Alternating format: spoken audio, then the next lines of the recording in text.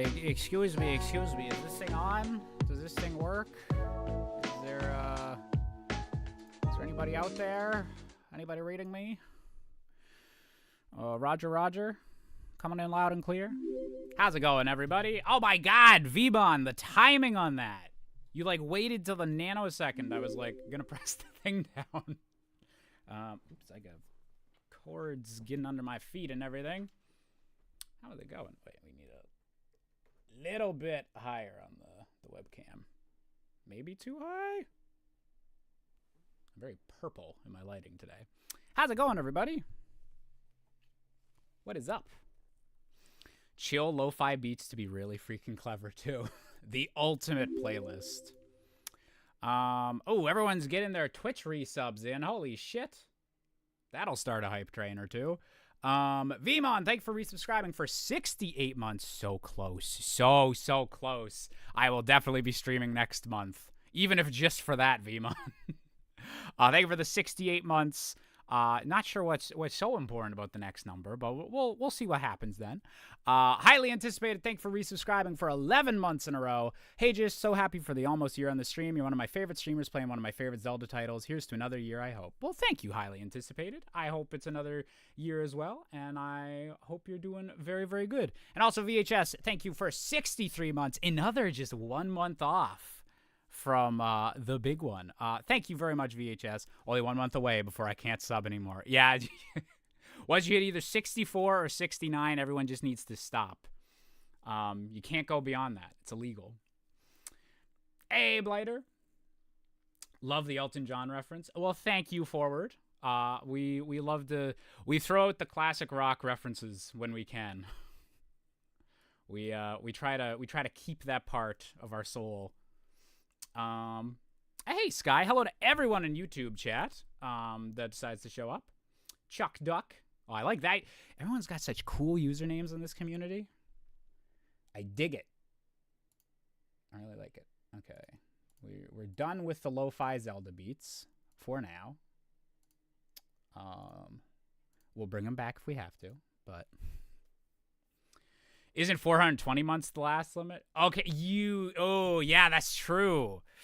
Ooh, sorry, I don't make the rules. If you go past 64 or 69, then you need to commit to what is that, like the 8 extra years that would take? Hey Bunny. And hey, Hyrule Champion, why so early? Just trying out a little afternoon stream on Saturday. I figured I could either wait for the evening, my usual time, and start, and potentially go, hey, Percy, what are you doing? You don't want to say hi to the people? Come here. Come here. I swear, he knows whenever the difference between me broadcasting and me just, like, playing games and talking on Discord. Because he'll hop up on my desk all the time if it's just me, or even if I'm, like, just chatting with, like, friends. But if I'm in, like, I'm broadcasting into a microphone, like, voice, he knows not to hop on the desk. It's so bizarre. I've been trying out the Twilight Princess Rando, and it's fun. A bit janky, but fun. Ooh, okay, that's good that there's people in my community that have played that.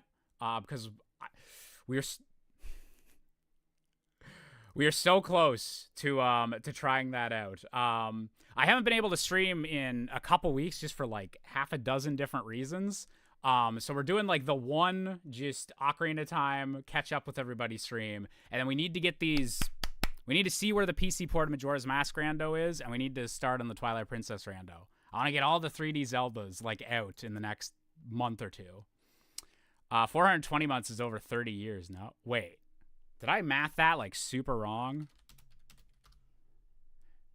That's 35 years. Wait, how did I misread that as 8 years?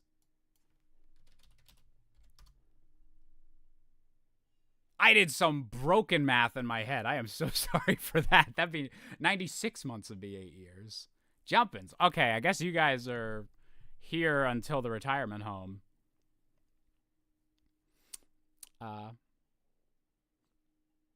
Hey, Tara and Deer. I hope I pronounced your username right. Hello to everyone that's showing back up. Cats are smart little critters. It's crazy, just like how much the brain cells can work when they want it to. and how much they don't work when they don't want it to. 8 things wrong with Jish math. More like 35 years. Well, actually, it'd be 30 years wrong with Jish math. I've been bad at math for, well, I was good at math up until like high school. Let's say like 16 years of being bad at math. There we go. We'll bring back the 16 things wrong. You need the ISO version. CISO will fail to generate. Oh, yeah. Man, the randomizers, I'm sure there's like very obvious technical reasons for this, but it is funny that like all the randomizers are like ROM hacks. It's always like very specifically like you need this exact version format of the game. Like it makes a lot of sense because if just anything's different, what it's randomizing is probably going to get messed up, or like what paths it's looking for is going to be bonkers. But it is always funny that it's like, okay, you need this specific ROM of Majora's Mask for the randomizer to work. It has to be from this region and released for this console and all this stuff.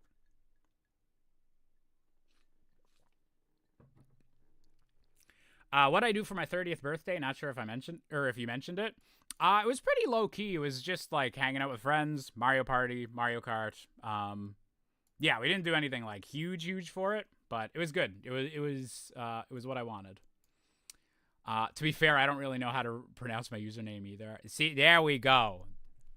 That's the way to embrace a streamer mispronouncing your name. I don't know how it's supposed to sound either. I like that. So okay, we're gonna hop right into this. We're just doing race. So the last time we did the randomizer, we'd had a really bad streak of really nasty, unpleasant seeds. And then we mixed things up. We put on some song sanity and cow sanity, and we got it wasn't the nicest, but it was like a good seed. I'd put it all the way in the good category. And so now that we've taken a little week and a half break from streaming the rando. Now we're going to see what the odds are when we roll just typical basic race setting seed. How badly does it want to mess with my day? That's also a benefit of starting the stream a bit earlier than I usually do, is that if it does decide to screw me, hopefully we can see how far it wants to screw me.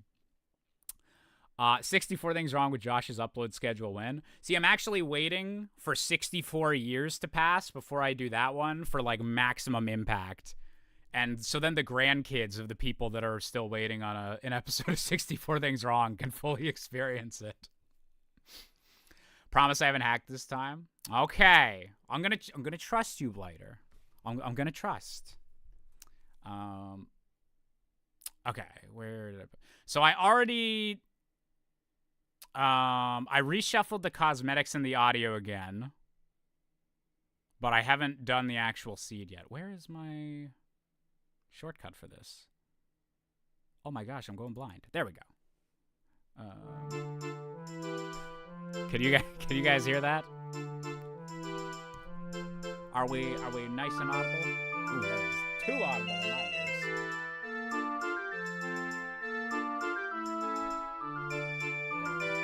Hey, Kabu. Hello to everyone that's showing up. Hey, Kaizade.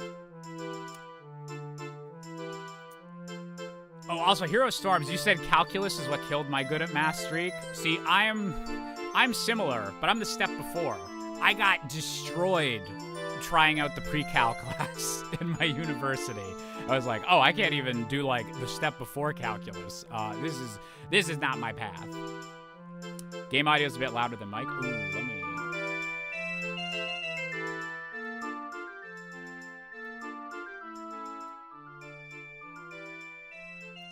How about now? Is this better? I don't like calculus. I don't think it all adds up. I miss the puns. I miss the puns. Hey, Alternate. How's it going? Okay. So oh yes, we need to actually re-roll the randomizer, or we're gonna have the same settings as last time.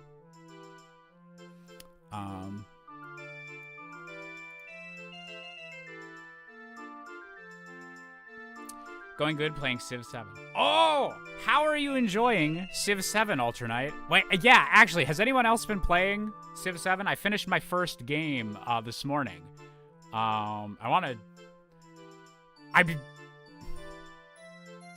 is a very interesting game. And it's something that it has a problem that I'm not sure I've seen before. Or at least haven't seen in a long time in a video game.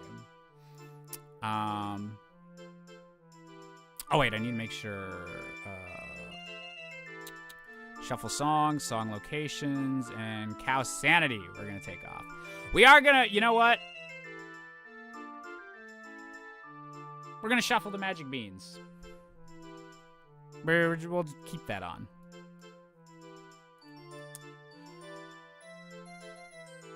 Oh my god, yeah, the Majora's Mask pun stream. That was a good one. That was a very good one. Wait, I didn't actually roll the randomizer. I just changed the settings. There we go.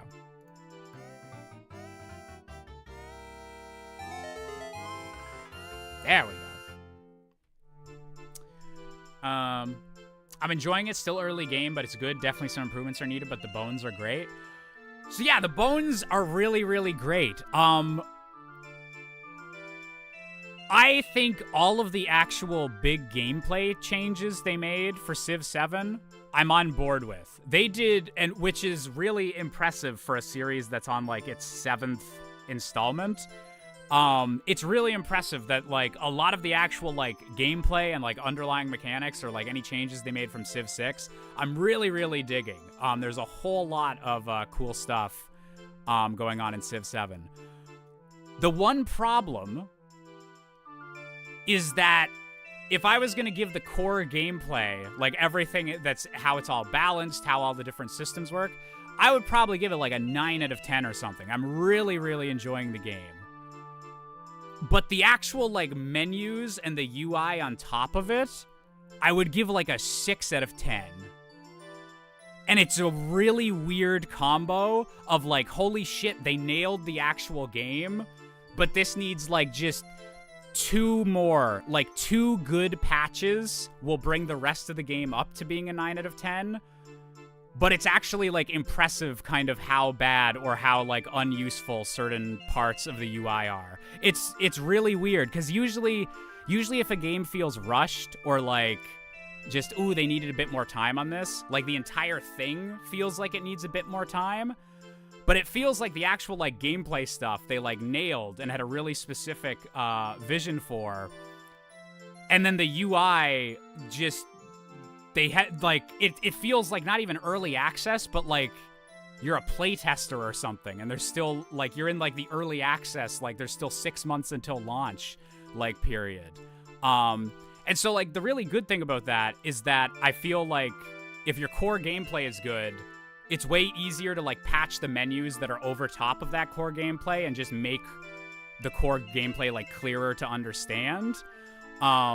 Rather than having like, oh, it's got a really good UI and menus, but the actual gameplay is like a disappointment or like not as cool. So it's like, it's a decent situation they're in where I think it's going to be really easy to fix, or even if they can't fix it fast enough, I think mods are going to like fix it. But yeah, like Civ 6 was supported for so long, like within one expansion, this is going to be either the best Civ game or like in conversation where people will be like, oh yeah, they did really good. But it's just, it's really weird. Really, really weird, like how different the levels between like core game polish and like all the menus and like the art on top of it like polish. It's a very bizarre combo where usually like those are more like linked together. So yeah, I hope they can patch that quickly and like people don't get like too bummed out on some of those issues because yeah, I'm super enjoying the direction they kind of took the game and some of the changes and change-ups they made. Probably did need a few months of polishing, probably strict deadlines. Yeah, I figure it was like, this needs to be out this fiscal quarter. And also, like, I will say, it is impressive that they're launching the game, like, on PC, all the way on every console to Switch, and, like, I think even phones and tablets are getting it. So I get why menus and UI might be, you might want it to just work on everything before getting it, like, good on everything. But you should get it good on everything before you start, like, charging the price of a full new AAA game for it. So I wish they hadn't released it, like, as buggy as the UI is. But it is, like, it's one of the easier game dev problems I've seen to, like, fix on, like, a buggy launch game in a while. Hey, Luxray. Also, I missed this like 10 minutes ago, but Voltstar, thank you for resubscribing for 6 months. Hello once again, Josh. Hope you're doing well, Voltstar. Yes, this is a brand new seed, Luxray. Ooh, we're starting with Bolero and a water medallion. So that'll be nice. Yeah, so again, just before we start, this is completely just basic race seed. And yeah, other than that, we're just going to see how it goes. We're going to hope that our luck from last time holds, that the bad luck does not return. And wish me luck, everybody. Oh, we got our green boots. We got the blue hair. Okay.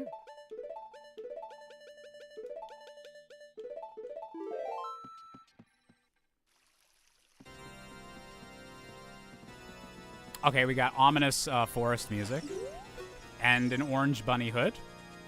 All right.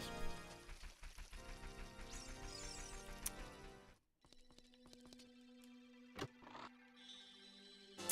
course, you have blue hair and pronouns. Blue hair and pronouns at the same time in this economy? 5 ether. Okay. Julian, thank you very much for the slingshot. Thank you for being a member on YouTube for 30 months in a row. Holy shit, Julian. That's a long-ass time. Thank you very much. Hoy Jish, recently I've been playing a hilarious game called High on Life. You should check it out. It's the current PS Plus monthly game. Also, suck. Thank you very much, Julian. I do want to check that game out. Because, yeah, I just got it on PlayStation because of the monthly thing. So I do want to check that out. A bit of a shame about the Justin Roiland of it all. Like, that aspect of it might be a bit, or might read a bit different than when that game came out. But I do want to try it out because I've heard, like, good things about it just being, like, a narrative first-person shooter thing.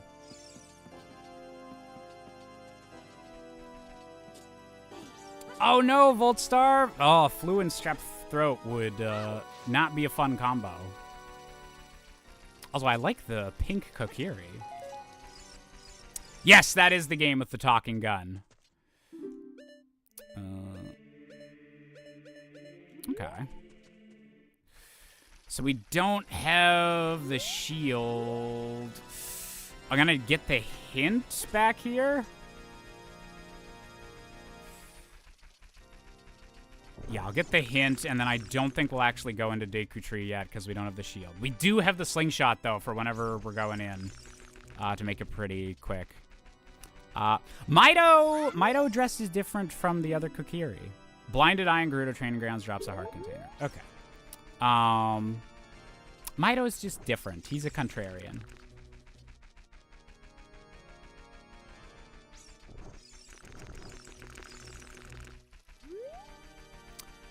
I met a metalhead furry at a con not long ago, and it was the best moment of my life.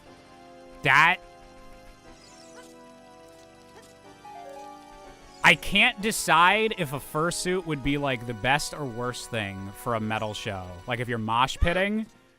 Because on one hand, that would probably be, like, uncontrollably, like, hot and sweaty, just that many people around you.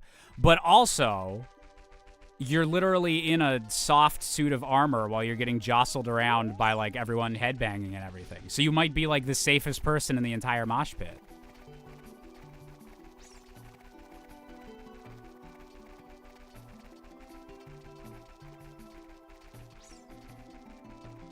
Light arrows are going to be a skull reward? Please, no. Please, please don't let me be jinxed by bad luck already. Why is the music randomized? Because we can. That's honestly the only explanation I got. But no, that is just part of the randomizer you can throw on. Just mix the different background tracks amongst themselves. Oh, I need to add the mod that like adds in a bunch of other Nintendo games music that can be shuffled. That'd be cool.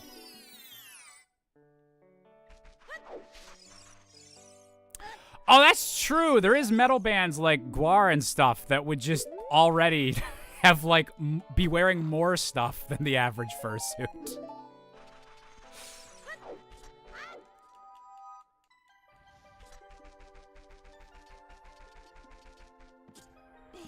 Oh, we don't have the bomb for that. Shoot.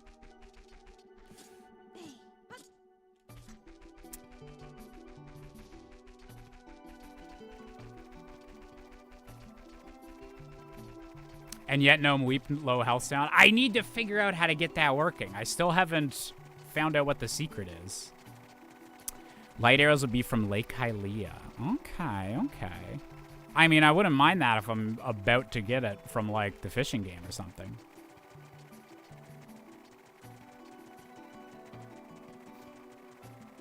Hope work goes well, Julian.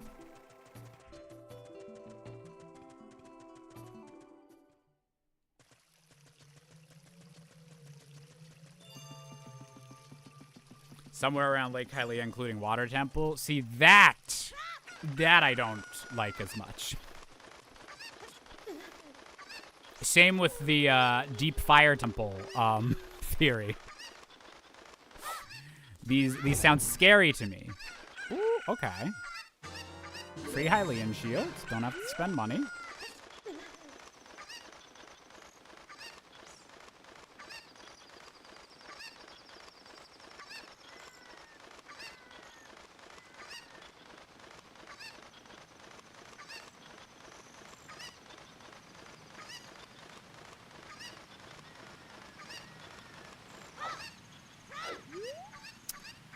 Wallet at Lon Lon Ranch. Alrighty.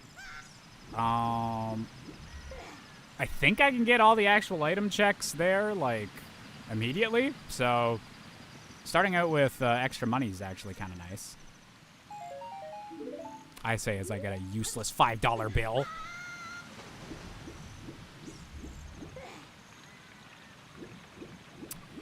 Jish, being a big-time Zelda fan, are there any fan theories or bits of lore speculation you're partial to? I'm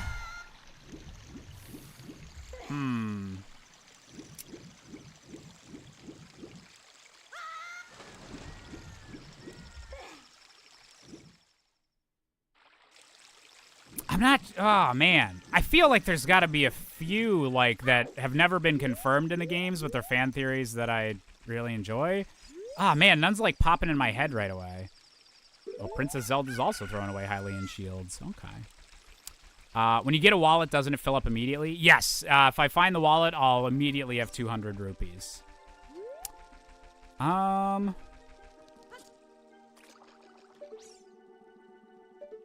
I guess, like, they hint at it with, like, some music stuff in Tears of the Kingdom and everything. But I do like kind of... Like, this is definitely something that's partially intentional, but I think the fans, like, put a bit more emphasis on it. But, like, Fi being, like, in the Master Sword and, like, potentially having, like, a small impact on, like, some of the events of the other games, I always just... That's always cool. Recall you once brought up the Dead Sages theory in a video? Oh, yes!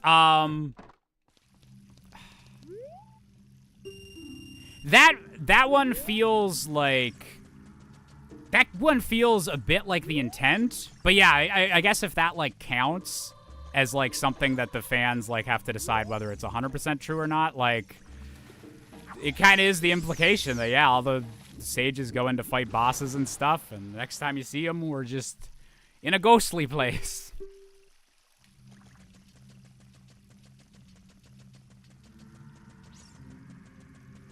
What category is this? Logic, no logic, or no logic with possible hard locks? This is with logic. Okay, so he's just got a Deku Nut.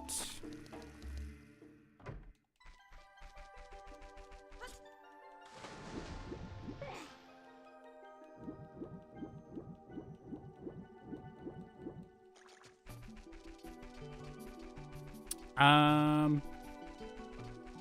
there any theories you don't like, either because they're just weak or you don't like the vibes? Man, it feels bad to like bash a like over 10-year-old video at this point. And I think in general, like, I don't think this is a hot take anymore. I feel like most of the fan base is on with this one, but like, I don't think Link is literally dead in Majora's Mask. I think there is themes and stuff related to like death and grief and moving on and all of this stuff in that game. But I don't think that Link has to literally die, like, for that to be the case. There's also... There's one where if Nintendo did it, I wouldn't have a problem with it. But I think there is a little bit too much of... Nintendo has to make a game where Ganondorf's the good guy at some point. Because while I agree that would be very interesting to, like, explore, like, different pieces of the Triforce, like, doing, having, like, different moral alignments in a game or something like that. But I think thinking that it has to be an expectation or they need to, like, do this at some point, and it's bad if they don't, I think that might be just a little bit too much wishful thinking. I do hate the Link is dead theory, but I do think some people are weirdly still resentful of MatPat of it, despite it being such an old theory. Yeah, that's why I, like, kind of hesitated, is, like, it feel like... Because I know I've made, like, angry or, like, this is dumb, like, comments before on that, but, like, now it's both such an old video, and I think, like, yeah, even MatPat would probably say, like, it's more of a thematic, like, thing. Like, I think just in general, video game discourse is, like, has grown past that video, and so I don't want to shit on the video, like, for that reason. Because there is, I would say probably, like, half of my episodes are really freaking clever. Like, the game's discourse has, like, moved past, like, them. Like, it's just, anything I'm saying is, like, super obvious, or, like, yeah, people would just be like, oh, yeah, this sure is, like, a 2013 video.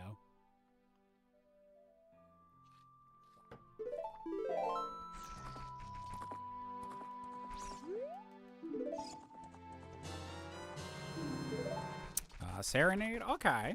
Easy access to Lake Hylia is pretty nice.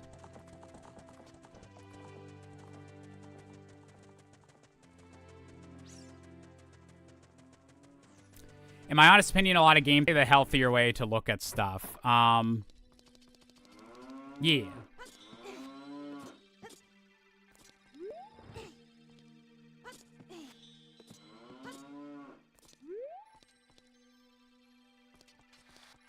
Nope, that's not good.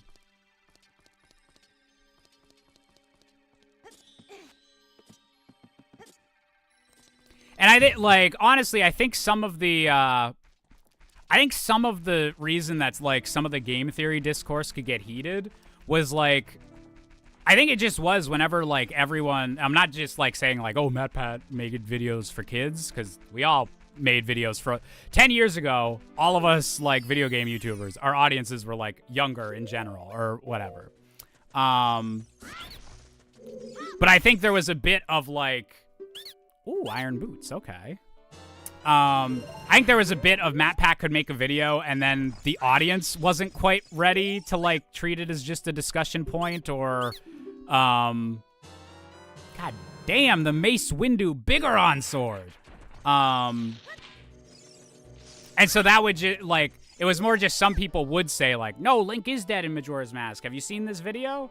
And, like, that kind of thing. I think that was more grating for, like, the discourse than, like, whatever was actually said in the videos. It was more, like, people taking them completely at face value type thing. These scrubs were loaded. Iron boots, Bigoron sword, and the wallet.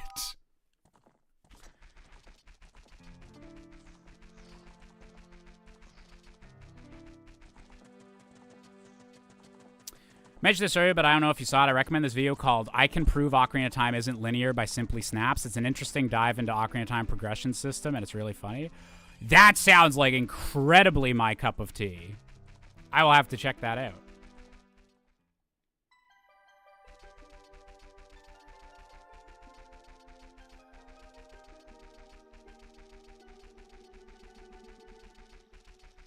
Getting serenade and then the boots, wondering. It's a little bit ominous, ain't it?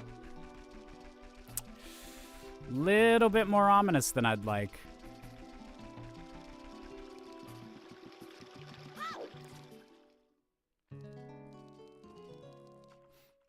How old is that video?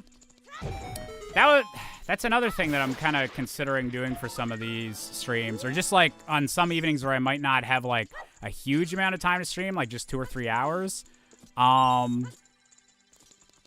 are your guys' thoughts on like game design video, like reaction stuff? I know I've done that before, like with the sequelitis ones.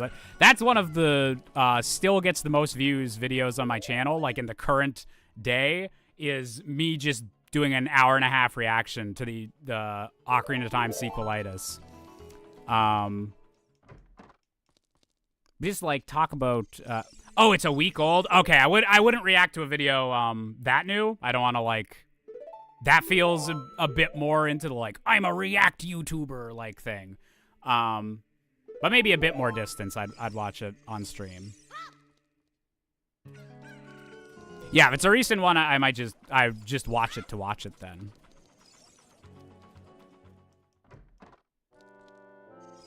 Oh yeah, and I did do that with the Majora's Mask game theory. Man, I forgot I did that as well. Yeah, because I did 2 sequelitises and that one and one of my own really freaking clevers as like videos. But I think that might be an interesting thing to just bring back into something I stream, to talk about the game design stuff and loop that into like the Your Fave Game call-in episodes. Just to talk more about nerdy shit. Ooh, Deku Shield. Okay. I might just go in and do Deku Tree before going adult. Since we can warp back here really quick with like Serenade and everything.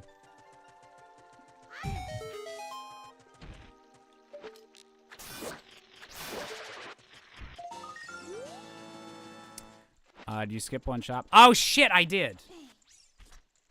I think I skipped both. Wait. Yeah, I skipped the shops. Or the potion shop. Ah, just barely. Fuck. That's not good.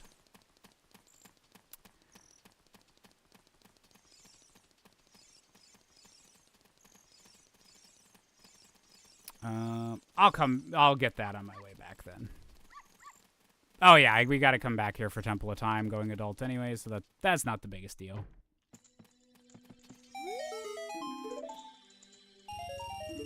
Ooh.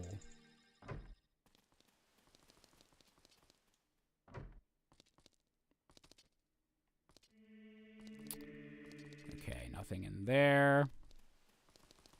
Hey, Rachel.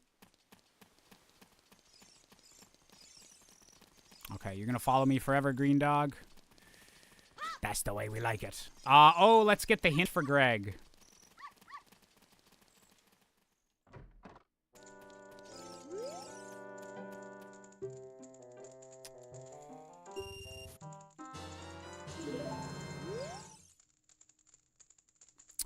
Okay. Greg equals graveyard. I can fuck with that. Alright, let's see how far we can get without the lens of truth. Just see if we get anywhere. Okay.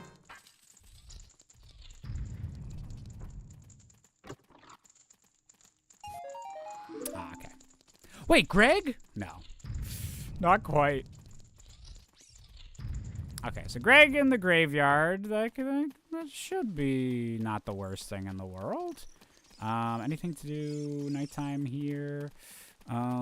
Just check the hints here right quick, and then we're gonna go back to Deku Tree. Huge rupee at Spirit Temple. Blue potion bottle in Dodongo's Cavern. That's kind of nice. Bigger on Crass Deku Nuts. Man, we haven't gotten, like, any useful hints yet. Usually, even if we, like... We got a couple nice items, but the actual, hints aren't coming through.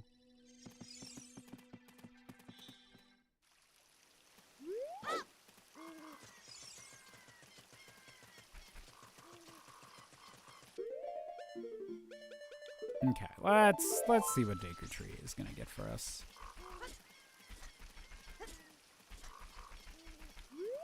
Will he follow me forever? Yes, the green puppy will.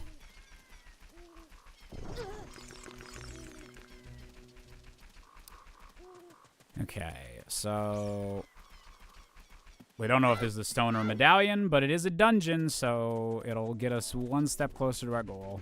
Just beating it now, see what items we get, and then probably do a little song spree as Adult Link.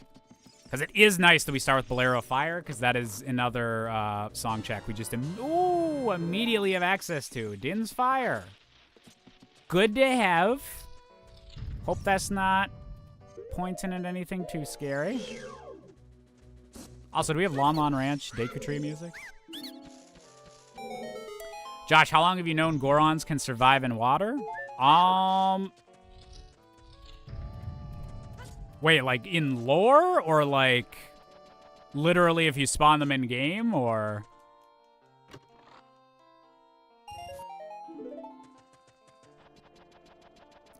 Kermit the dog. I like that. Rachel, thank you for resubscribing for 45 months. Sweet, now I have access to my seagull again. Oh, don't mind them. Thank you very much for that resub, Rachel.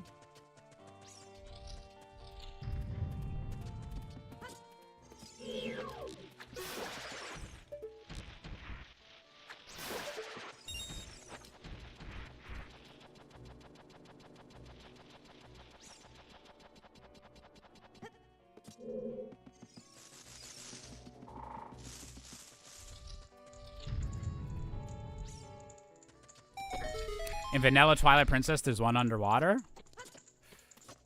I guess that, like, just permanently underwater? Does that mean they don't need to breathe? I guess that's probably good for living in a volcano, but...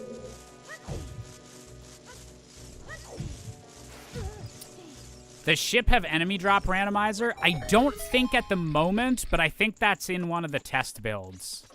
Same with, like, pot sanity and everything. Ooh, okay. A little Minecraft diamond Goron bracelet. Strength upgrade's nice. Means we can do, like, a decent amount of Dodongo's Cavern.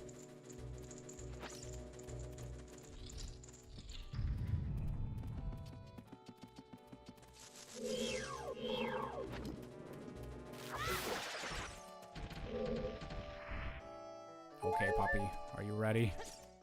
Dive, dive, dive! Die! He raced me! What the hell? Rude. You're not supposed to show me up, dude. You're supposed to be a team.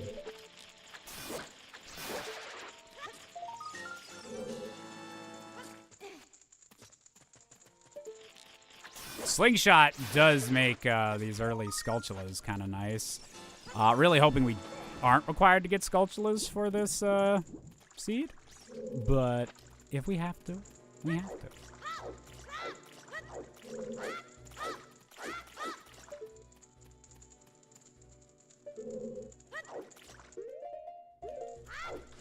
Check.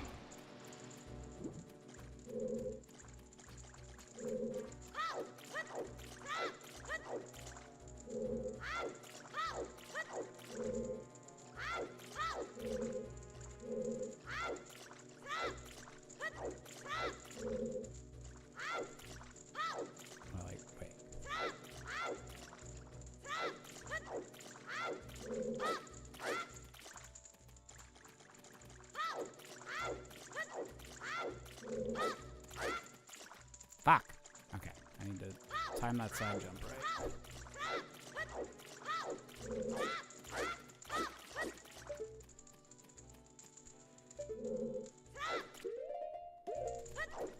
Ah, so close. Okay. The dog won't mess up the skip, will it? If I bump into him while I'm doing it, he actually probably will, but as long as I don't bump into him, he should be fine. Oh, okay. I'm just barely not lining it up at the end, I think. Okay, why is this angle being a little bit funkier than usual? Ah, that one was just not good either. You have slingshot this trick is unnecessary? I mean, yeah, I can go around the whole dungeon, but I'm gonna try it.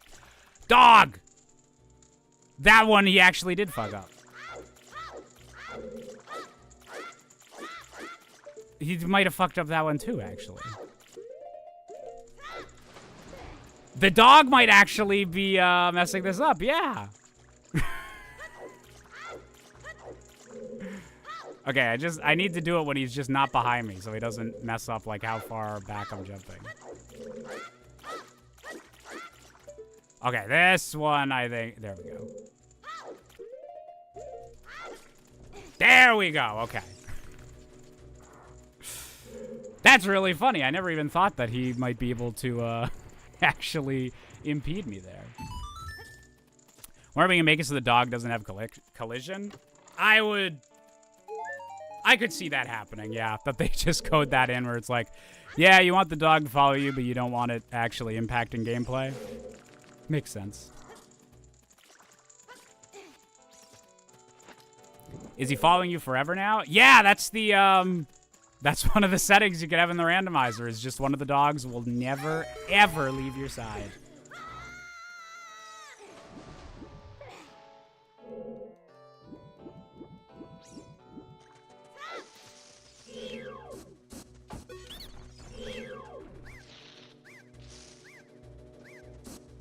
Unless you're adult, right? I think he even follows us whenever we turn adult. Because the way they do it is they just like respawn a dog in every room.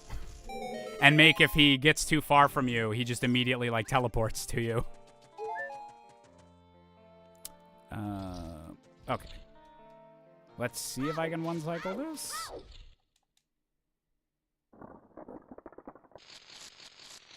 Ready for Canada to be humiliated tomorrow at the Super Bowl? Wait, is Canada in the Super Bowl? Wait, what? I thought that was just something you Americans did.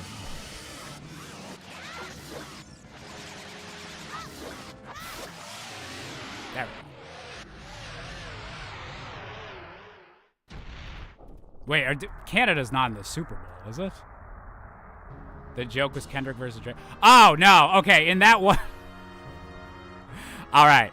So just to be clear, 99.9999999999999% of cases, I am going to be very pro-Canadian over anything pro-American at the moment, just with the last couple weeks.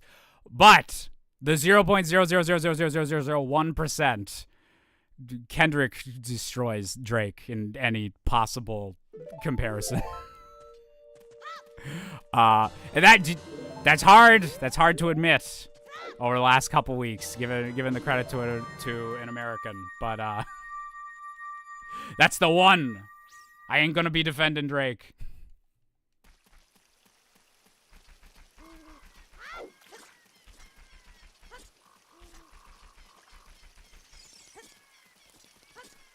I know the song is referring to something very different, but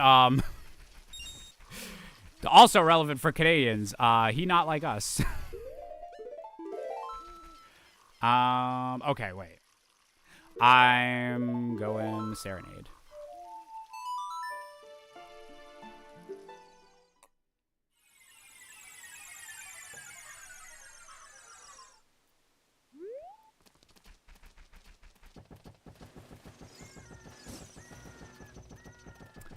Don't listen to either of them, so it's hilarious to me how much people care about some seemingly petty squabble. Yeah, like, it's... At the end of the day, like, it is just a lot of musicians fighting back and forth, and that's how they, like, build their brand and everything like that. It is... I think that the interesting thing for the Kendrick Drake stuff, just from what I know, is that...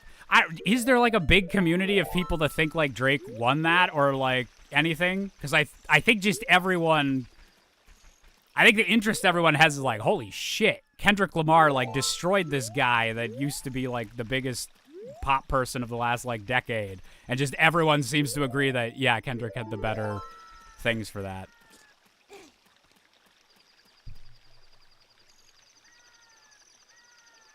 I think the allure is that it's such a one-sided curb stomp. This isn't a roast, it's a goddamn cremation. Yeah, it's not, like, it's not even, like, are Kendrick and Drake going to, like, continue their beef at the Super Bowl?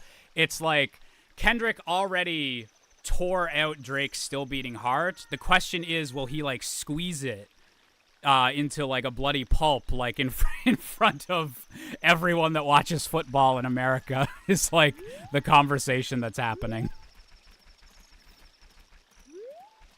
I'll take Big Time Rush any day. Sorry, guys.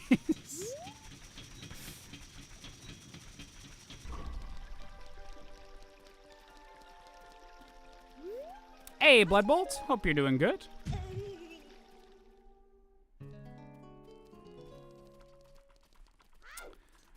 Why are Prelude and Light Medallion last in the tracker? Light Medallion is the first one in Vanilla, and Prelude it's the second song in Vanilla.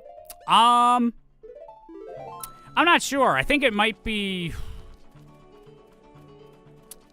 just like the ones that you, like, are vanilla supposed to, like, collect pop up first. Yeah, I'm not sure why they made that UI decision, but I guess it could just be because they're not tied to, like, specific dungeons or anything. They're like, oh, those go at the end.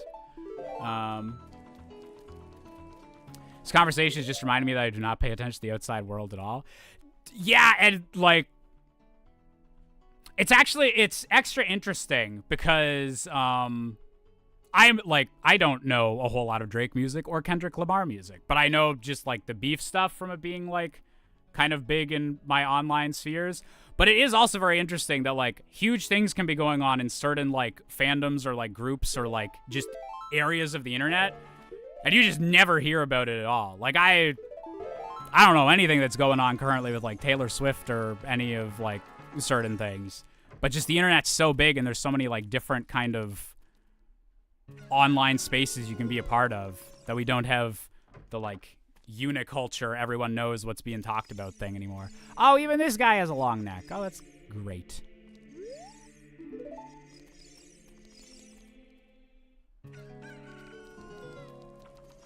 Did I just do that red rupee for fun? Yeah, it's just muscle memory by this point. She married that Travis dude? Wait, did they actually get married?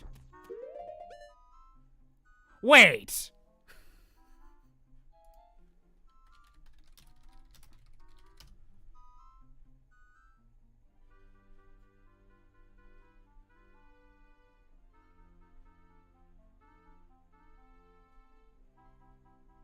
Oh, they said they want to get married. Oh, okay, there's a rumor. Okay. I thought it was, like, that had been announced in the last week, and I was like, wait a minute, okay. I know way too many white women to have not heard that Taylor Swift, like, officially got married. There is no way that news just flashed by me. But if it's like an online, like, are they married? Maybe they are. Like, that sort of thing, I could see me missing that. But if it was like an actual, like, they announced it in a magazine, like, type thing, I was gonna be like, there's no way I know way too many Taylor Swift fans, aka white women, to have not heard about that. Josh, I think there's a randomizer that shuffles the Master Sword and logic. Could be a fun thing to do. I think you can do that on Ship of Harkinian. So that actually is a setting I should try out at some point.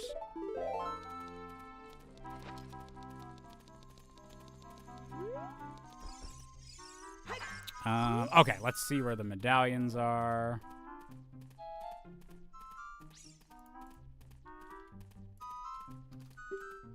Okay, light equals Spirit Temple.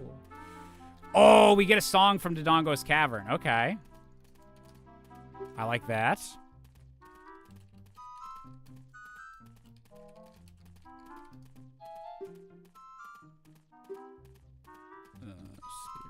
Fire Temple. And Shadow and Forest. Okay. Again, we don't have a whole lot of item hints going on, but...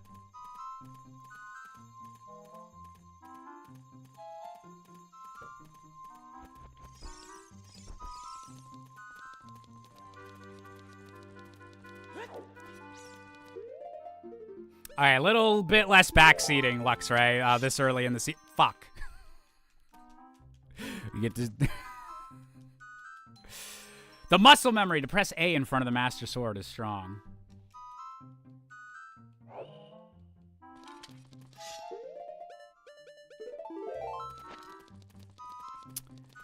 Okay.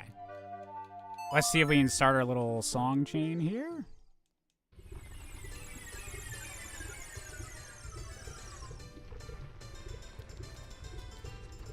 Da, da, da, da, da, da. This place is fucking hot. Zelda's Lullaby. Okay, not a warp chain, but a very important song to have. And it's gonna give us Sun Song, or the Sun Song check in a second, so that's lovely. Okay,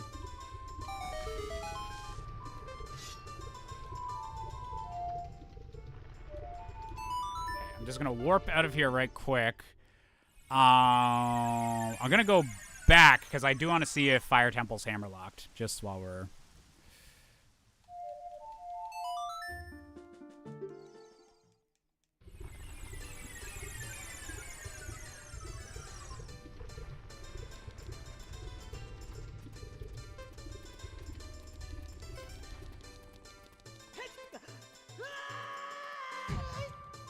Whoops. What kind of chocolate do you like most? Dark milk or white? It'd have to be milk chocolate, yeah. White and dark are good, especially like if you got the right combo of stuff. But yeah, just good milk chocolate. Oh.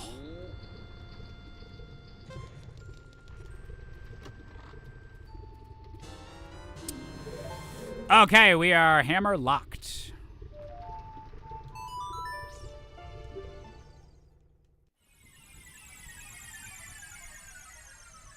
Long necks on Gorons kills me every time. I actually... Wait.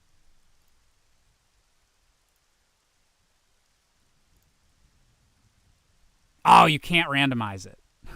I was like... Can you randomize the Goron neck length for every individual Goron? That would be fun. Because then you're like, where's the... Oh, wait, no, I can't do the warp back to the castle like this. I do it like this.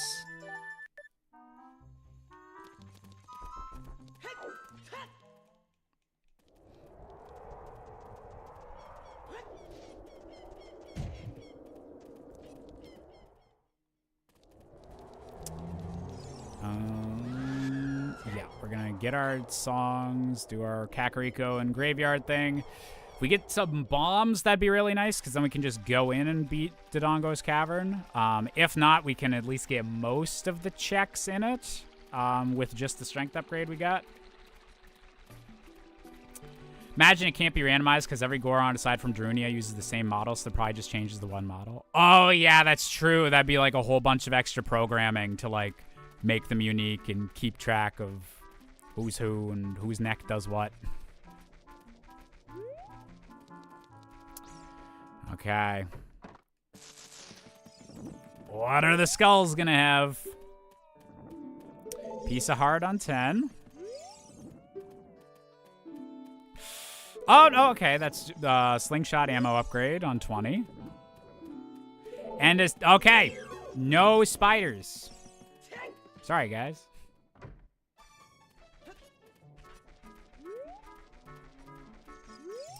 Real question for tomorrow's game. Who you got in the Puppy Bowl? Oh, I don't know who's competing in the Puppy Bowl, but I am excited for the Puppy Bowl. Both A, puppies, and B, there's a new Superman trailer or, like, scene getting shown with, like, the dog. So that'll be super cool. I'm very excited for that movie. It actually looks like it's going to be, like, a good summer for, like, blockbusters.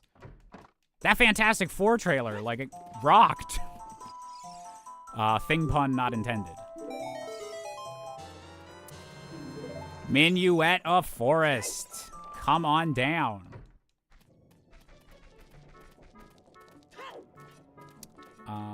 Crypto is getting a movie.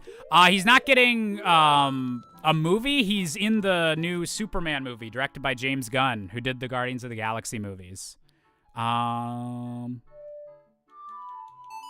we're gonna see what this warps us to, and then we're just gonna save and quit back if we can't warp right to Kakariko. It would be nice if we got... Oh, we get another song check. Okay. Okay, magic is in Forest Temple. That is a nice hint. I'm going to get the other hints here. And then we'll go to Spirit, see what song is there.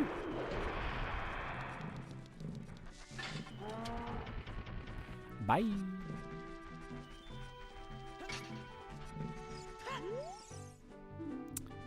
Goron City is Way of the Hero.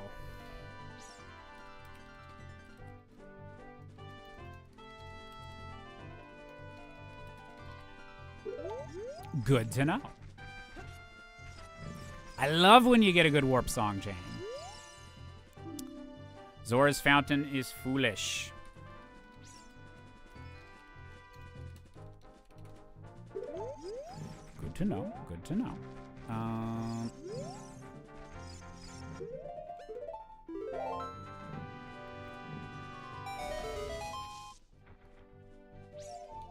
Okay, didn't mean for him to pop up, but we take it.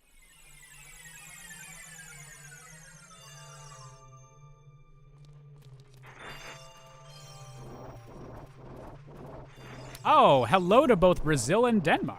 That's cool that people, or the two different countries, like, shouted out at the same time. I like that.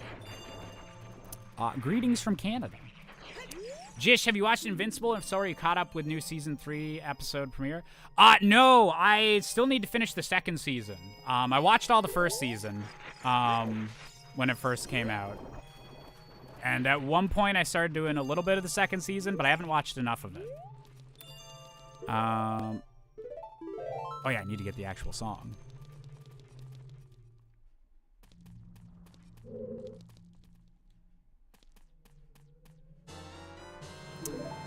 Oh my god. I was fully expecting I was gonna have to save, quit, and run back to Kakariko. And I was just like, yeah, I'll eat that little bit of running around to do this, to find out what songs are here. But that works out. Deku Tree's Way of the Hero. Yep, we kind of figured.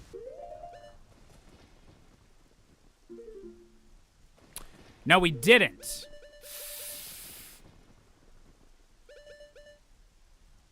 That was the only important item we got from Deku Tree, wasn't it?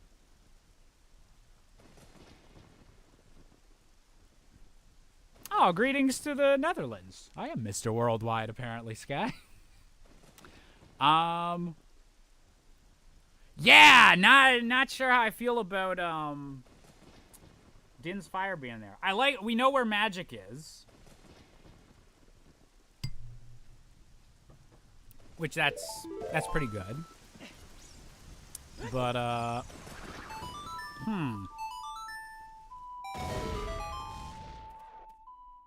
okay, yeah, we gotta keep that in the back of our heads. That Din's Fire might actually, or is probably required. Unless it's just like the logic expects me to do Shadow Temple, but I actually can do another temple.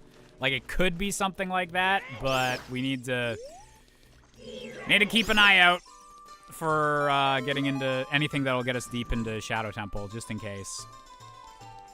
Or any of the checks that need fire, because it could just be like this, and we just can't get to fire arrows.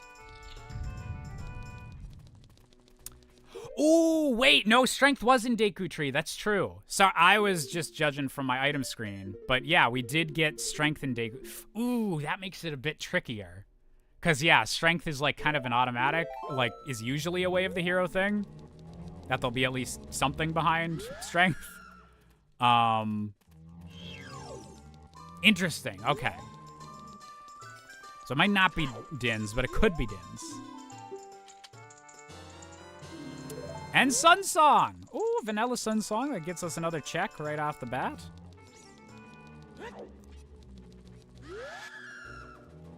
Wasn't Din's Fire at Lon Lon? No, Lon Lon was Iron Boots, Bigoron Sword, and the Wallet, all in the same Deku Scrub Grotto. Excuse me. This guy, we need the Hylian Shield chest, and then we need to race Dampe, and we need to check his hint to see where a hookshot is. Because that would be nice to get into Forest Temple and get that magic. Vanilla Sun sounds like a scented candle or perhaps an alcohol. Oh, yeah, Vanilla Sun is... that. There has to be a brand that already uses that for something. If not a band.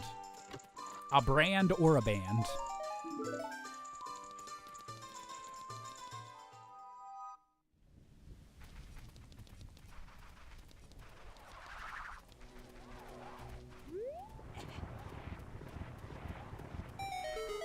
The Cool Ranch / Spicy Doritos, the Twin Rova of chips. If you eat them together, yes.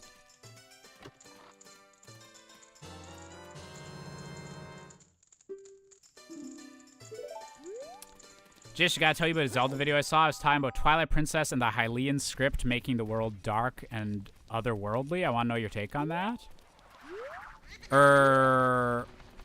What do you mean by that? Like the Hylian script making the world dark and otherworldly?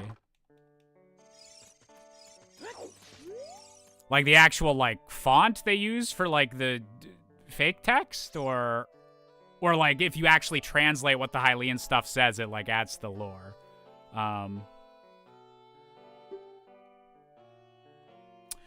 Goron City has a hookshot. And Goron City is also Way of the Hero.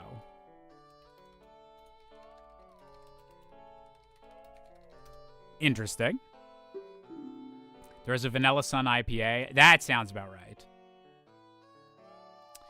The video, a TikTok was saying the Hylian text not being English made it dark and otherworldly. Like, do they read stuff out loud, or are they just talking about, like, whenever you see, like a book or something that it's not written in, like, English or Japanese letters? I can't, like, I'm trying to remember how much, like this? Like, were they talking, like, just looking at, like, this font makes it dark and otherworldly, or a specific thing that Twilight Princess, like, does with it?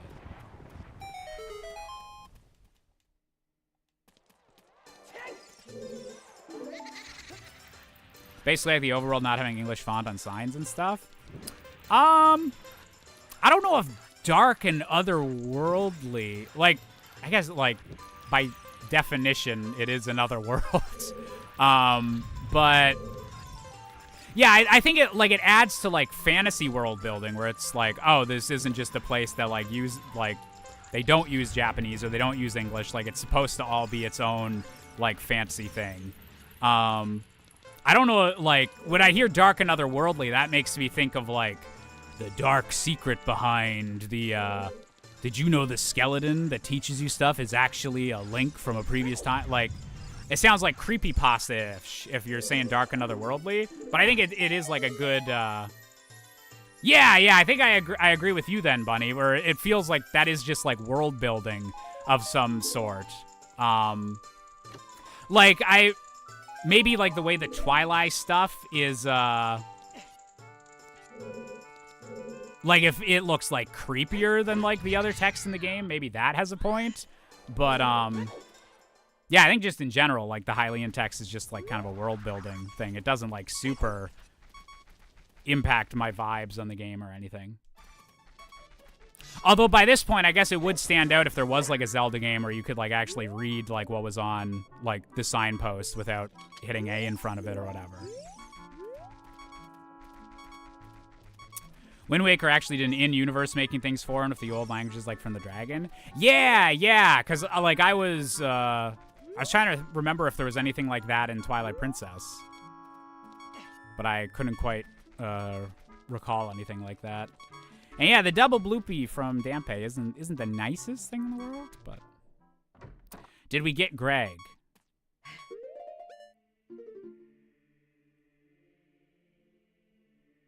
No, we didn't. Shit.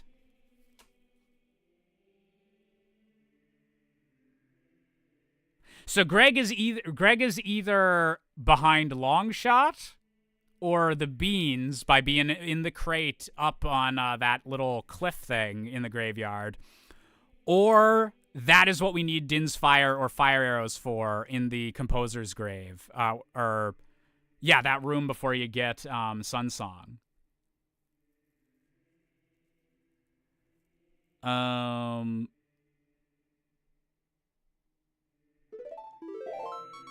Yeah, we can't get those checks quite yet, but we'll go back there as soon as we get magic for the Din's Fire.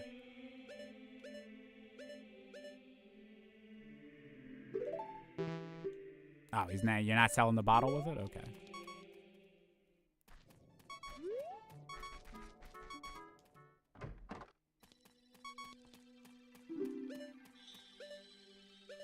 We got some cool colors for the tunics. I want Zora tunic now. That's very blue. I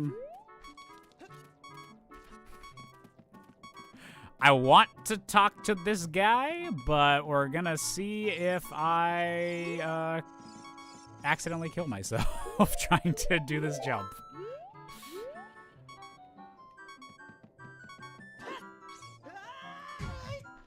Oh, okay, we got one more attempt.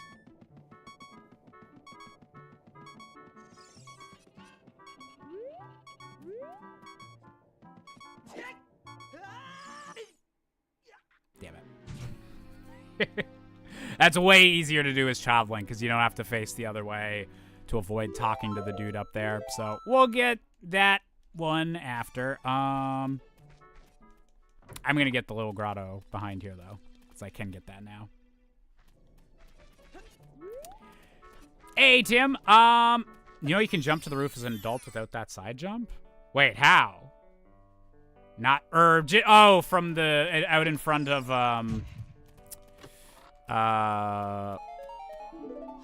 the windmill there.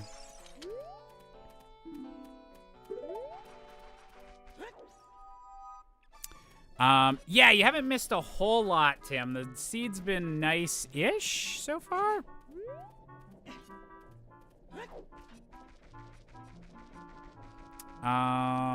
It's been a bit low on, like, useful hints, but...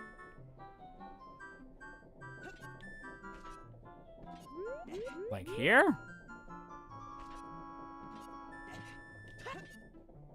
Wait, no, it'd have to be, like, from this one, right? The gate to Death Mountain Trail.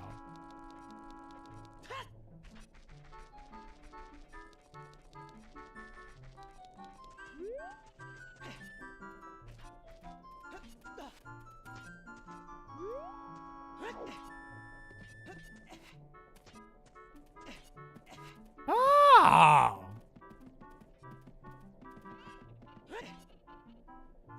Oh, okay, then drop on the thing and go across. That's cool, okay. You learn something new every day. He says as he can never ever do this again. There we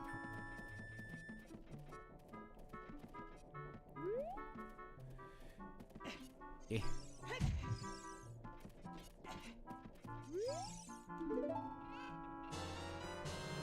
Okay. Could lead to something. Could be good.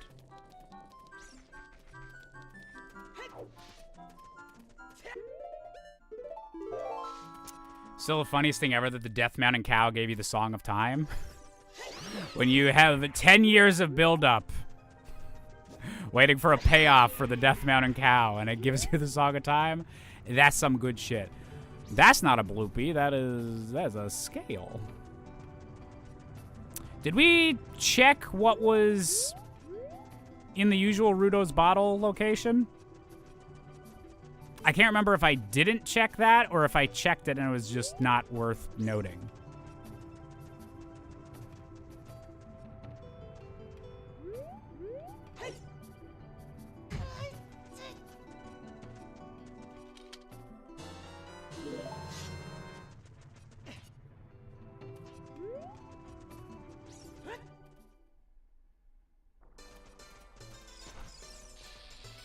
Do cow sanity when I do multi-worlds. One of my cows had an axe for Mystic Quest. It was not worth noting. It was a bloopy. Nice.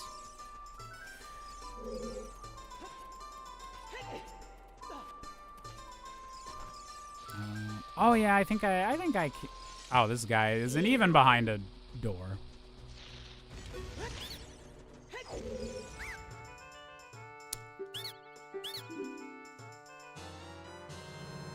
Ooh! Man, we always get really good bow designs for the colors. That's really nice. I can check the shooting game when we're done of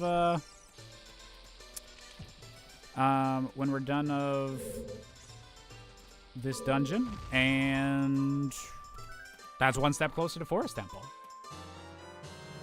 Oh, and a bottle. Okay.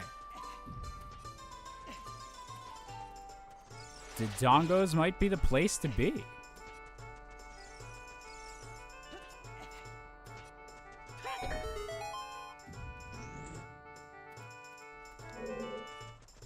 Dum dum dee dee dee dee dum dee dee.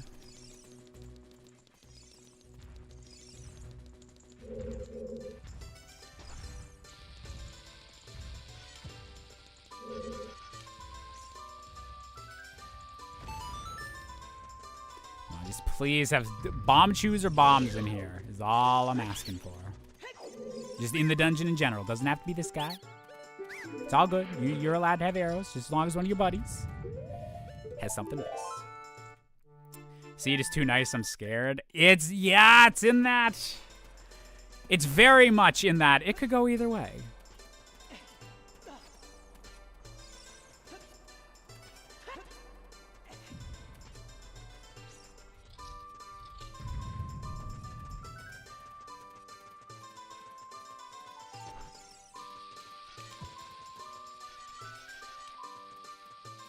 Death Mount in general is pretty good for progression here. Yeah, we still have, ooh, now we can really easy get some of the checks in Goron City as Adult Link. Because, yeah, we should be checking out Goron City. We do have a hint that there's something important there. And a specific hint that the hook shot's there, so could be two important things, or the important thing could be the hook shot. Either way, would be nice to have. Especially because as soon as we get hook shot, we can fully do Forest Temple, which we know has magic in it, which will be good for actually using Din's Fire.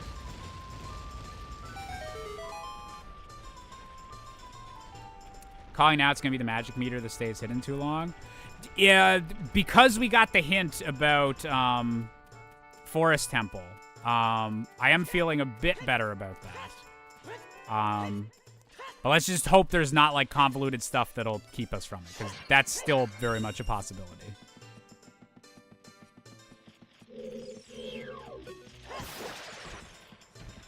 Sorry, I don't need the gold sculptures.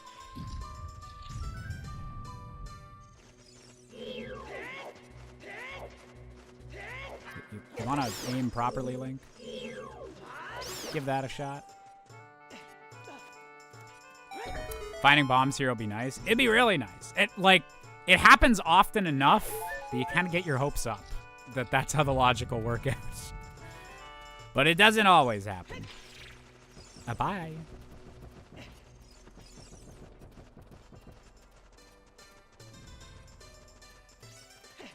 I have no quarrel with you, gold sculptures. Just the ones that block my path.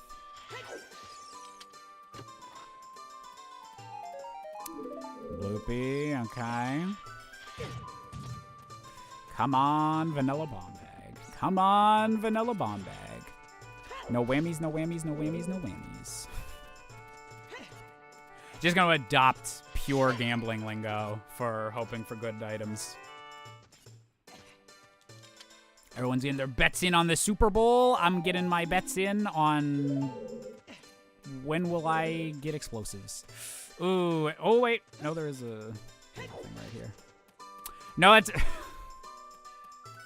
I could see just the one leaf from up there. I was like, oh, there's a bomb flower. Nice, I can blow this up. Not quite. Not quite. Was there any bomb flowers in this room? Yes. Okay, I can do this, I think. Or not. That. Oh, no, that might be too far. Maybe I can do that. It'd be like a throw and catch.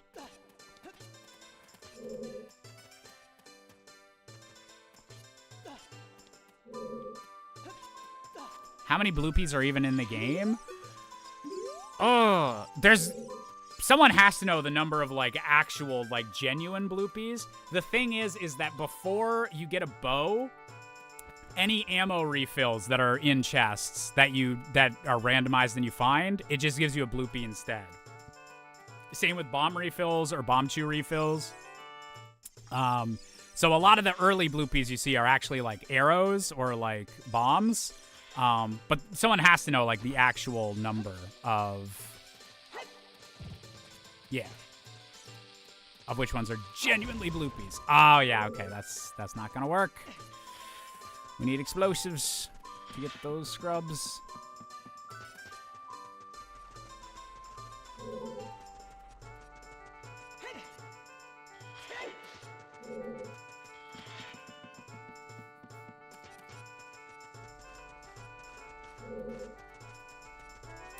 There's a reference to Ocarina of Time and Henry Stickmin too, in fact. Nice. I always like it whenever like the classics get like, or whenever newer games like just do the little like, not a full-on like halt the game, let's remind you about like Ocarina of Time, but just a little like paying respects to the classics, you know? Yeah, I don't think I can do anything else in here.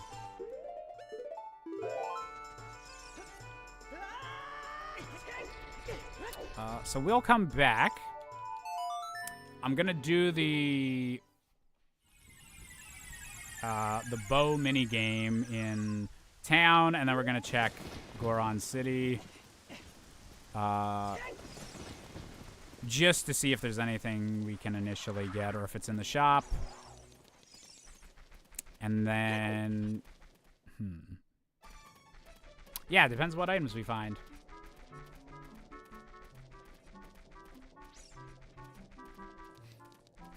Hey, Dragon. The vibes on this seed, it's very much could go either way. Some nice stuff, some mean stuff. It took a long time for any of the Gossip Stone hints to actually be hints that were worth writing down. So that was interesting, because usually, like, even if we're not finding items, we're at least like, oh, there's something important in this far-off location. Where am I going? This is not the shooting minigame. Jumpins'. My brain's all over the place.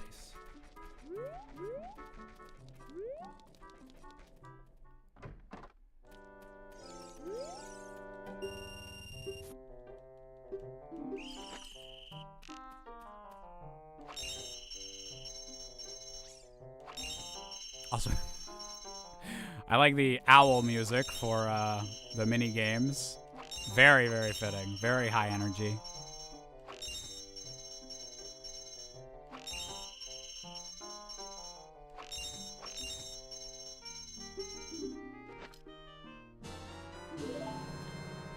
Mine playing up, right, left, down. Wait, what? What is this gonna play?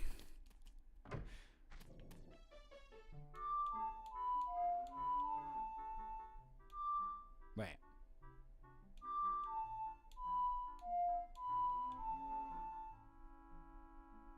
Which song is that a Majora's Mask one?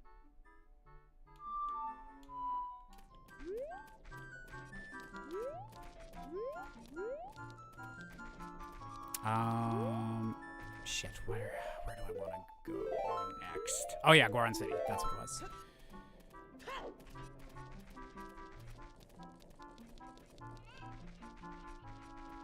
You played Charles's song? Is that another Henry? I haven't played the Henry Stickmin game, so oh okay, yeah. I'm not getting any of the Henry Stickmin references, but that's cool if that's a song from the game. I thought that was gonna be another Zelda song or something.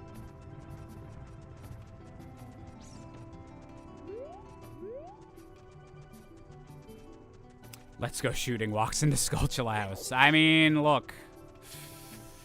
The citizens of Kakariko were complaining. There's just some weird smells coming from it in there. Just...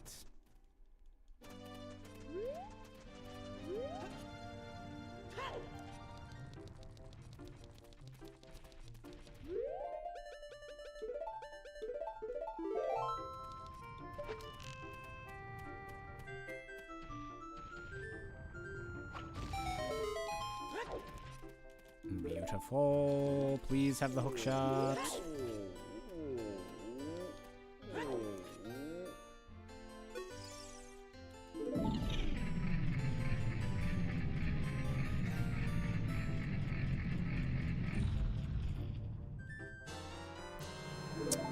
Okay, a stick I can't use. That works. That works.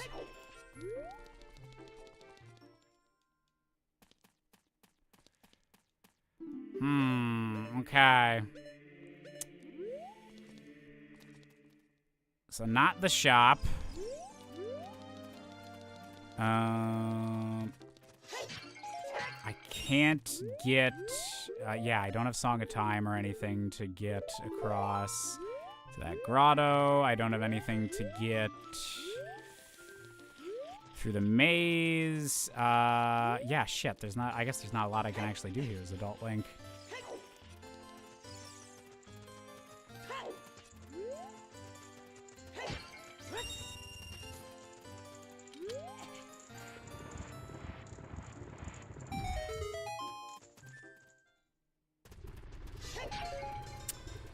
Also, the no health upgrades at all yet is a little scary. Little scary.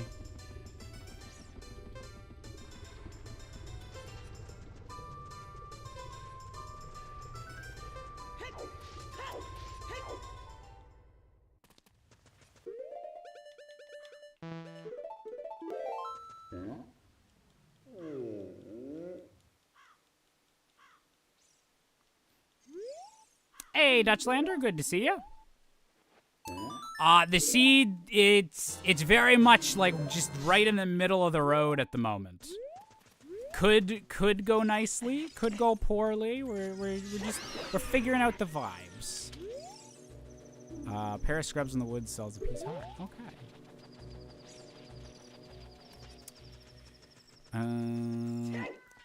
Okay.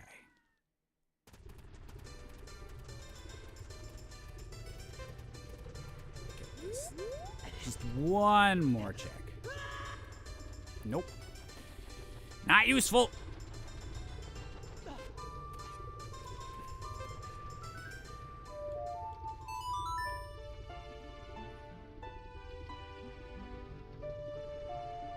Yes. Oh, there is a check I can do here. From the back, the long neck Gorons look like bongs. That is the merch I need. That is essential.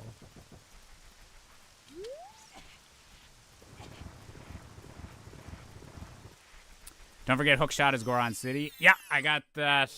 That's in my important notes, and as soon as we can do more in Goron City. Ooh, I can do the spinning check currently. So next time I go child, I might do that. Stick capacity? Okay. Good for Child Link.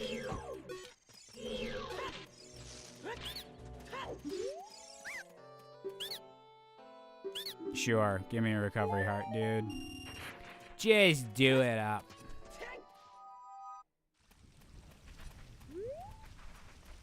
Had the extremely evil seed end, by the way. I wasn't able to be there last time. We didn't actually finish it. I'll go through and like actually play through it at some point whenever I finish the stream and have a bit of time at the end. But we realized that like logically, it was just every possible Skulltula you can get without Hookshot was needed to get the Hookshot on 30 skulls. On top of like a few different like connections after that are just like crazy gross once you have that Hookshot. It was not a pleasant seed. Okay. I think I just gotta go back, Child Link?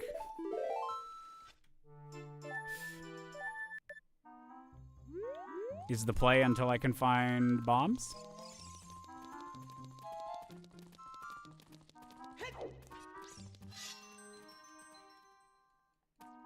Marketable Percy plushies? That would be fun to have.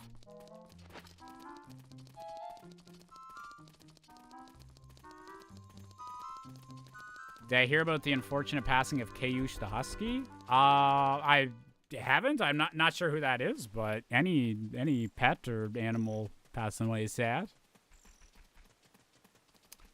Not sure if you saw. Let me just scroll up and see. Morpha, do you believe she hops or bounces? One of my friends were talking about that the other day. I kind of want your input. I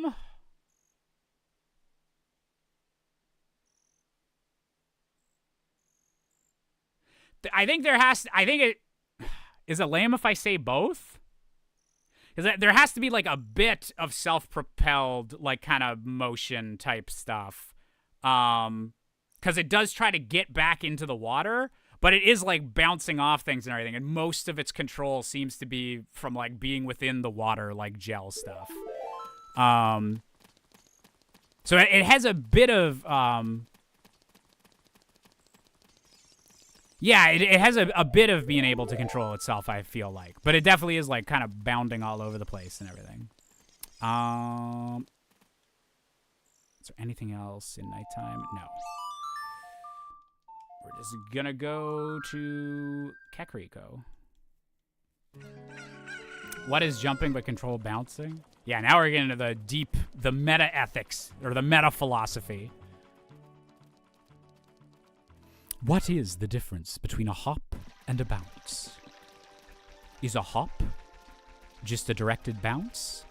Or is a bounce just an undirected hop? These are the questions.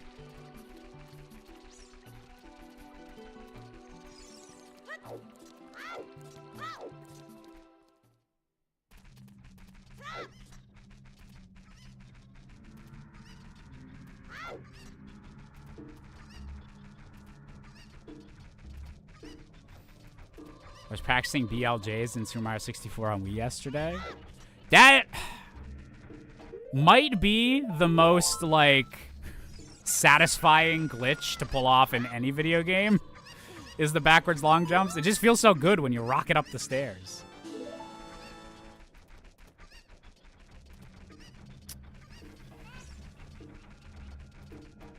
Is this just item sanity, by the way? Yeah, it's the default race settings, and I think we left Magic Bean still shuffled.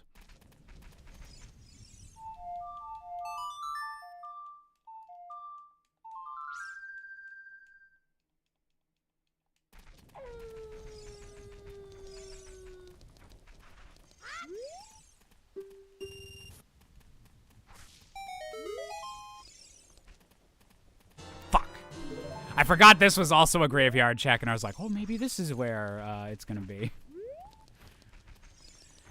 No Greg. No Greg today. Yeah.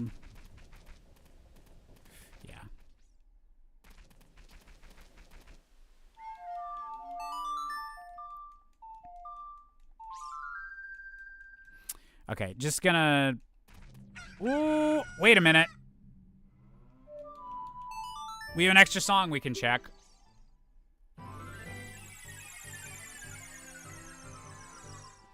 Oh yeah, Shop and Scrub Sanity are defaults for the race settings in Ship of Harkinian. So yeah, those Shop and Scrub Sanity are on, yeah.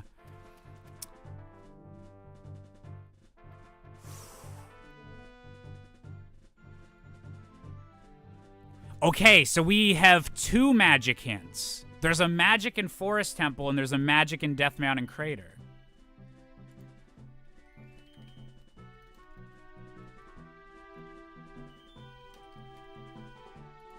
Okay. So we only need one of those, but I guess we find both. That's cool. And Epona song is good as well.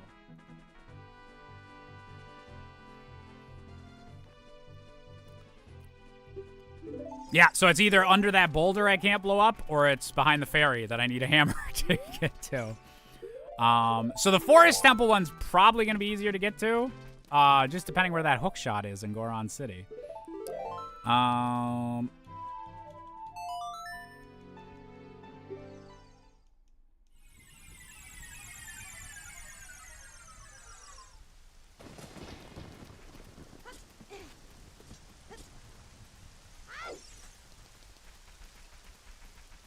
Wait, let me...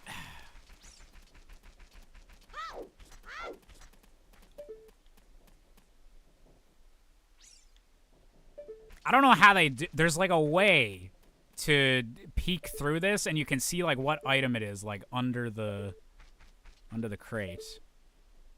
There's gotta be a specific angle or something, but that is a... You have to look mid-roll.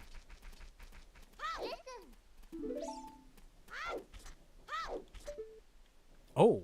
Oh! Greg. Wait! Ooh, that's ooh. That's kind of not good. I think there's ways to cheese yourself up there, but the in-logic ways is either finding the magic beans, which unfortunately we randomized this time, or both hook shots, so having long shot. All right, interesting. Interesting. And we need that to get into Ganon's castle. We can't go in there at all until we get that item. Very interesting.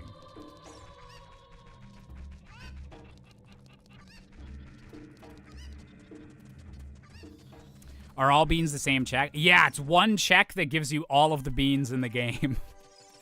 This also means that we get an item from the guy selling them. So, like, that's in the randomizer pool. But, yeah, now I really want to find those beans. Just to avoid the whole hook shot of it all. Wasn't that just a green rupee? That wasn't just a green rupee. That was the green rupee. So on the current settings, in Ocarina of Time, there's only one green rupee that's in a chest. And so that is has been given the name the Green Rupee of Eternal Glory. And on the current race settings for Ship of Harkinian, the way that you open the bridge into Ganon's castle is by finding that one rupee. So it's like an extra, just very specific scavenger hunt thing to get into the final dungeon. And then it's getting the boss key for Ganon that you need to beat have 6 dungeon rewards for. So, yeah, this is going to be interesting. How we're going to get Greg. Fuck. I need to get past him. Is there bomb flowers in here that I can get him with? No. Okay, you actually need explosives. That's fine. That's fine. Yeah, that's like a more recent addition to the rule set, Dutchlander. So it totally makes sense that a lot of people are like, wait, why are we caring so much about the green rupee? Oh yeah, I don't have Saria's song. But I can do this. The 1 rupee would have been so much better. The 1 rupee to rule them all.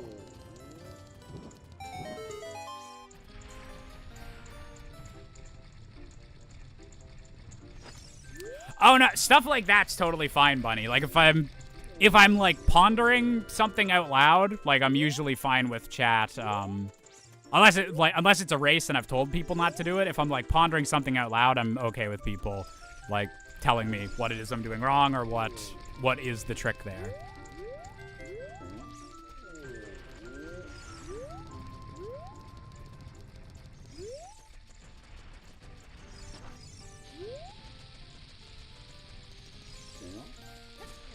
Fuck! You're supposed to let go of that, Link. Can't go over the slam dump. Or slam dunk? Not the slam dump.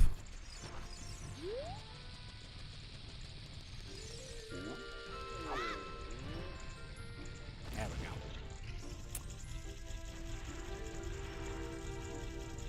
I am proud to have aided in the dishwashing, little money. I hope that because I was moral support to your dishwashing, that my dishes I gotta do will be easier later.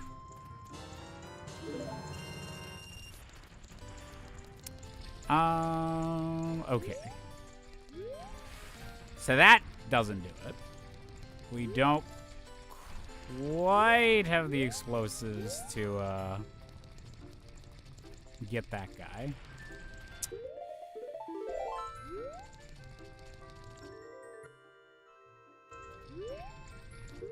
So I guess we're gonna do Lost Woods.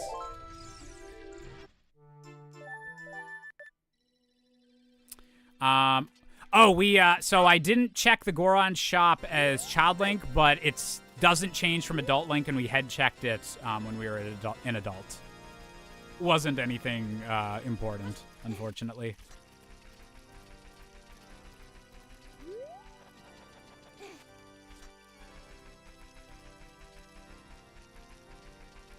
Is this shop sanity? Yes. Yes.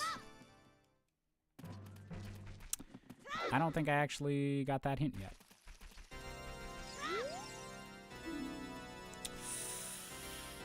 Oh, I don't know how I feel about that one.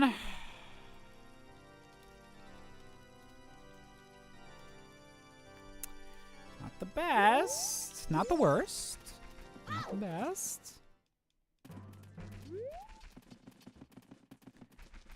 Okay, no serious song yet.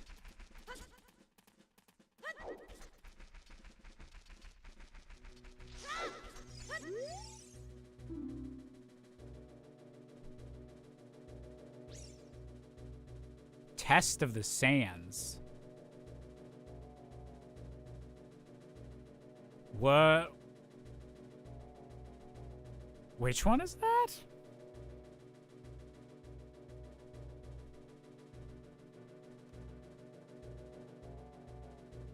Is that like halfway? Yeah, I was gonna like, is that the you have to light the fire in the middle of Haunted Wasteland? Maybe, but then like maybe it's Gerudo Training Grounds, like one of the checks in there. It's Nehru's Love, so it's not like important or super important, but. Yeah, I think that must be like under the platform where you start following the ghost in the desert, where you need Din's fire or fire arrows to light that.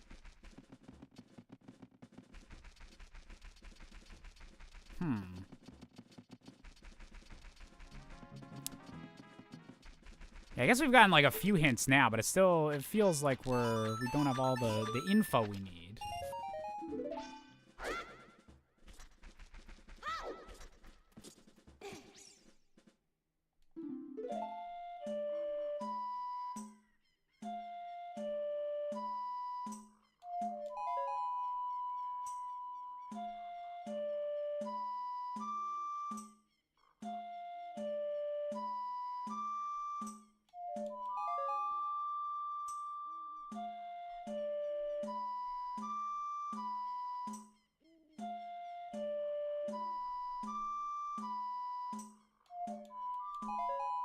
Trial of the Sands per Zelda Wiki is talking about the quicksand river you need to hover or long shot to cross. Okay, so yeah, that would be the one like in the middle of Haunted Wasteland.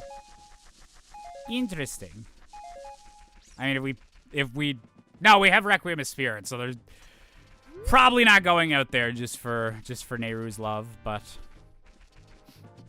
I would do anything for love, but I won't do that.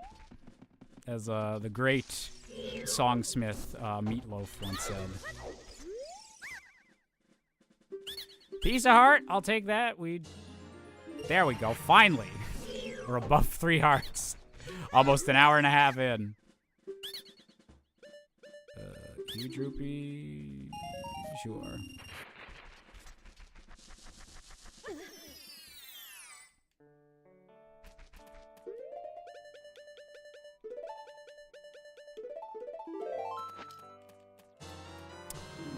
All right, we got explosives. The Dongo's Cavern is donezo.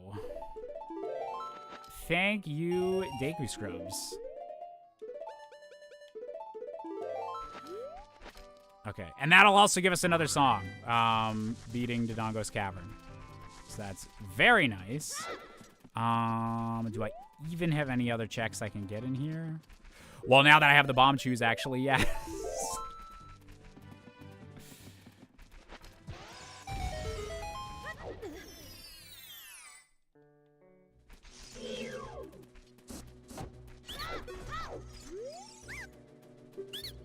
Okay, an extra bow. Take those.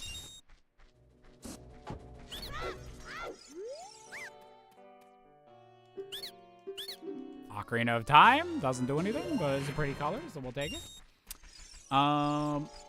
Give the mask to Skull Kid. Does he give you something for it? Not in. I think if you randomize like you can randomize like the mask trading quest stuff and everything, but it's just showing the mask to these guys that like gives the item stuff. It's not who you actually deliver them to.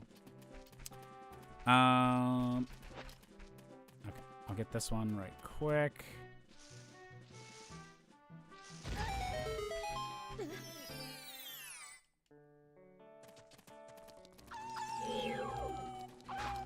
And then we'll get the other Lost Woods explosive ones. And then Goron City as a kid, and then we'll go adult. Hyrule Field, finish Dodongo's Cavern. Bomb Chews opens up a bit for us.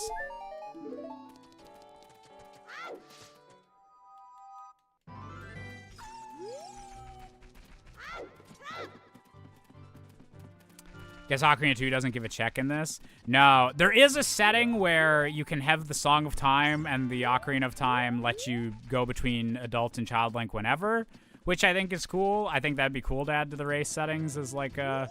Ooh, this is really like a nice speed up if you find it. Kind of the same as like Bigoron Sword, but... yeah, it's not currently in the race settings. Bigoron. Speak of the devil that we already have.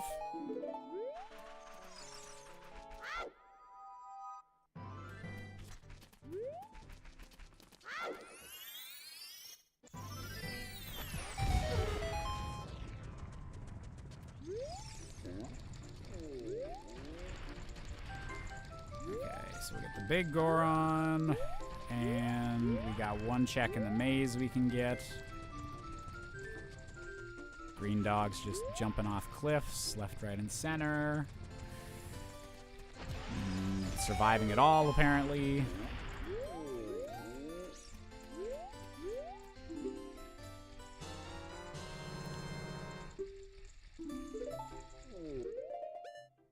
Did we just get two Bomb Chew? Like, I don't think that was a Bomb Chew refill. I think we just got two. Oh, you could use Bomb Chew, like Bomb Chew bags back to back. Is I think what just happened.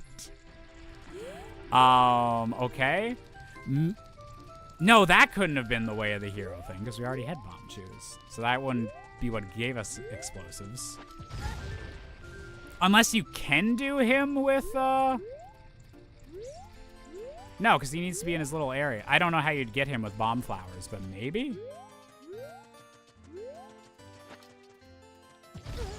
If Bigoron is a really big Goron and Medigoron is a medium-sized Goron, Goron is standard size. Is there a mini Goron? That would actually be great. I would love if there was teeny Goron. Dog, stop that.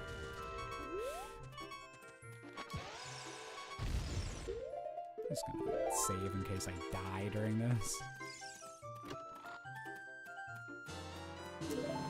Arrows. Wallet at Kakiri Forest.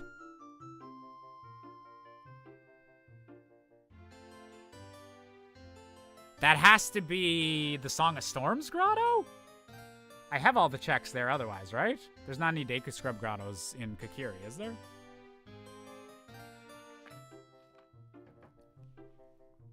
Hey, Jonas. Hope you're doing well. Thanks for stopping by.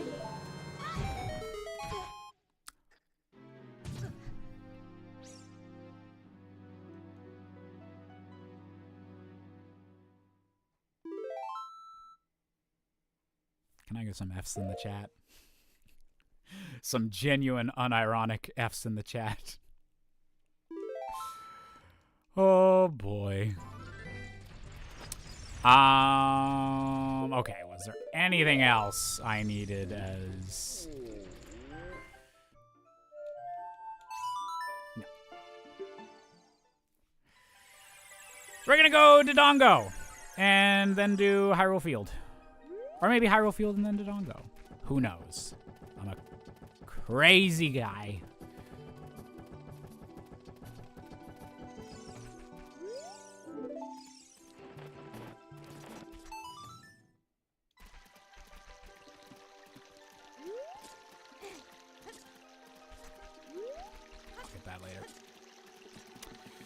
Should just get in here before it's nighttime. Was that the spider bite of 87? How do you do, my fellow kids? I'm tied into all the Markiplier memes. Bombchu bowling?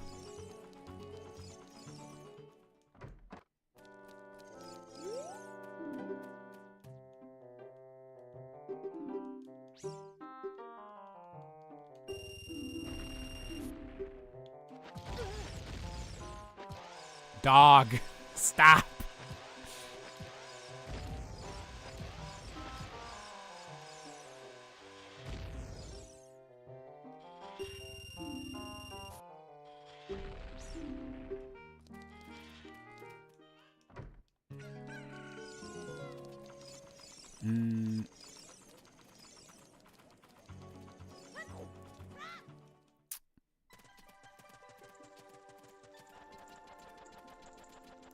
Just gotta have a little chat with Chapel Roan.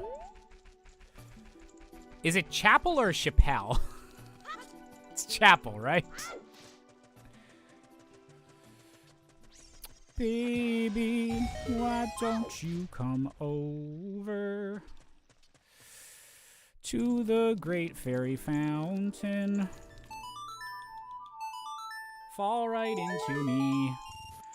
Get that damn bloopy.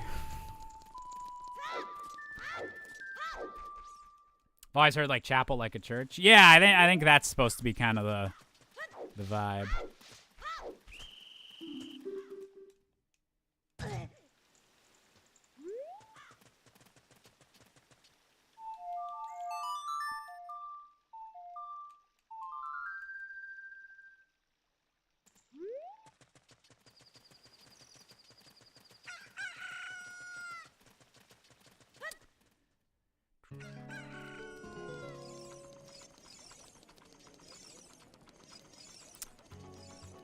You always got to do the full run around the market to get your bearings, because there's no way that you'd actually remember where each of the stuff is next to after like 20 years of playing this game. Not even once.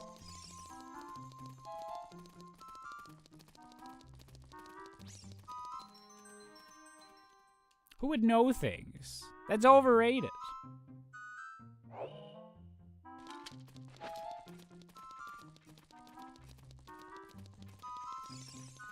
I always cackle when I remember Tom Fox's thumbnail of him drowning in Bloopy. I love what a universal experience that is for Ocarina of Time Randomizer in particular. I think...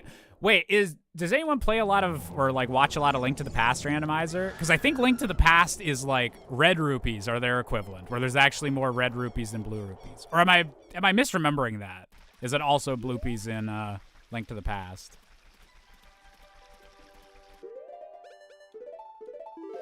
You played Door Sanity and messed with your brain? So is Door Sanity like every room is shuffled, or is that like just entrance sanity? Entrance sanity is also one we need to throw into the rotation every now and then. But if Door Sanity is a more extreme version of it, then also one I should try out. Arrows for A Link to the Past? Oh, yeah. Oh, some more bomb chews. That's actually really nice.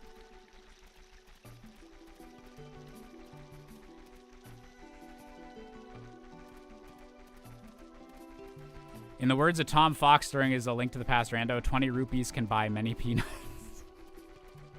That is true. These can be exchanged for goods and services. Every door leads to a different room. Oh, God. The logic that would be required there.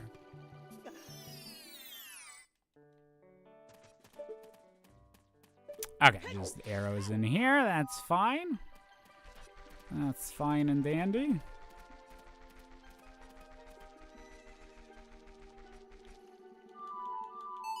I guess we could do this a bit faster.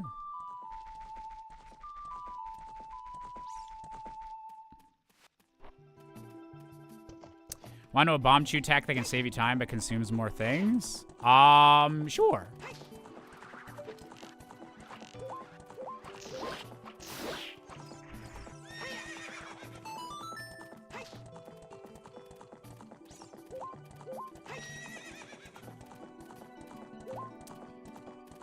Shield drop the bomb chew and Deku Nut to make it explode? Oh, just right in... Okay.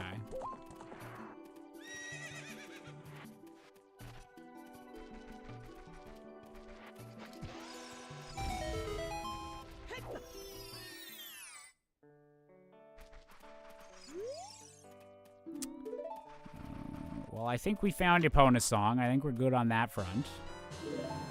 Nut.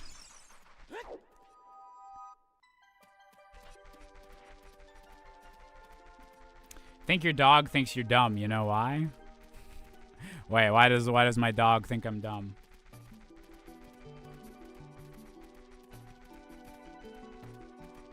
What did I do to deserve my dog's disdain?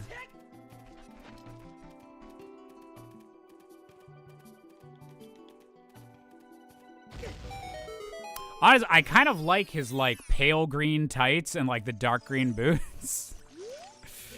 We got some fashion going on here.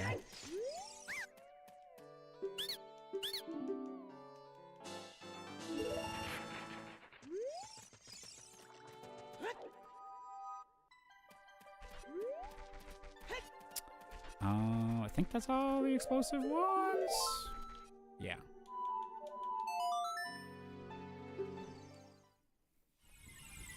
The dog is looking a little green.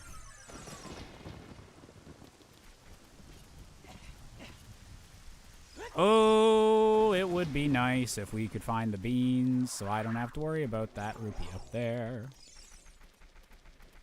See, it's Green Dog, which is clearly legally distinct Green Day. By extension, he must have wrote Canadian Idiot.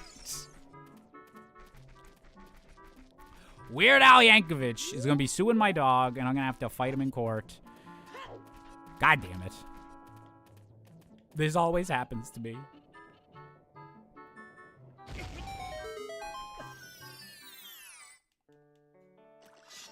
You know what the sad thing is? I know the lyrics, well, maybe it makes sense since I'm Canadian, but I know the lyrics to Canadian Idiot better than I do of American Idiot. Don't wanna be some beer swill and hockey nut.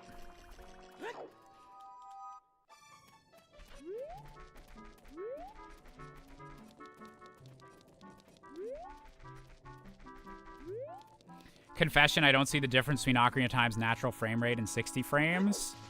Ooh. Yeah, you know what? I am jealous of you, Luxray. There are enough people that say that they can't like see the difference between 30 and 60 frames a second that I truly believe like that's just a thing. That's just some people can't tell like the frame rate differences at all. I don't know if that means their eyes are at a different refresh rate or just their brain doesn't see the need to see a difference between the refresh rate or whatever it is. But I'm genuinely jealous because I'm one of the people that can see a difference between like 60 frames a second and like 30 frames a second. And I hate that I'm like a nerd about that and like prefer like the better frame rates. So I wish I didn't notice it or care about it at all. I would love to live in that world.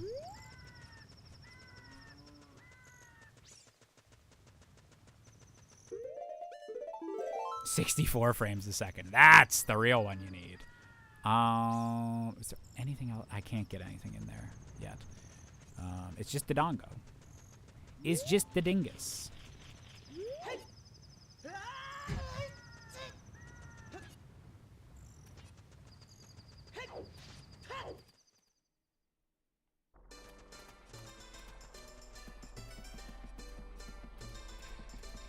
See the difference between 30 and 60 is so annoying because 30 just bugs the crap out of me. And it's extra weird that, like, certain games, like, if I've only seen the game at 30 frames a second is a lot better than if I know it can run at 60 and I'm not doing it. Like, Tears of the Kingdom, or, like, whenever GTA 6 comes out and it's probably going to be 30 FPS locked, like, I'll be fine with that. But, it's, yeah, if I've, like, seen it running at a higher thing, then it's like, oh, I can't go back to quality mode and have this run slower. And yeah, I think even people, or I think a lot of people that don't even notice usual frame rate change stuff, still see it like whenever you do the Ocarina of Time thing usually, because it is like full on tripling the frame rate, because Ocarina of Time by default is 20 frames a second. Damn, another Deku Seed bag. And we know the last one is with the spiders.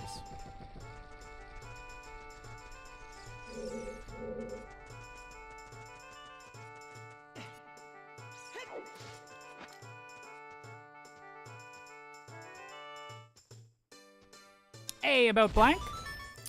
We're just trying to see where this seed's gonna take us. Hope you're doing well. All right. We know there's nothing in Zora's Fountain, but that does get us to Ice Cavern if we do wind up needing another strength. So that's good. I'll take that. Also means if we find Boomerang, Jabu can just be one of the dungeons we beat. So that's nice. I will accept having Rudo's bottle.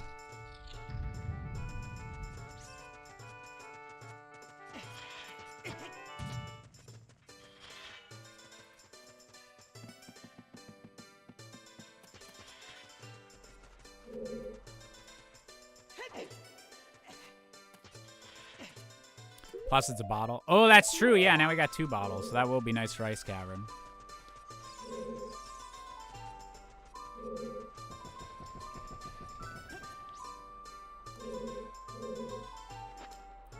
I care less about a high frame rate for like turn-based games, for a stable frame rate over a high one, but if I can have 60 FPS for better reactions, I do like having that. Oh yeah, like it's obviously way more important for like action games or anything compared to like if Civ 7 like only ran at like 15 frames a second, like I could live with that because it's nothing gameplay dependent is like connected to the frame rate. But in terms of like actually moving around and stuff.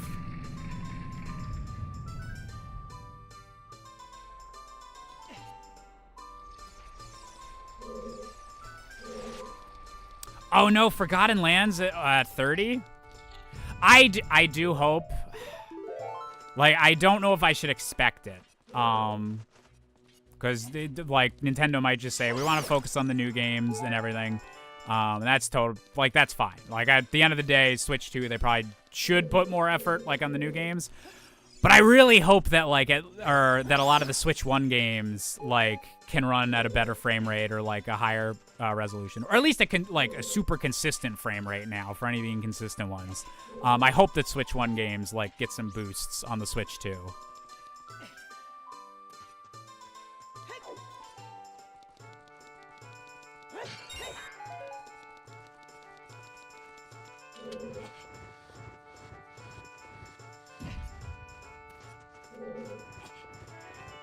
Because Kirby, yeah, I brought that up because Kirby and the Forgotten Land is one of the... There's a few Switch exclusives that I've just never gone around to. And now I kind of want to wait to see what they're going to announce during that Switch 2 Direct about backwards compatibility and, like, any potential upgrades for these games. Because then that would be cool to, like, play through some of these on Switch 2 if they're running better. Oh, my God. Kirby Air Ride 2 on Switch 2 would be a dream come true. Also, hell yeah, having 3 bottles.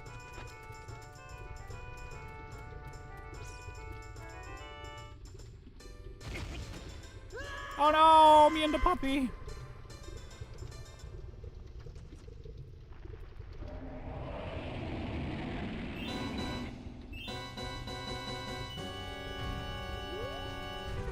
Definitely not going to be any upgrades. I don't know if I'd say definitely. I don't have high expectations for like full on like here's a brand new. I could see them doing, because Nintendo's weird, I could see them doing like multiple levels of effort for different games. I could see them picking like Breath of the Wild or like Mario Odyssey or just like one or two big Switch games to like give a big patch to and be like, this is almost remastered on like Switch 2 almost. I could maybe see Nintendo being weird and doing that. But I'm mostly just hoping that like it's similar to the PS5, Xbox Series X situation where it didn't work for every game, but a lot of games they're just like, we're just going to unlock the frame rate or just set the lock in the code to 60 instead of 30. And because the thing is, the Switch 2 on like a pure power level, like everyone always does the like this is how it compares to a PS4 Pro and this is how it compares to like the current gen. But if you actually compare it to the original Switch and what the Switch is doing everything on it, the Switch 2 is like 11 times more powerful than the Switch 1. So it really feels like they were like they could just, as long as it doesn't break anything, just like untoggle the frame rate cap and be like, okay, you can do this. Really feel that PS5 and Series X only got the upgrades because they were reselling certain games on the new gens. Another wallet? Oh, holy shit. Okay. Maybe. Well, but because I expect that Nintendo's going to keep selling their Switch 1 games. Because if they're keeping the eShop and everything, like, they're still going to want, like, they're hoping that there's people that never got the Switch 1 that are going to pick up the Switch 2 and be like, oh my god, now I guess I'll get around to buying Breath of the Wild and Kirby the Forgotten Land. And, like, just, I think they're going to keep all those in the shop. So I think there is a bit of incentive there for them to have them run as nice as they can on Switch 2. I could see them also deciding, people love Nintendo games anyway. We don't need to put extra effort in for that. But with just how much more powerful it is compared to the Switch 1, like they really can, for some games, like just toggle that shit. I know that's simplifying it a ton. Please don't kill me, any actual game devs. But like, just with the power they're working with, I hope that there's some stuff. Oh, hey, Alan. New Super Mario Bros. 2. That's a fun one. Wish they'd leaned more into the collecting all the money stuff, but, like, even an unambitious Mario platformer is still better than, like, 95% of all other platformers. Okay, so we got the Dongo. We need to see what song we're getting. And then...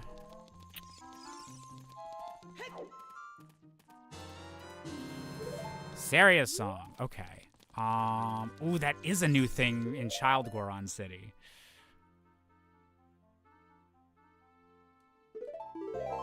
Okay, I think I gotta go back and check that.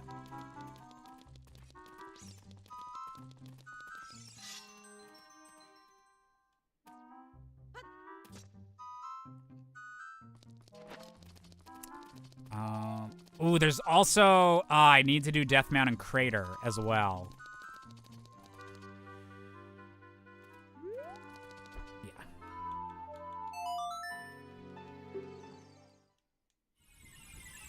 3 more songs. Yeah, we're missing Prelude for the Warps and Song of Time and Song of Storms. Those are a bit annoying to not have at all. But we'll see what we can, do. Yes, we do have another check in Lost Woods as well.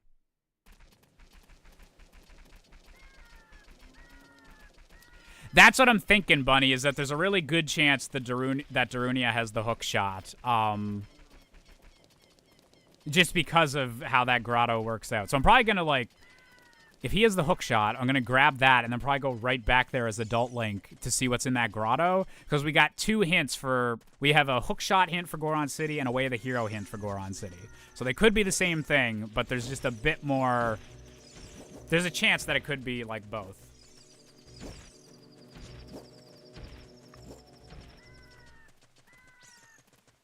Ooh, Fire Medallion is in Shadow Temple.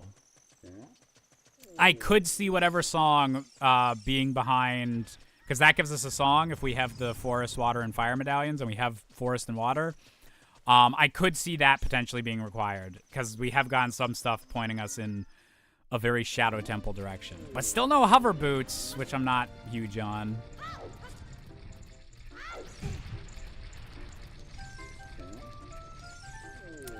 I don't know. The logic might expect it to be long shot, but I think you can just hook shot your way up to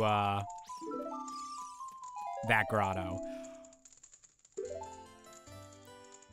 Oh no. Shit, Goron City might not be the first hook shot.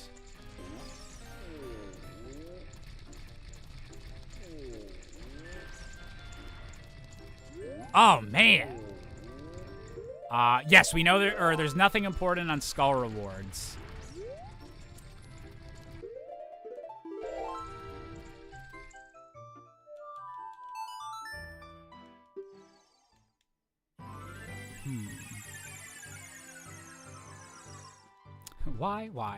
Why? And also, why?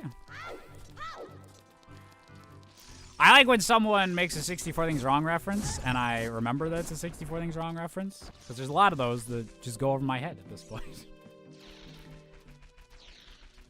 Hammer for hook shot. Oh, yes, it could also be behind Hammer. That's true. Hammer or another strength upgrade.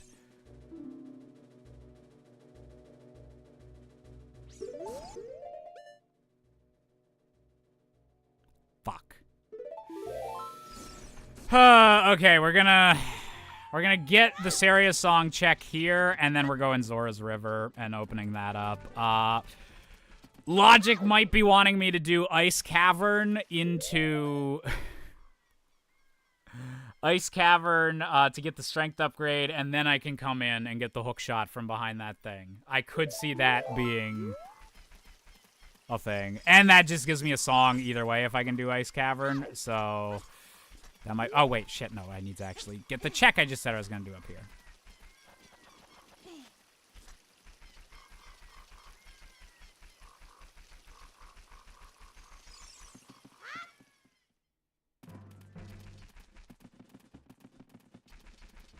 Hmm.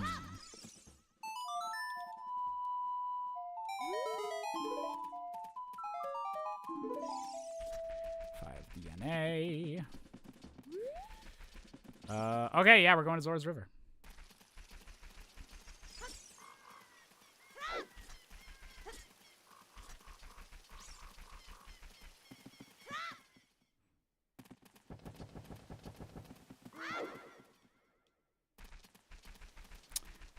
We know Zora's Fountain is foolish.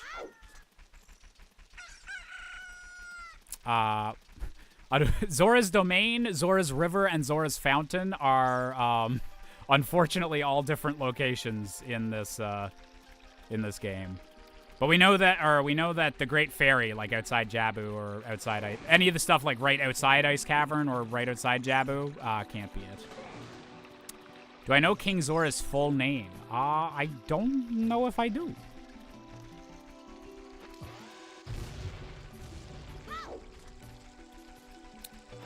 Is this Song of Storms or Explosive? I always forget.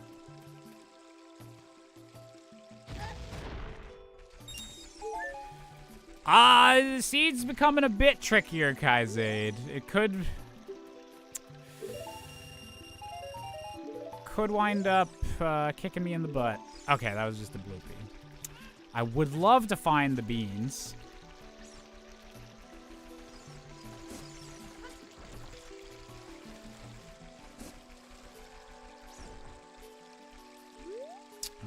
I need my chicken.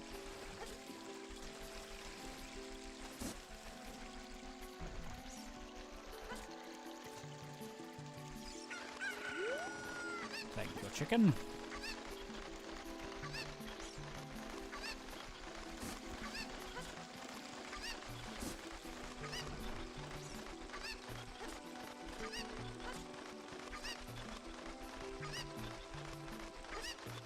Don't have Song of Storms, so we can't actually get an item from these guys. I could get 50 rupees, which I can fit, but I don't want to lose my chicken.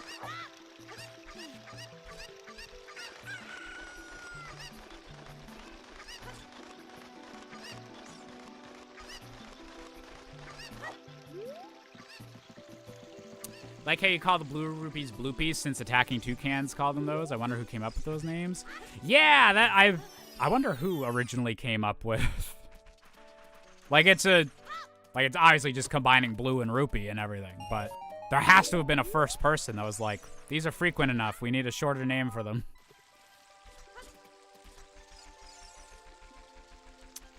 There's the red rupee there. Bomb shoes at the Lost Woods. That's where we found them.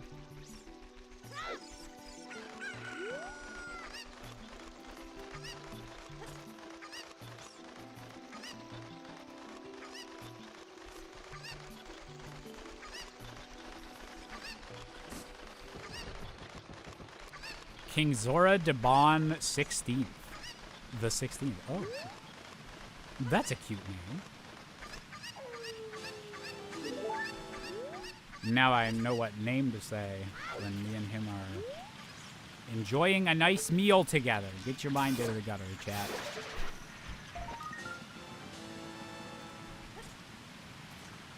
I said I wasn't going to kill any spiders. Okay, we knew about the Zora scale.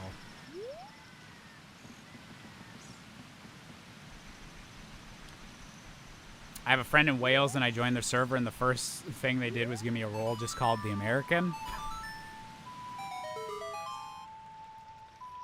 I mean, a little bit racist, but, you know.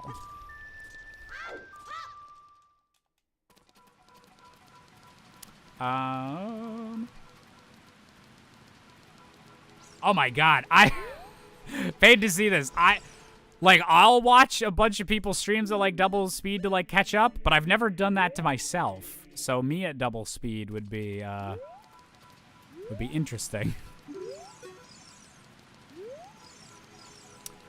So Zora's Domain is not a foolish choice. Zora's Fountain is. So Zora's Domain is this area. Zora's River is the area we just came from. Baronade holds a piece of heart. Okay.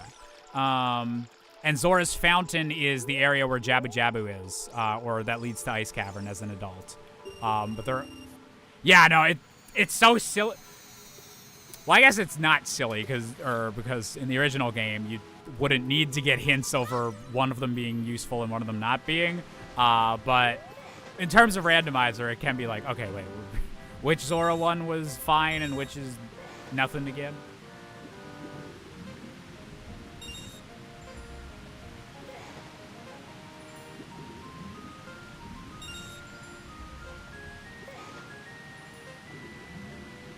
Yeah, they do a lot of music motif stuff with, like, the Zoras and, like, their names and just their society and everything like that. Like, their heads are literally music notes.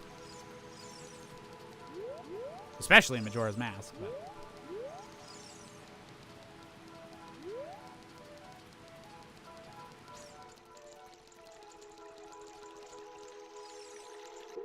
I don't play you a song, I show you the ransom letter from your daughter. Oopsie. Oopsie.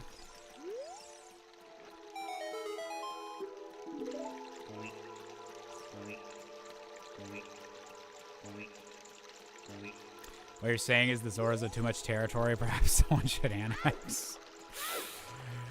Or we could not do that. Do we have all 4 bottles? Holy shit. Okay, maybe a small tariff on bottles, or we got too many of them. Oh yeah, and the one chest down here.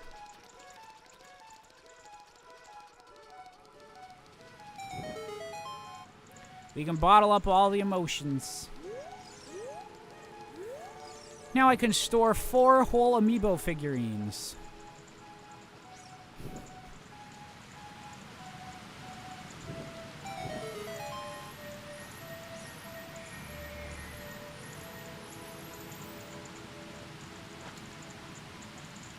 And do what with them? I don't know, keep them on a shelf or something. What else would you do with an amiibo figurine in a jar? Just so dust doesn't get on them. What are you guys thinking?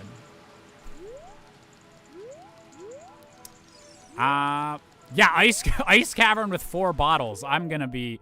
I mean, like, ice arrows is what you really want for that, but, like, 4 bottles, will not complain. A single bit. I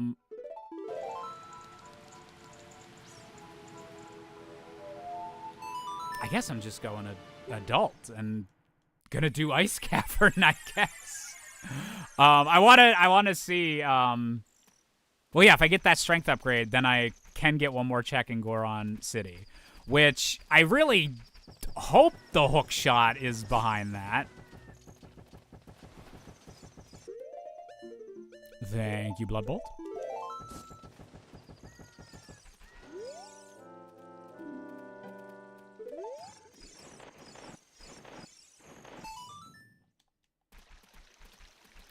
Baronade now has 1/4 of the normal boss drop in vanilla. Inflation is a bitch and a half.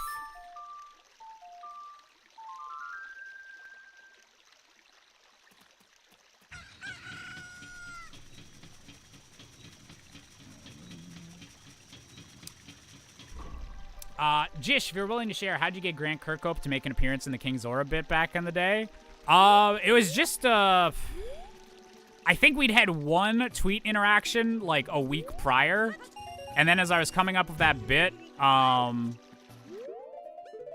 it was, like, just before Grant Kirkhope kind of became, like, had a big internet presence, that everyone being like, oh my god, the Banjo-Kazooie composer, that's amazing. So I think I got him before he'd be, like, asked, like, a ton of YouTuber requests or anything.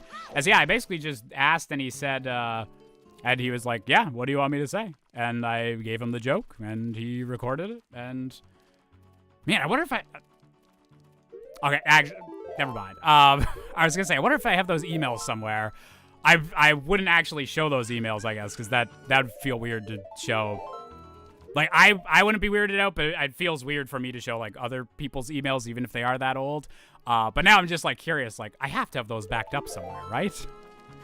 Way, way far back on my RFC email.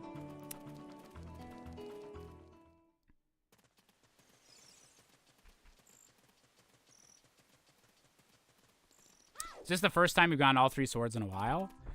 I think so, yeah. Or at least the first time where it wasn't like, oh, we got the Bigoron sword, like, right at the very, very end and, like, never got to use it.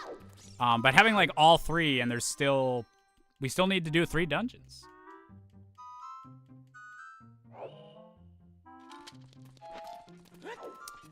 I would love to have Grant on your fave game. He's on my list. I have a list of people that I'd love to have on the show, and I got some people that I've already reached out for the next batch of episodes that I hope things can move fast enough that they can start coming out this month, February. But it just depends on how quick people get back to me, and I can have a little backlog of episodes built up again. Yeah, I guess just running to Ice Cavern's the fastest way.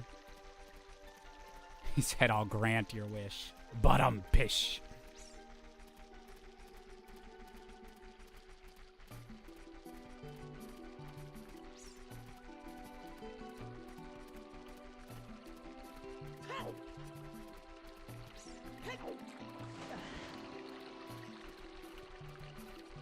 Yeah, no, that clip for 64 Things Wrong was, like, specifically asked for and, like, scripted out and everything. It wasn't just, like, me finding random Grant Kirkhope footage that would work for the joke.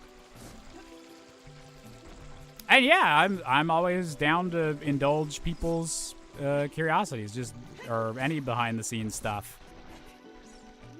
I'm like, for the stuff that I'm passionate about, like musical theater, songwriting, video games, or anything, like, I love hearing behind the scenes stories, or just like, how did people make this? Where did the creative idea come from? And so I always get a kick out of, like, doing the opposite side of it and actually, like, explaining it instead of taking in all the knowledge. I guess the dream team is Reggie, Kojima, and Miyamoto. Yeah, like, basically anyone that's had, like, a big impact on, like, the games industry, or is, like... Actually, just any game director at all would probably be like the next big like thing. Even if it was just like an indie game or something, but just like a full like game dev. I was very lucky to interview my friend Ashley, who is involved in making the art of Psychonauts 2 like book. And so she was like kind of related and like knew some stuff about the dev process on that game. So going more and more into the dev stuff would be super duper cool. And yeah, like getting like actually like an actual Nintendo person like through a translator or something would be, oh my god. So we'll see where we can take your fave game this year. We'll see where it winds up. I'm gonna see what's down here. I know it can't be something Way of the Hero, but oh, and I'll also get the hint because that could still be.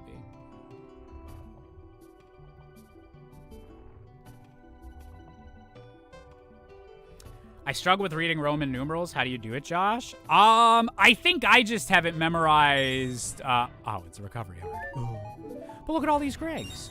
I think I just have like it kind of memorized for how the first 20 numbers work, and anything past that, that's when I like once you start adding in M or like anything like that, that's when my Roman numeral usefulness goes out the window.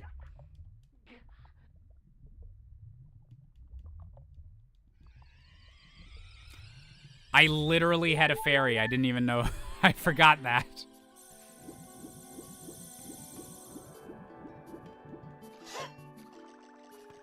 Showing how Nintendo has been treating fan projects. I don't think you'd want to get in touch with anyone working for Nintendo for any fan videos.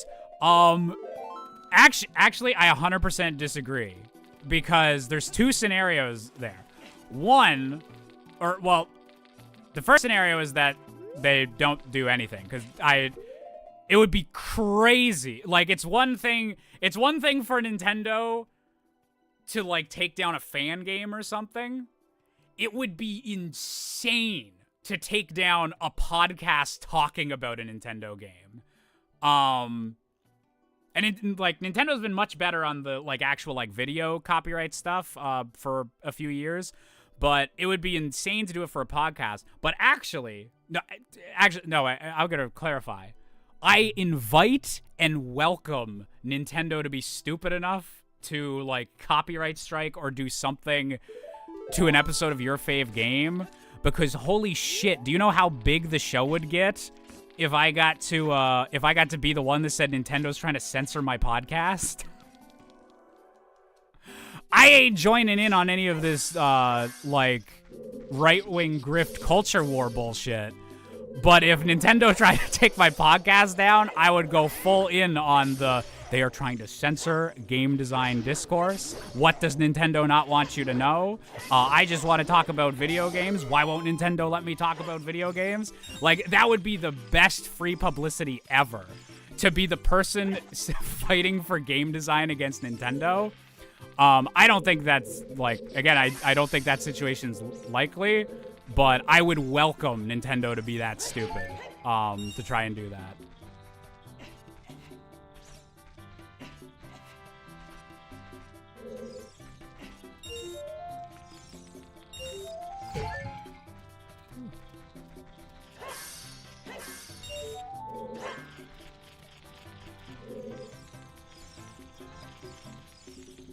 This is the Ice Cavern.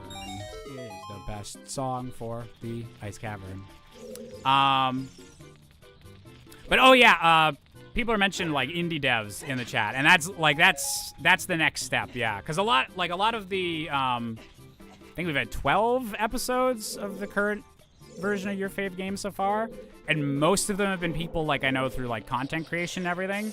And so that's like I got a bunch more content creators that have been reached out for like the next batch, but that's like kind of the next step up is reaching out to some of these like indie game devs and everything like that, and yeah, just having them on the show.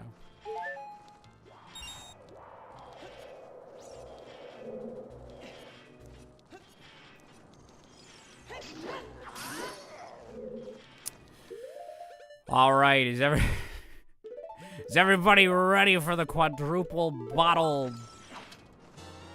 craziness.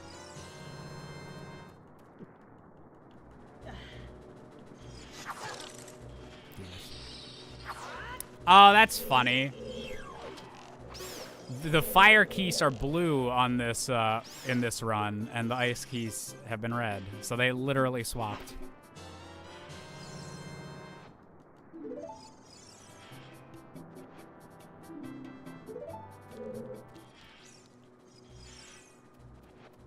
Can I not drink it? What? Why can't I use it? Bastards. Oh, it's a big pot. Oops. Oh, so I can't even use all 4. That's annoying. I didn't drop it off because it's excluded from the possible item checks. But oh well. Oh, oops! I took my hat off. My bunny hood. I'm so slow now.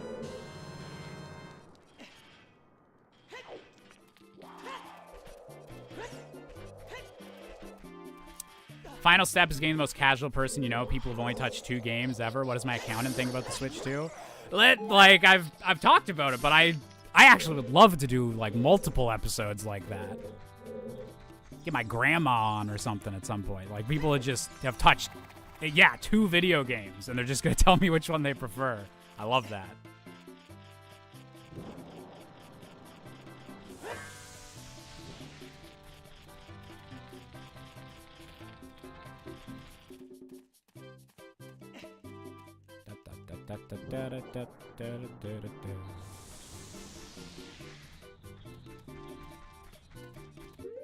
Actually, I guess I can pull my bunny hood back on because we're not using that one.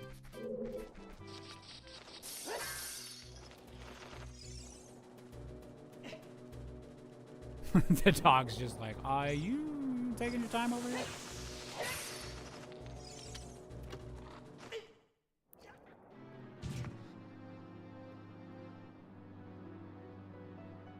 How many hearts was I at? Was that the first time I've gotten the death trap?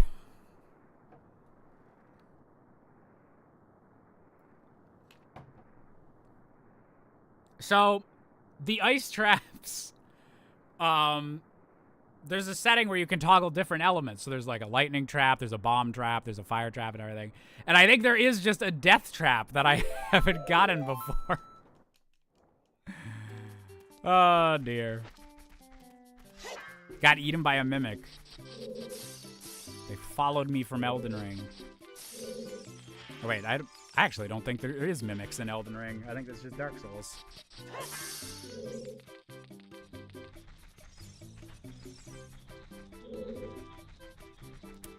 So I guess what you're saying is I should have gone for this side first and gotten the bloopy. Yes.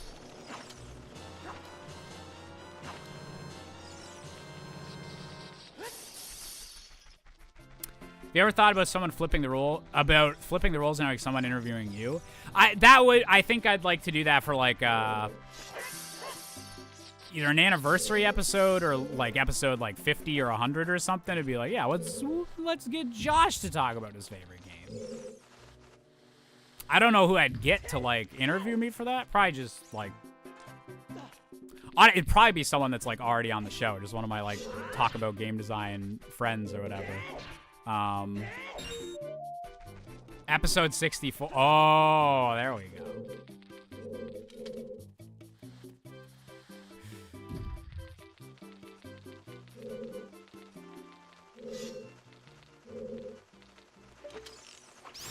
I wonder if I'm tying myself too closely to that number.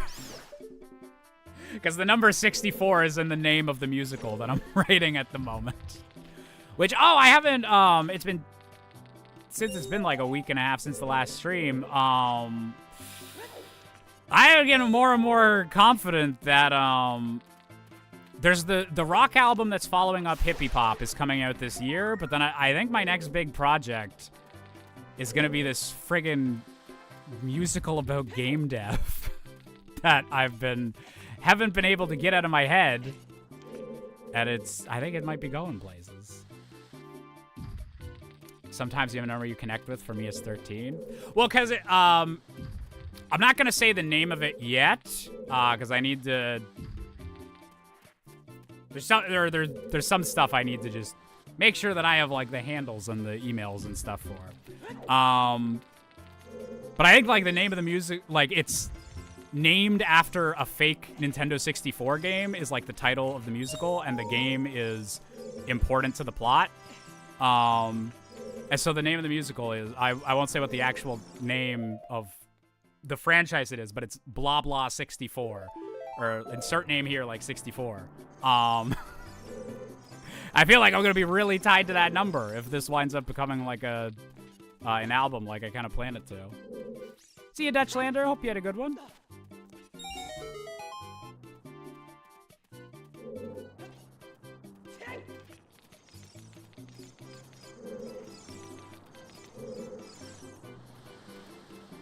A full RFC song combining all your shows.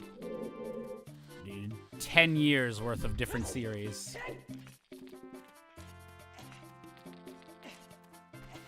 Hey, Toonie, hope you're doing well.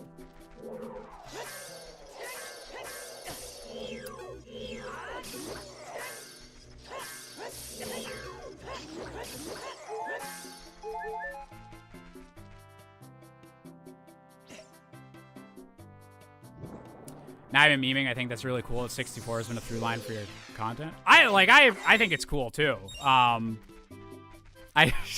wasn't really like planning for that to be like the case with this project, but it fits too well. And it's like, you know what? Yeah, I guess this is gonna be a through line.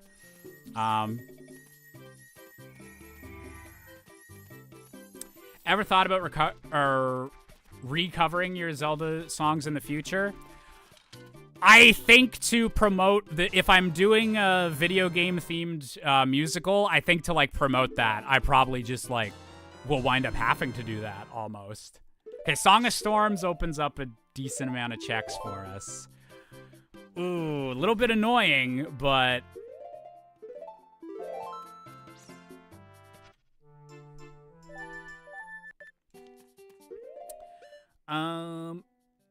asked how many hearts you're at when you open the chest. I went back in the footage and you're at full health. Okay, so it was just a you die trap. I wasn't sure if it could have been like just damage and I'd been low like going into it.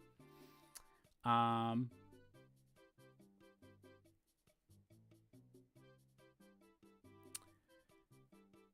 the subject of musical theater, do you have a composer you'd consider your favorite? Personally, I'm fond of the works of Frank Wildhorn.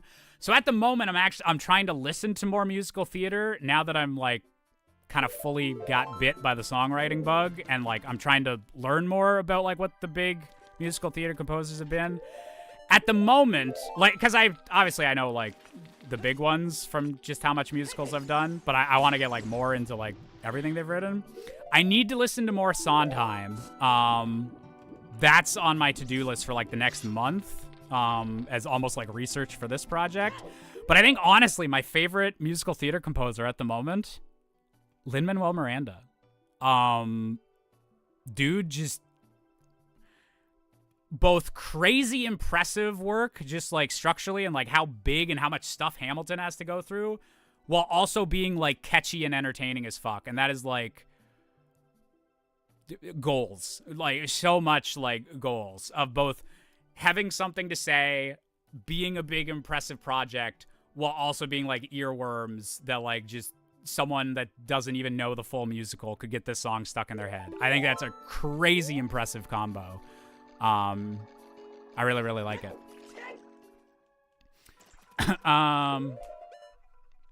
Josh, I finally checked out your album. Zillion Million is a really good song. Are you gonna make more music? Thank you, Chris. I'm really happy with the album in general, and especially and hippie pop, or Zillion Million, sorry, as well. Like I enjoy that song. It was one of the earlier ones I wrote for it.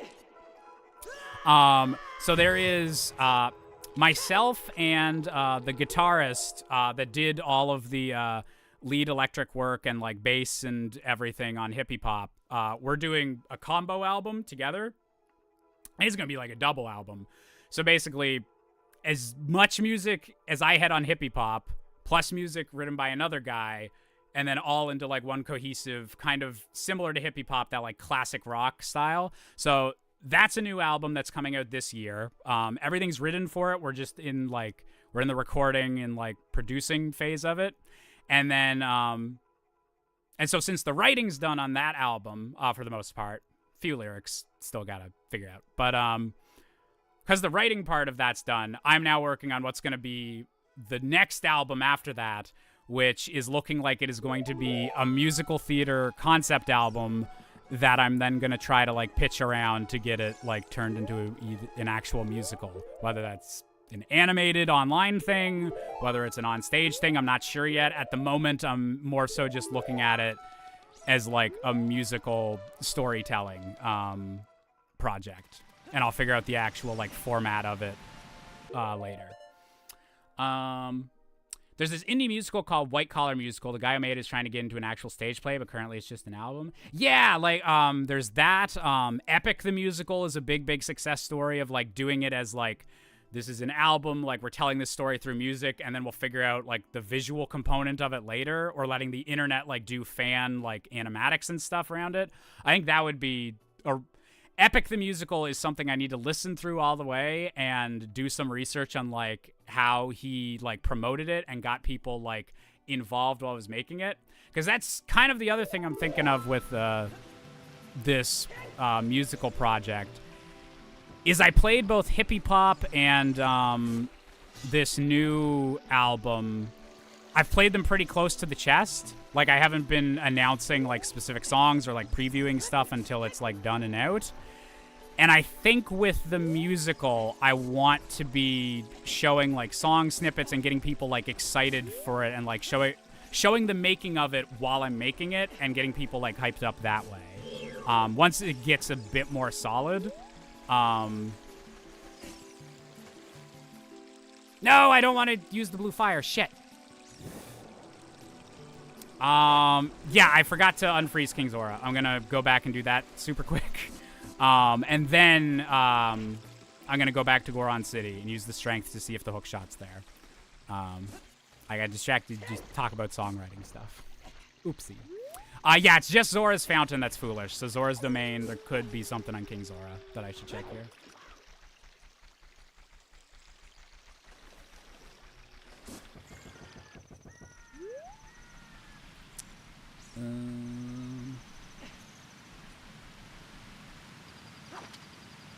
Oh, I need my... That's what was wrong. I had a bottle on my Ocarina button.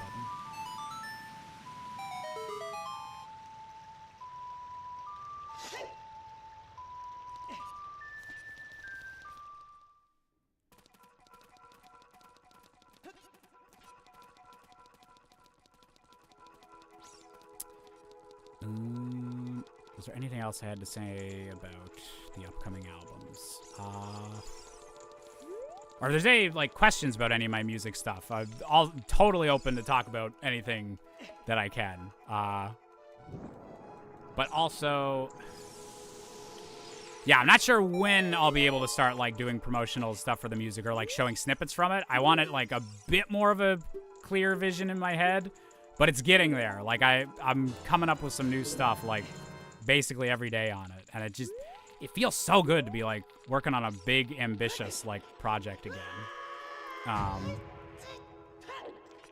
And the two rock albums were, like, also big, ambitious projects, but, like, from a songwriting perspective, I feel like the musical one's gonna be, like, even a step up in, like, just complexity and what it's gonna take, and I'm excited for it.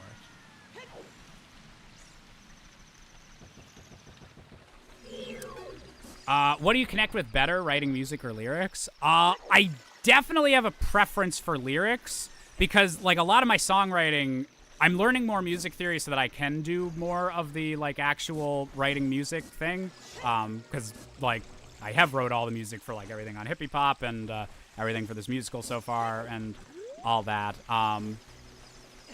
But a lot of it is, like, figuring out, like, oh, this is a chord progression I could work with, and then, like, looping that, and then coming up with the lyrics, and that's where, like, the real sparks start flying for the song. So I would actually love to, like, team up with someone that's, like, fully on the, like, the music composition side of things, and just do lyrics building off that.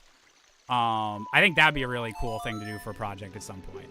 So yeah, I got a bit of a preference for lyrics, but I definitely enjoy both, and I always want to be able to, like, do both so that I can have, like, this was entirely like composed and written by me type thing.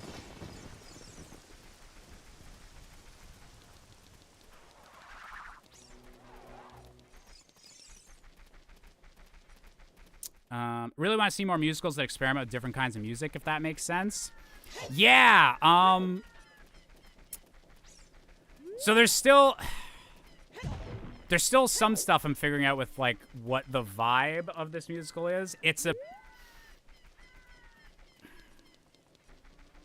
like a combo of, it's definitely going to have a rock aspect to it because those are like just the instruments I play and the kind of music I like. But it's also got, it's not afraid to be a musical, and it has a bit of that like modern musical energy. Like Legally Blonde, the musical, I'm going to admit, was kind of a starting point of like a vibe of like, this is funny, it can get sad, the songs can get rocky and intense, but we can also do like just completely goofy, like very musical theater songs. But there also is a layer to it of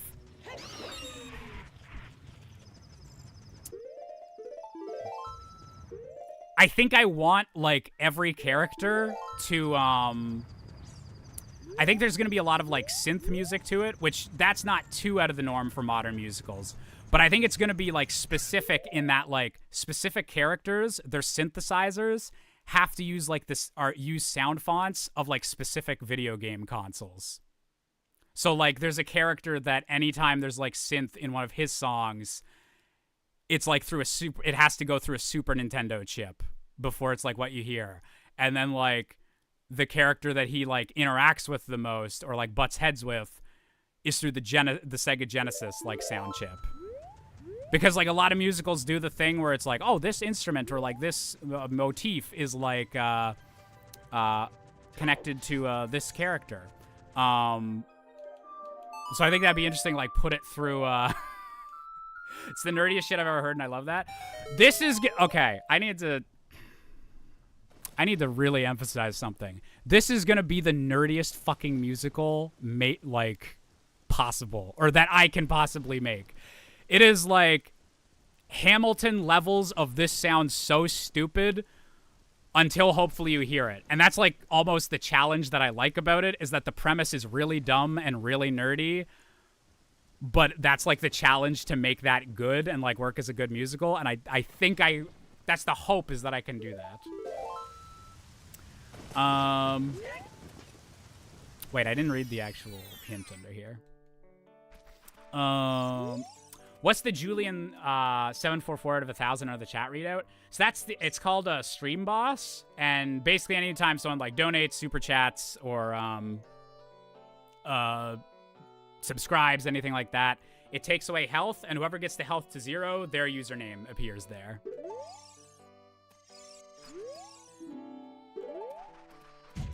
I didn't actually even go in. What am I doing? I go in autopilot so easily when I start talking about other stuff while randomizing. You guys know that by now, but I'm always like amazed at how hard my brain does that. All the greatest things in life sound ridiculous when you describe them, like Metal Gear Solid. Yeah, and like I'm excited about it. It feels very me, like kind of the direction it's going.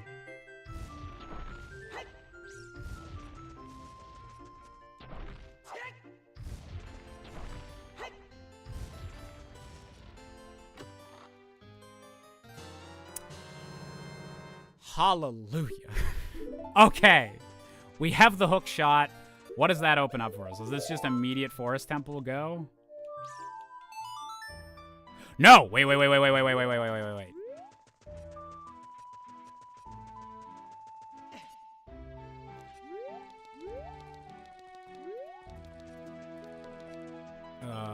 Fiery thingy. Where are you at?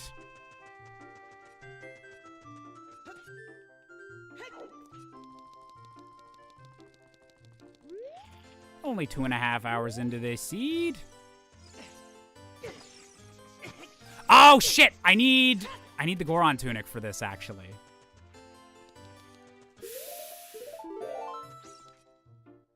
Ah! Was that in Kakariko?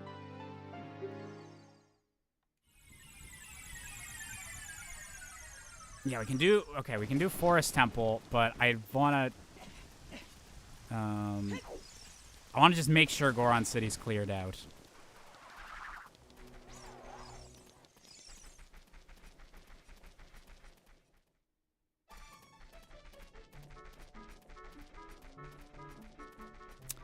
Song of Time blocks in Lava Room. We don't have the Song of Time at the moment, unfortunately. That would make that a bit easier, but I can just cheese that if I get the Goron tunics. There we go, yeah. I knew that we had... I can just buy both of these?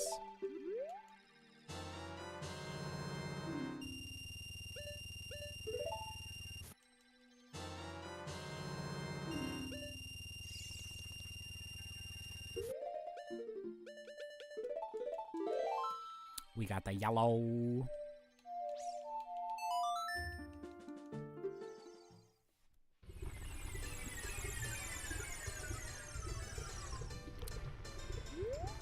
One of my favorite bands did neo-folk musical cabaret albums where they combine some mythology with a weird, unrelated genre of literature and then crank the violence up to 11. It sounds nuts and it's amazing. Ooh, that does sound cool. I only listened to the first half of the original concept album. I'm gonna get into the Broadway albums after. But, ooh, Hades Town. That's some good shit. Some good shit in Hades Town. Sorry, that's just what came into my head whenever you said folk and, like, mythology and everything. Because that's like a Southern American folk retelling of Orpheus and Eurydice. It's really good. What I've heard of so far. And now I like, really want to actually see it on stage. Ooh, the cyberpunk aspect is a cool addition to that, though, Ulysses.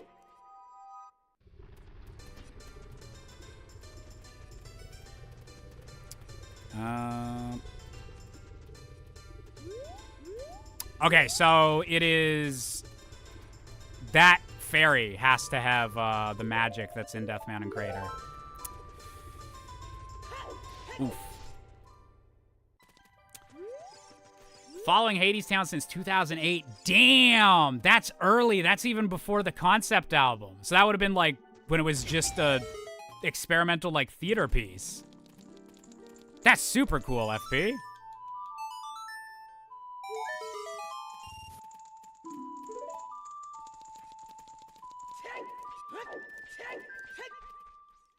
Also, we released the instrumentals for Hippie Pop. I enjoy the songs with and without singing. It'd be really easy to do that, so we might do that for one of the... Oh my god, it's been the 1-year anniversary already. Oh my god.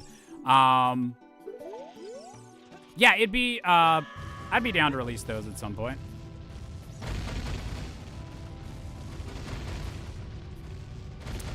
Yes, the Fairy Outside Spirit, we can take a look at.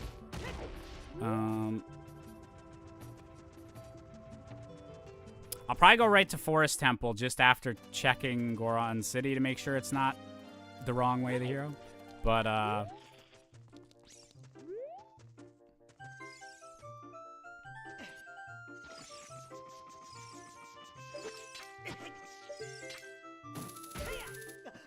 there we go.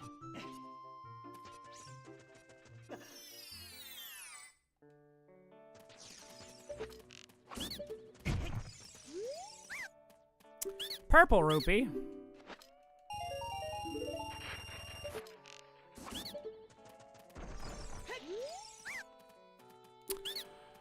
Nah, this would have been so... Well, we don't have magic. Never mind. Okay, not the most helpful, but helpful-ish. Huge rupee.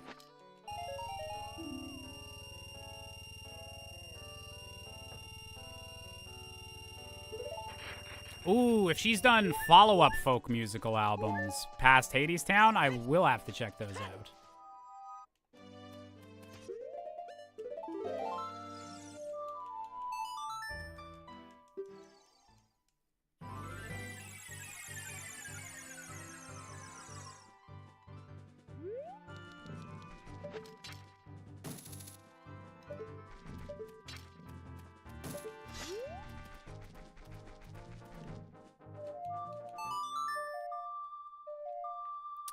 Only seen 2 live musicals in my life, those being Hamilton, basically for free, and 6. Ooh, Hamilton was really good when I saw it. 6 I've yet to see.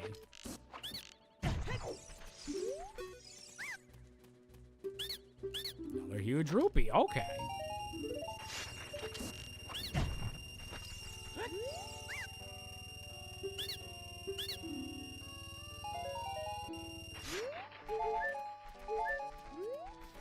Hey, Harry. Haven't seen a musical since high school, I don't think. Do you guys want me to go through my list? See if I can remember the musicals I've seen.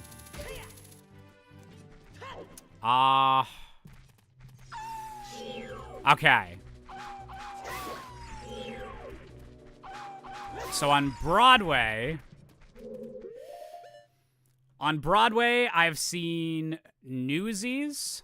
That was my first show on Broadway I saw when I got trapped there. Trying to come back from a convention in Texas. So I saw Newsies. I saw Aladdin, Wicked, the 2015 revival of Les Mis, Book of Mormon, and Phantom of the Opera. So I've seen... Oh, and what other ones did I see on Broadway? Warpaint and Waitress. Shit, I've seen 8 shows actually on Broadway. I didn't realize it was that high. So those were actual Broadway. In London, I saw Les Mis. In Dallas, Texas, I also saw Les Mis, but that was a production where they changed everything so that it was set in the modern day, which was really cool. I saw Next to Normal by a professional theater company in Cape Breton. Is there any other ones? I saw touring production of Beauty and the Beast in Halifax. Trying to think if there's any other big ones. Heard about that Dallas production that looked really cool. That was one of the craziest things that's ever happened to me. That whole trip was one of the craziest things that ever happened to me. Because it was at the time the big musical theater social media thing. I guess I can play Shadow Temple or Forest Temple while talking about this stuff. I should know it well enough by this point.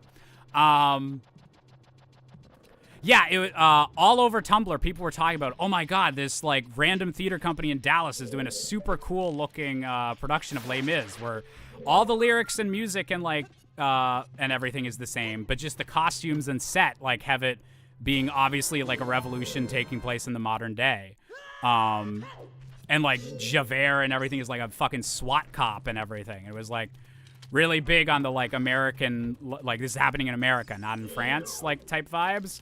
And so everyone was like, oh, this is so cool. This is so cool. And it was just some places doing this. And then when you actually looked up where it was Dallas. And literally during when it was going to be running, me and all my YouTube buddies at the time were going to Screw Attack Gaming Convention in Dallas. And the theater company was literally 5 blocks from our hotel. So it was the easiest thing ever for me to get really good tickets and just go one of the convention evenings to go see that. And then on the flight back, I got trapped in New York by thunderstorms for 3 days. And that was how I got to see a Broadway show for the first time. Is that when you made the RFC going to SGC and getting KFC video? Yes, that was the convention that video was for. I'm talking about London, UK. I saw the original Les Mis in London whenever I visited there in late 2017? Yeah, it would have been November 2017. And then for musicals I've been in, I played the Nazi Butler in Sound of Music, a cheese grater in Beauty and the Beast, Ash, the lead in Evil Dead the Musical, Moonface Martin in Anything Goes, which is like a 1930s musical. What was next? I played Clayton's sidekick in the Broadway version of Tarzan that we put on in my university. Mr. Twimble in How to Succeed in Business Without Really Trying. And Professor Callahan in Legally Blonde the Musical. And I got cast as Gabriel in a production of Next to Normal, but then that production fell through because of like the Canadian rights to that musical were like having weird legal issues, and we just flat out couldn't do it. So that was a sad one because I really wanted to play that role, and now I'm too old. Groovy. Do I play any instruments or just singing? I know how to play guitar, like campfire chords style, which is really nice for songwriting and everything. And I play drums a decent amount. And like, I can't play piano, but because of learning like xylophone stuff during like my drum education, I have a decent knowledge of like piano music theory and everything, or like composing music theory for that. How to Succeed in Business Without Really Trying. Okay, gotta look that one up after this. That's a really fun musical. And it's a very interesting one because it's a musical from the 60s, and it started out just being like, here's a goofy comedy about like men working in the workplace. And all the crazy shenanigans their secretaries get up to. And then every time it's been revived, or like every time they've kind of like modernized it, it has to be a bit more like of a satire of like, oh my God, these idiots don't think like the women can do anything they can do type thing. So it's like literally came out during the Mad Men era, and now when it gets put on, it's like a Mad Men like satire of the era. It's a interesting like kind of direction for a musical to go. Like being kind of genuinely 1960s type of sexist, and then turning into becoming like a parody of 1960s sexism, but without actually having to change that much.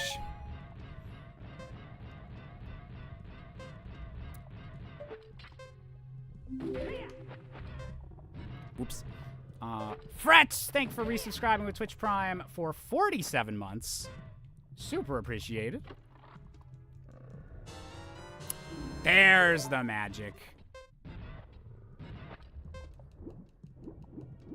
Chaperone would kick ass in a musical. Yeah, she very much like has like the musical theater kind of aura already. Just to clarify, that's not just a fancy way to say gay. Just for the record, that's not the angle I'm going with. I didn't go up here yet.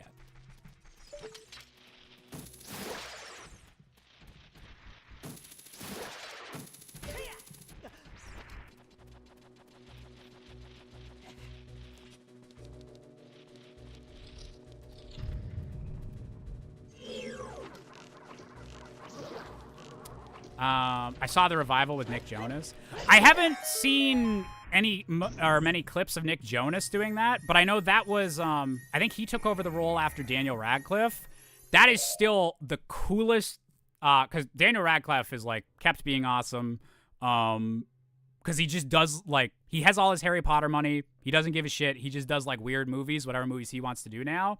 But I still think that is one of the coolest things that an actor has done, coming directly off of filming the last Harry Potter movie and just being like, I can do whatever I want. I'm going to be the lead in an incredibly dance and singing heavy musical to prove that I'm not just like Harry Potter. Coolest shit he could have done. Like, he could have just done, like, I'm going to do a serious acting role, like, with a serious director. But he was like, no, I need to show everyone that I can learn to dance, I can sing, I can do all this shit. It's very cool.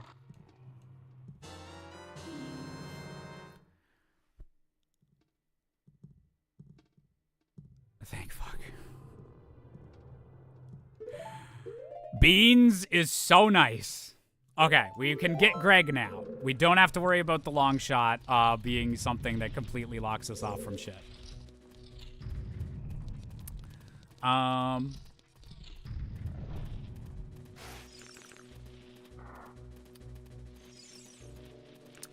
understand Chaperone. Like everything I've heard from her is forgettable 80s style soft rock.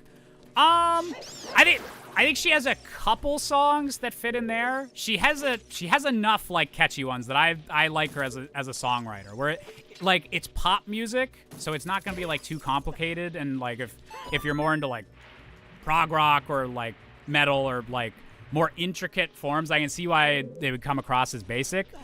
But for pop songwriting, she does some really cool stuff, and she does do like she has some vocal technique or like just like a bit more like kind of vocal training, like, oh, she can do little opera like things and stuff like that. That makes her interesting. And the fact that she writes her music is a big plus in my book. Yeah, just through here. What's wrong, Bob? Where'd you go? Wait, where are you?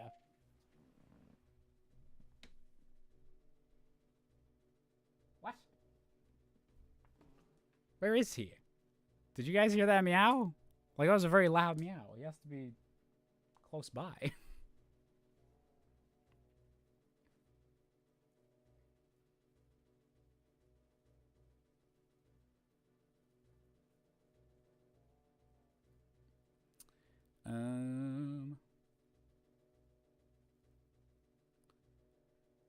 Heard Pink Pony Club and Good Luck Babe. They all sound like songs I would have changed the station to if it would have come on when I was a kid. That's fair. Yeah, Good Luck Babe does some like interesting songwriting stuff that I really like, and Pink Pony Club I just kind of like as a banger. But yeah, also I think also a bit of her like novelty is like bringing back some of the 80s sensibility other than like just synth stuff. She's just in like a bit of a different zone than a lot of the pop girlies doing stuff.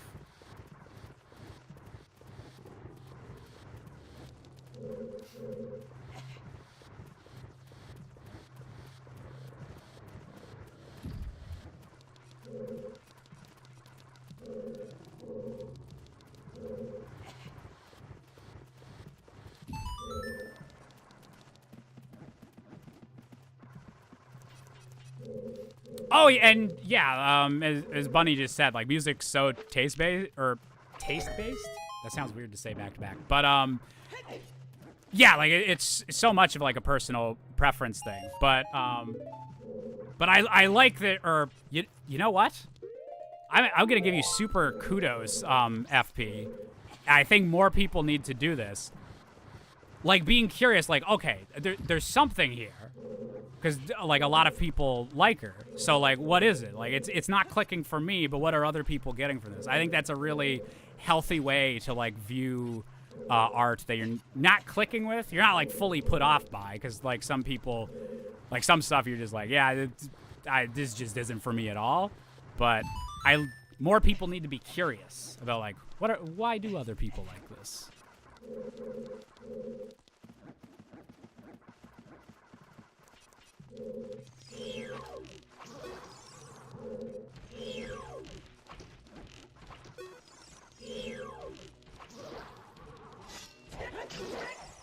What's wrong, bub?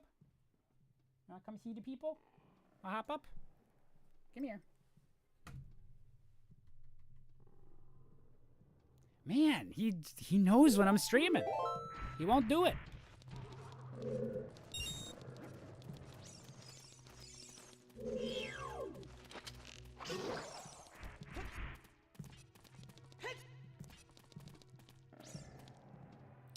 Big drop for a lot of the queer women who like her. She's actually making fun music about being horny and not the kind of sad acoustic stuff that's very widespread among lesbian songwriters.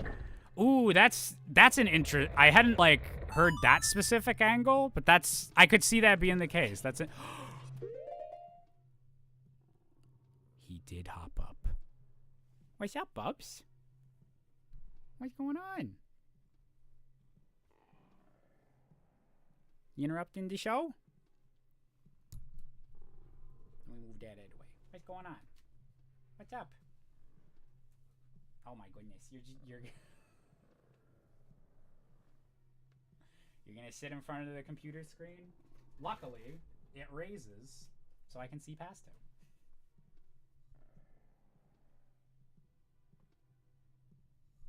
What are you doing? You're just out of camera frame. Come here. Oh, you silly boy. Oh, you good boy. What a good bub.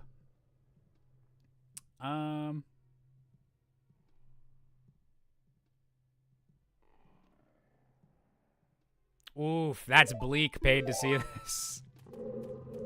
That is bleak.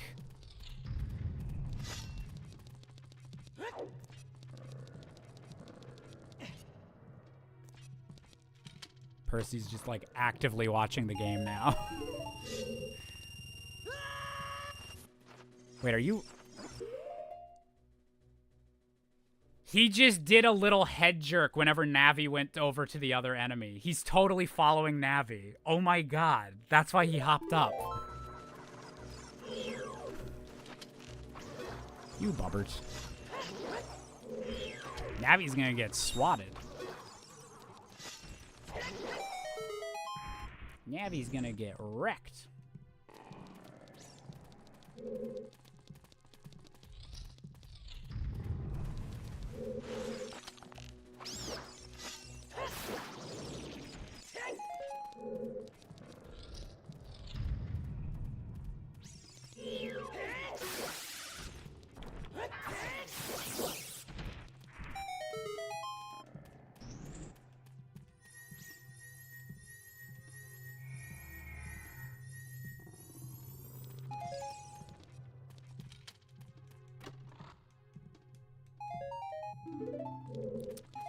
Okay, $20.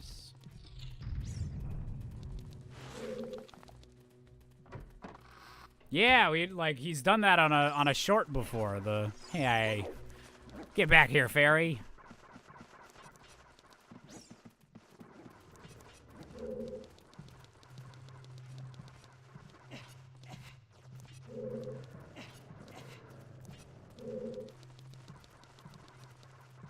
Navi-shaped laser pointer. He loves laser pointers.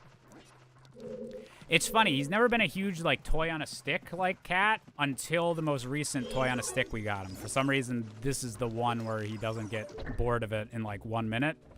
But laser pointers, he's always been, like, crazy for.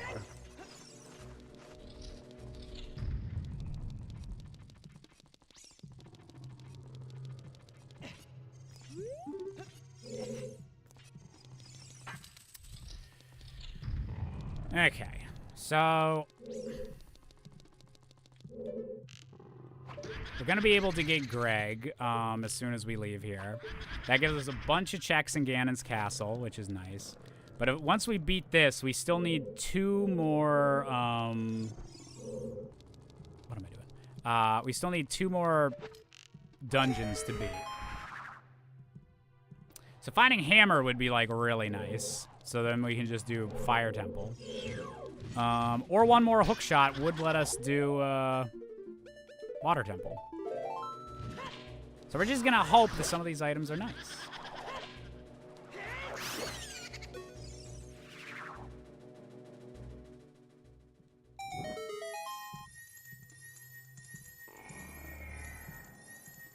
Gonna watch that Flow movie. Oh, I need to see that. I approve of kitty cat movies. There's our first bomb bag.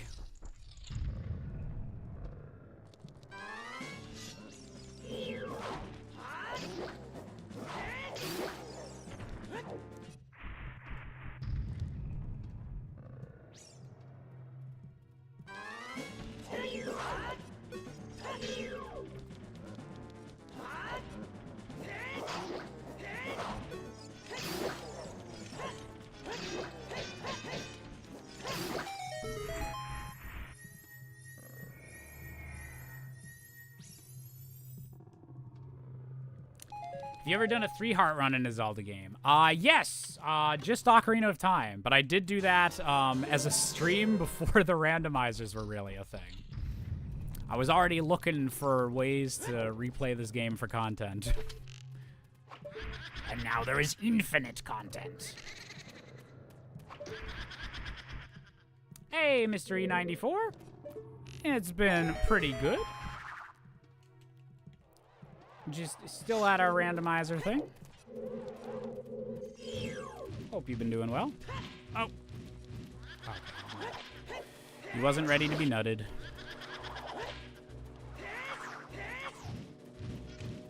Excuse me.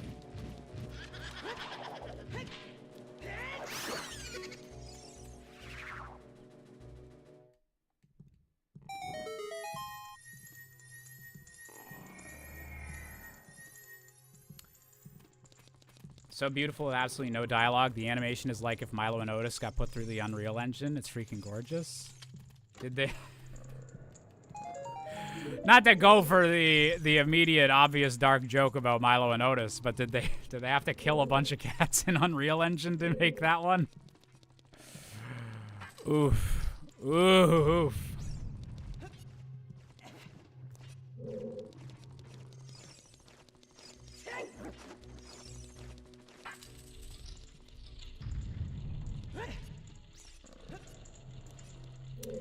Contrast between this and the other runs is pretty stark regarding the number of hearts you have for 3 hours in. Yeah, we've been getting jack shit for heart containers.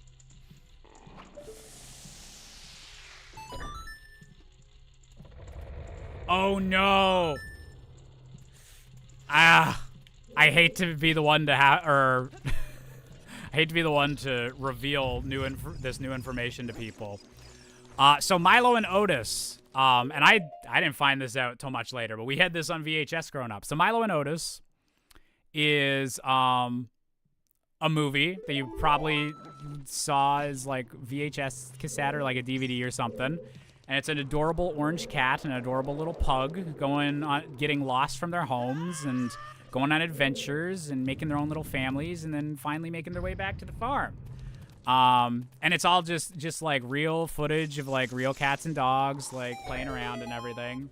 And wandering through the wilderness and their adventure back home. And little like voiceovers of people just talking like, oh, this is Otis's voice, and oh, this is Milo's voice. And it's like British voiceovers. So you think it's like a British movie or something, or at least that's what I assumed as a kid. Milo and Otis was originally a Japanese film that got dubbed and released later in like America and the UK and everything, because it's just animals. You can just change what the voiceover is. Unfortunately, Japan in the 80s, and probably a lot of places in the 80s, but especially Japan in the 80s, absolutely no rules about how you should treat animals on film sets. Oh, wait, does the Japanese version not even have, like, the voiceover? Or, like, they've got human voices stuff? Because they're not, like, I don't think they're talking in the other one, but they definitely have voices. But so anyways, a lot of kittens and puppies were just flat out murdered in the making of Milo and Otis. And I'm so sorry if you ever watched that movie as a kid and did not know that. There's, like, I think the famous example is they get like swept away during a river flood is how they like eventually get or originally get lost. And to get that footage, they would just toss kittens in the river and puppies in the river and see if they could get good footage of them floating down the river. And they didn't really care if they were able to get the animals out of the river at the end of it. It's super duper fucked up. It is like legit one of those movies where it's like, you just like don't want to rewatch it, like knowing that. Yeah, it's and so like now like that's become one of those like things that's spread like a bunch on the internet. So now like when most people bring up Milo and Otis, they're doing it to bring up how fucked up the creation of that movie was.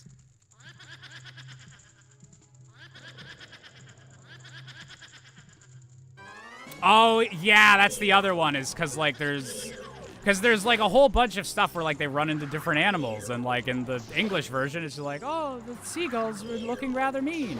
But they, like, actually let some kittens get, like, attacked and killed by seagulls. It's super duper fucked up. Yeah, we're gonna change the topic to, like, something a bit lighter. But, yeah, if you ever want a really depressing read, the Wikipedia page for the movie Milo and Otis is, oof. Very, very oof.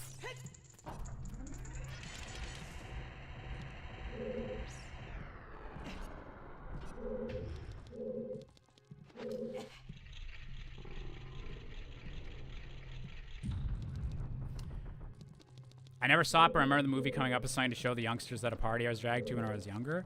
And I think that's, like, the thing, is that people didn't know any of the behind-the-scenes stuff on it until, like, the internet became a thing. So it just was like, oh, it's the cute movie about puppies and kitties and everything. And, like, yeah. If you just watch it, like, you assume they were being safe when they got all this footage. There must be someone there to make sure that this bear doesn't actually eat this pug when they're interacting on camera at the same time. Right? Does Lens of Truth work on May? I'm not sure, actually.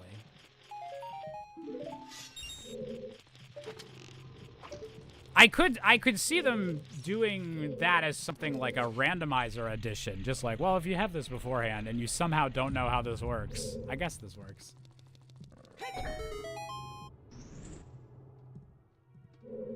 Better tidbit about animals in movies is that dogs need their tails to be CGI because they wag too much when they're doing a good job. Aw.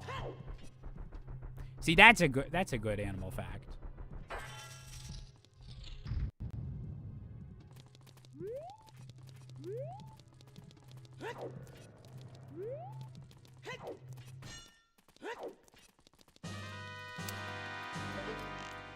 All right, speaking of puppies in dangerous situations, let's fight Phantom Ganon, Mr. Green Dog.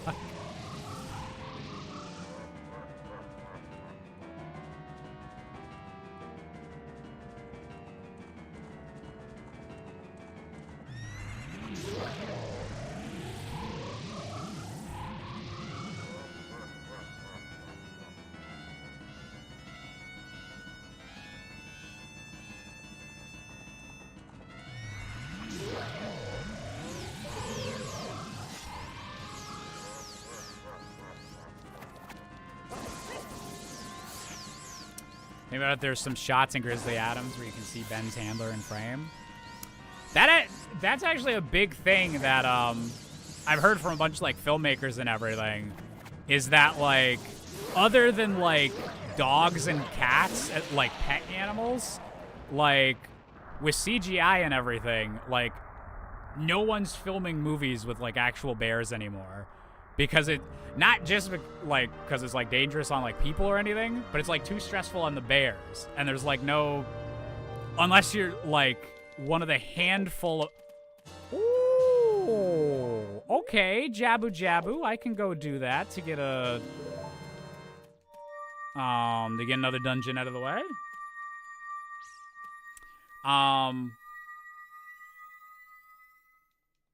Yeah, like, other than, like, the animals you can train, like, super duper well, or, like, horses or something like that, like, most animals, they're just like, yeah, we're just gonna CGI that. Like, it's not worth it putting a bear through, like, all that stress of, like, not knowing what the fuck's going on. I'm just gonna save and quit, yeah.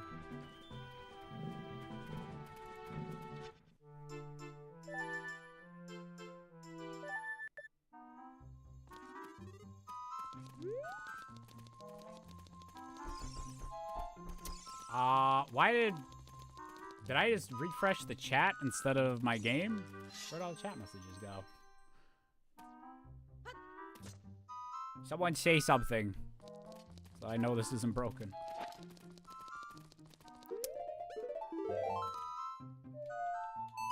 Oh, there we go.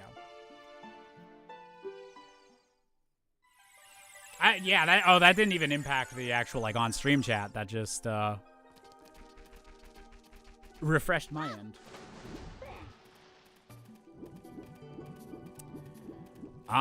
Okay, so we can do Jabu. And we just need one more dungeon. Percy, Percy's like full on sprawling on the desk, and he's like kind of kicking the mouse away from where it's supposed to be. Oh yeah, it's just a red rupee there.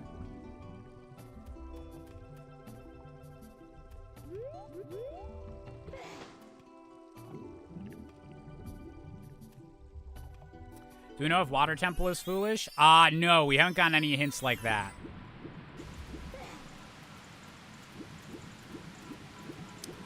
Oh, shit. You had asked me a question about a new hint they should add. Luxray, could you repost that? I lost that in the refresh, but I was like just about to answer that. You have the beans now, so that opens things up. It does. It means we can get the green rupee of eternal glory as soon as we beat Jabu here. Which means we can get into Ganon's castle, which opens up a bunch of checks. We could try to do Water Temple. I forgot my fish.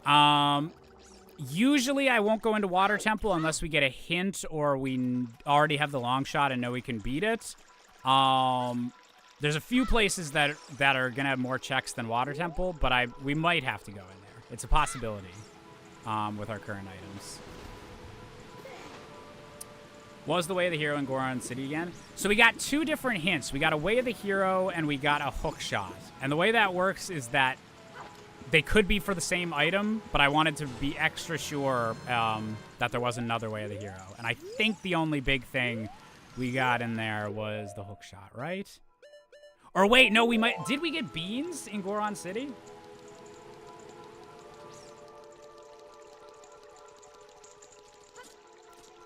Or no, that was in Forest Temple. Never mind, sorry.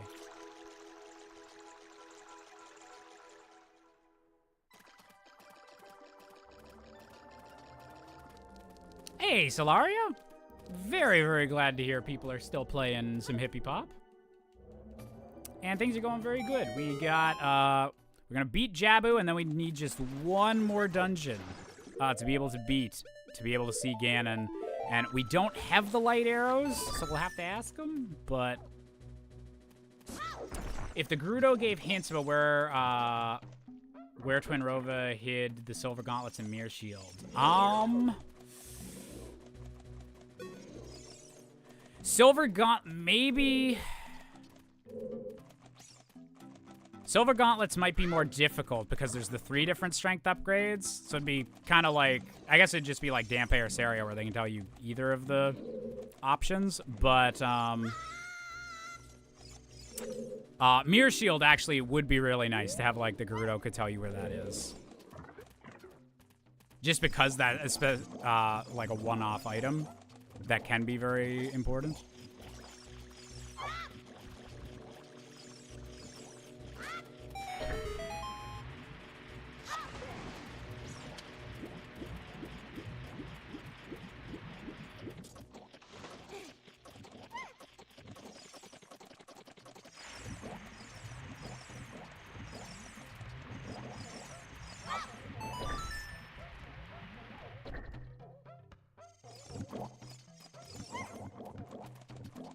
Hey, Tim. The seed's been pretty nice so far. Oh, Percy. Percy's standing up in front of the screen. He's okay, bub. He's okay. How you doing? How you doing?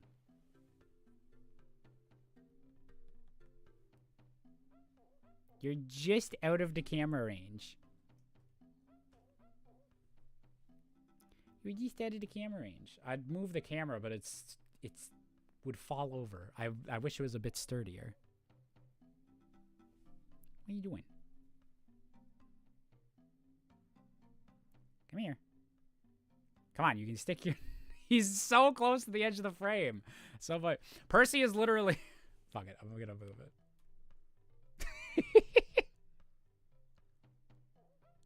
He's like, what the fuck?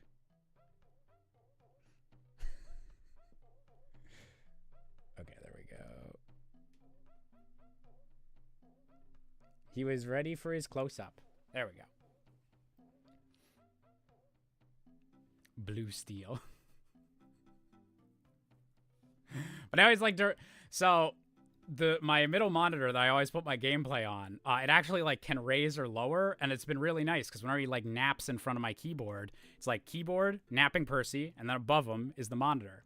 But now he's like he's doing his little cat sit, like just in front of it. You're in front of it. You gonna go down? There we go. Good boy.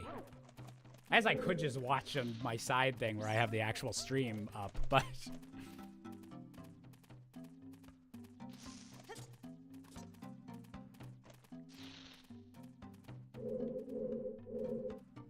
He's a good bubbers.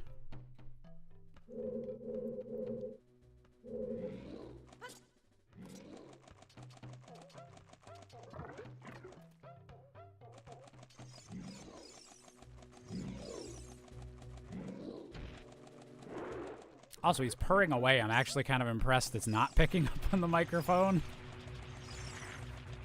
As it's pointing the opposite direction, but...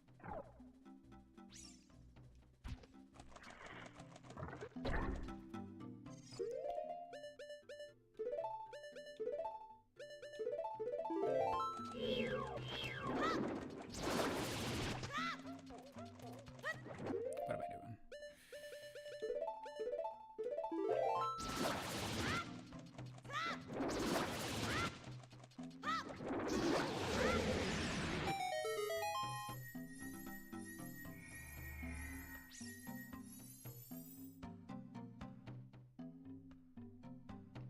Oh, yeah, Luxray, you don't need my permission to give like examples of a hypothetical feature that doesn't tie in with the no backseating thing. We need a little bit more chillness in the chat. A little less spam.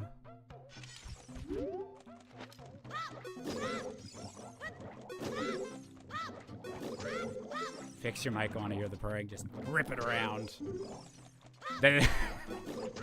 Actually, probably would be preferable to just have purring and me be very low in the background.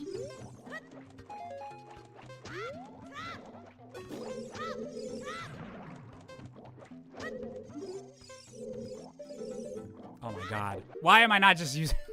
Get so distracted by stuff in chat that I forget how to play video games. I forget how to be a gamer.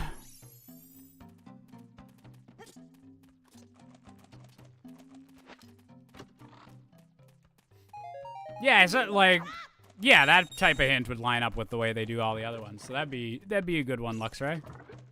Did she disappear immediately? Fuck.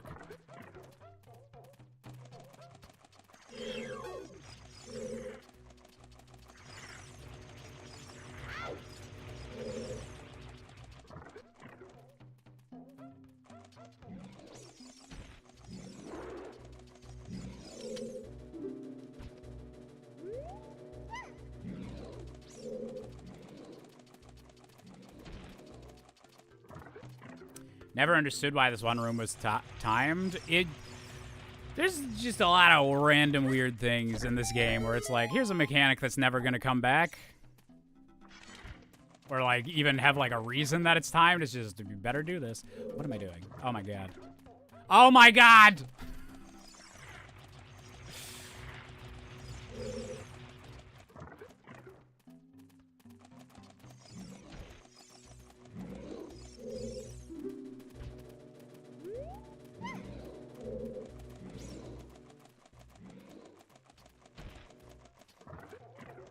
"30 seconds till Jabu burps from indigestion." Honestly, better than 30 seconds from IBS. How did you lose a woman? I forgot to cherish her. What's that from?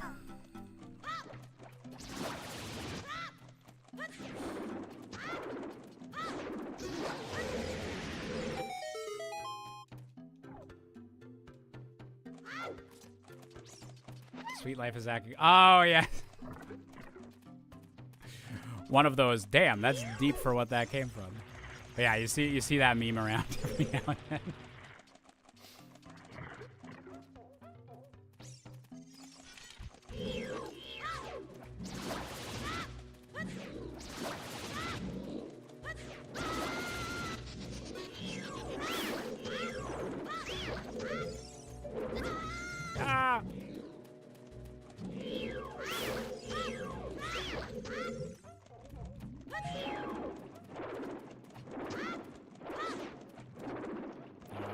Go in the actual direction, please. Thank you.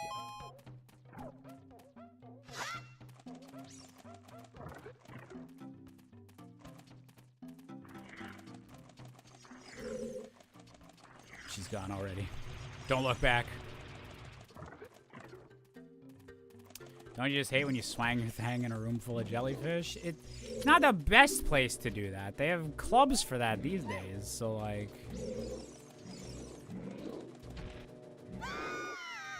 Did you mean to leave her in there? No, but I think timing-wise, it worked out pretty similar. Whereas like, I guess she's in that room anyways. Wow, we actually have a vanilla sapphire.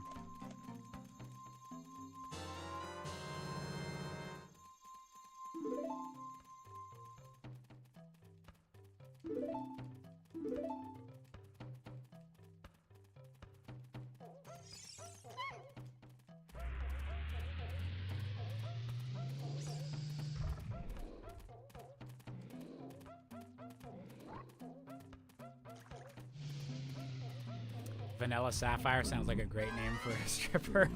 Vanilla Sapphire sounds like the classiest of strip clubs. Ooh.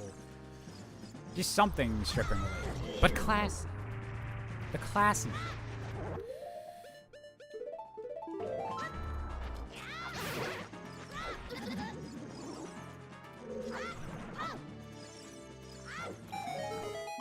Thoughts on the dumpster fire that is the upcoming Snow White?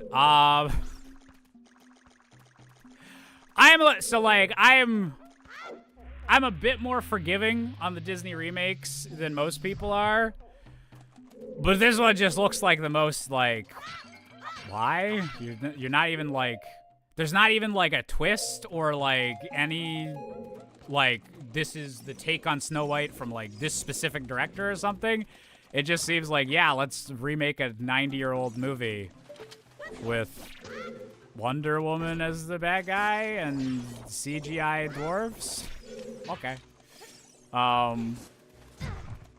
Yeah, just, like, it looks like the most kind of, like, needless one yet.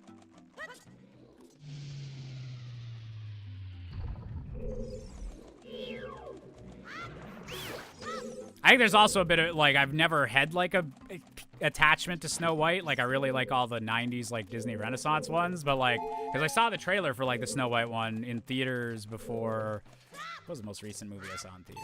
Oh, it would have been Mufasa, actually. Mufasa, I went in with low expectations, and I liked it better than I expected. So that was good. And I liked the songs in it. But they did the Snow White trailer before that, and, like, they're singing the songs, and I was like, I don't know if this is a new song or if this is from the 30s one. It's just not connecting with me.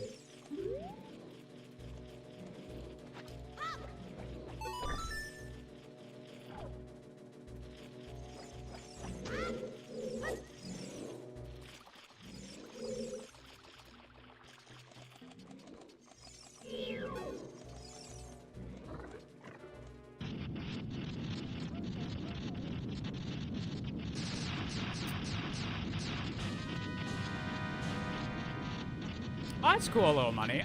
The Little Mermaid, yeah, the Little Mermaid movie it was all right. I think I still prefer the animated one, but it was one where I don't think it was as bad as people were hyping it up. I think people were just, there've been so many like of the live action remakes that it got a bit of extra flack.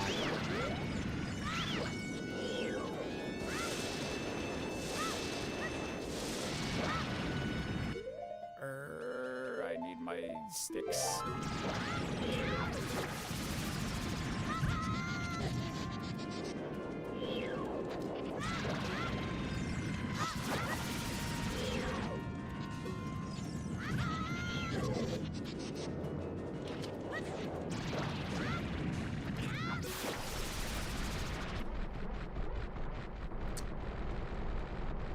How's everyone feeling about the How to Train Your Dragon remake? I'm so freaking excited. You guys have no idea. It comes on my birthday. I hope it's good.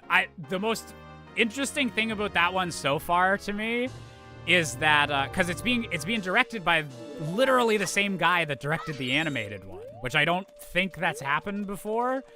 And people were asking him, like, why did you want to direct this, like, movie twice? Like, are you doing, like, a big new take for, like, the live action one? Or, like, was there any big things you wanted to change? And he was basically like, well, they came to me first and they asked if I wanted to do it. And I realized that if I said no, just someone else was going to.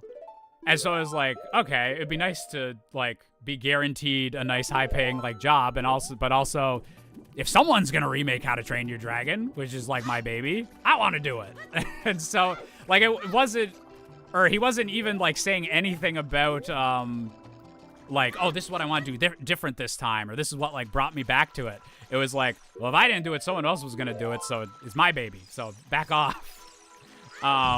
Which I think that's, like, a decent perspective for, like, an artist to, like, have, where he's, like, recognizing, like, how big blockbusters of, like, Hollywood works, but he's also like, yeah, I want to do my best on this and everything, but it's my baby. I'd rather I did it than someone else.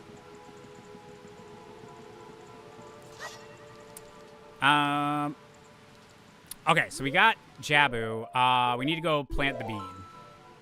And then we're going to see if there's anything super useful in Ganon's castle that'll open up another dungeon. And see where we go next.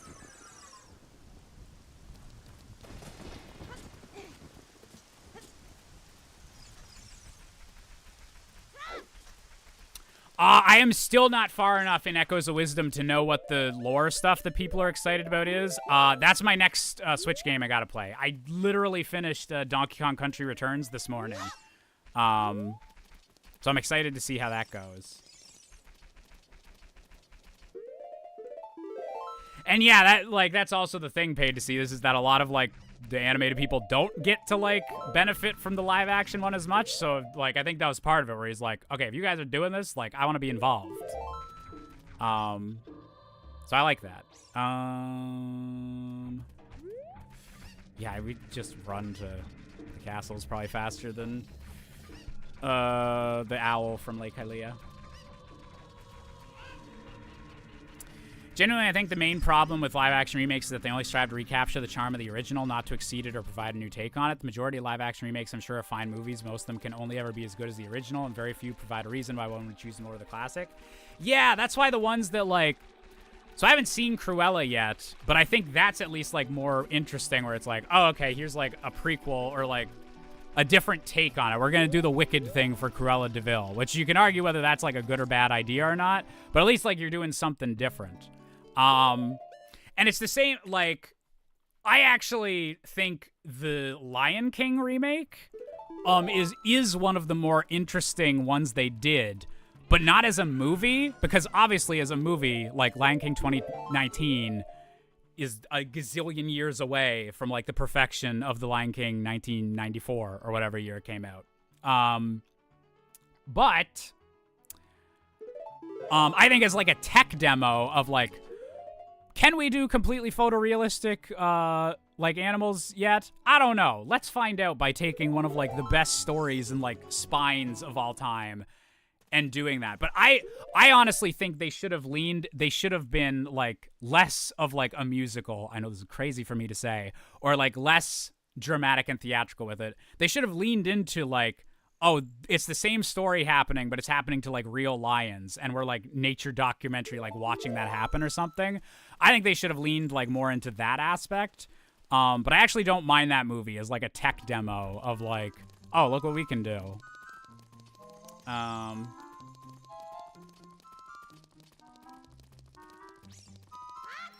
Or Maleficent actually would have been a better example of that, Ken. Where, yeah, they're at least doing, like, something new with it, or there's some kind of, like, vision, or you have, like, an interesting director that, like, wants to do something with it.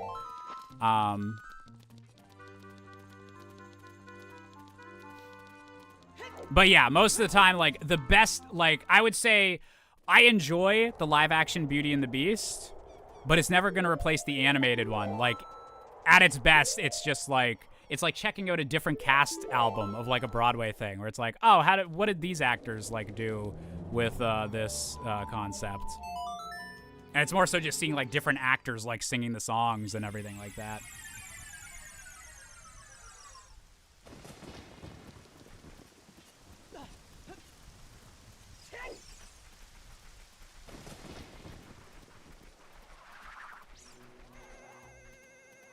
Most remakes are good movies, but they're good movies I can already watch.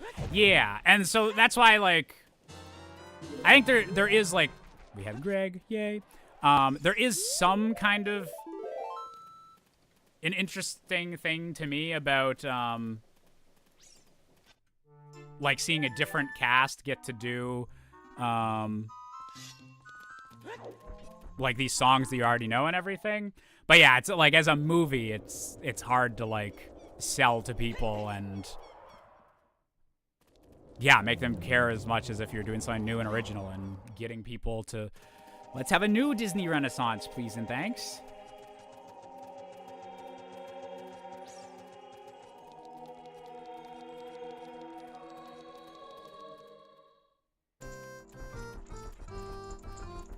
Favorite example of the live-action reimagining thing, though, is Tim Burton's Alice in Wonderland. That one was, like, early enough that they weren't, like, directly copying any of the... Or they weren't, like, super directly copying the original movie. And it had, like, enough Tim Burton-ness. That one, like, kind of, yeah, has some individuality to it. See you, Paid. Hope you had a good one. Oh, we got Ganon's Castle keyring. Okay.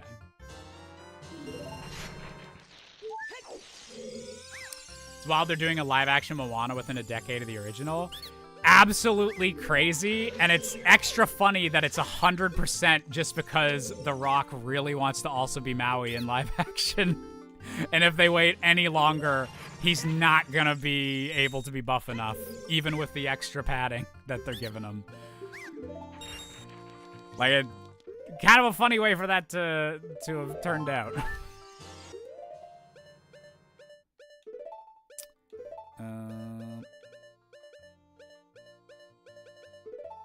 Sure. So those weren't a thing. Water temples got one.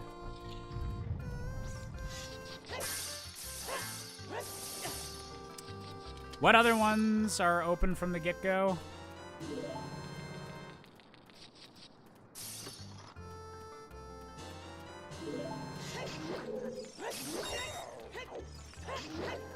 I think Forests has one.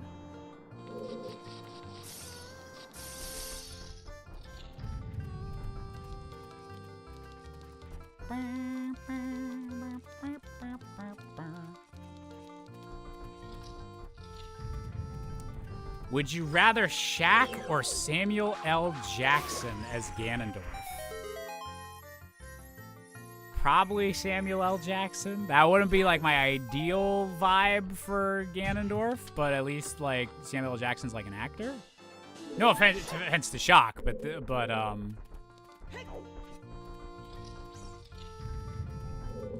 yeah.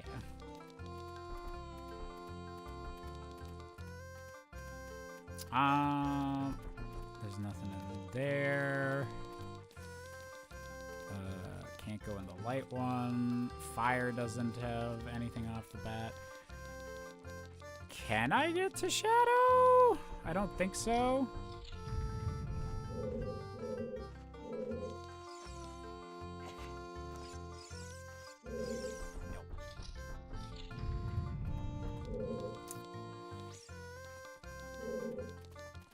Yeah, I guess that's all the ones in here.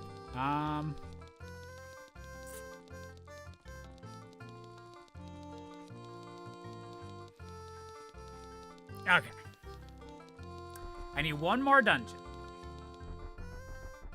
One more dungeon. Spirit Temple, a lot of stuff blocking that off. Don't quite want to do that yet. Water Temple, also not ideal to go in right yet. Bottom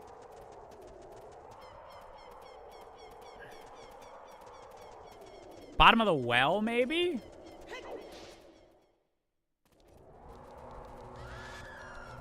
Who would I have to play Impa?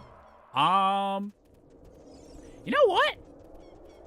Jamie Lee Curtis just popped into my head. She likes video games. Have you spoken to Ganondorf yet?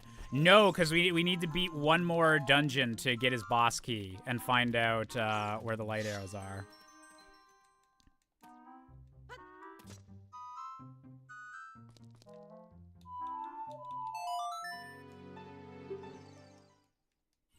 Also, I guess I can lower my monitor.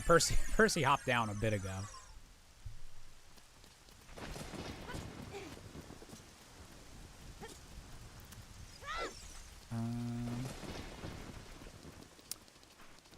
Oh, Michelle Yeoh would be a good impa. Madame Morrible takes a bit of a break from Oz, comes to Hyrule.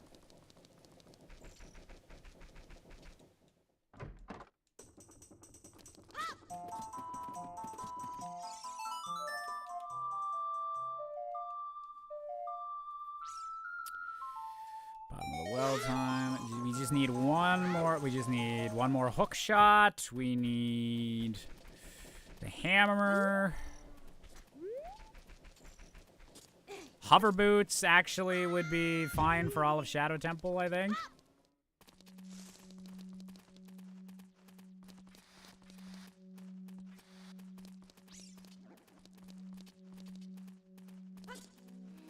Try being diplomatic with Ganondorf, see what we can do. Yeah, we'll see what we can get. I will invest 1.5 rupees on the border, and in return, please don't conquer Hyrule, Ganondorf.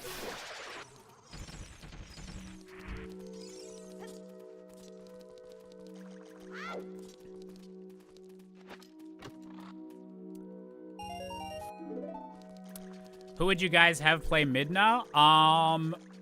Someone that doesn't have a Twitter account, so they never have to see the horrible, thirsty tweets that would be constantly spammed at them.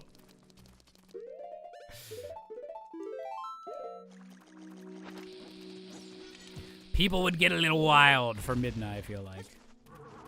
How often do you beat a seed without getting the Kokiri sword? Probably more often than not, I'd say.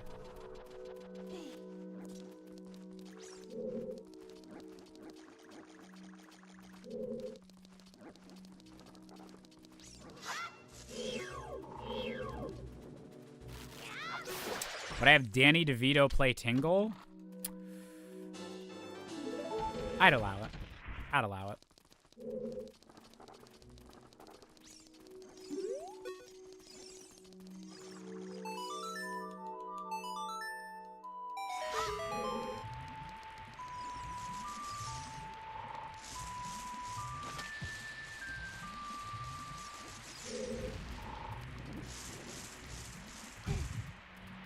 My GF should play Midna because it's gotta be the prettiest girl alive. Ooh. Prettiest girl alive. But if Chat's mom is busy playing Midna, then just collectively Chat's mom, not anyone specific.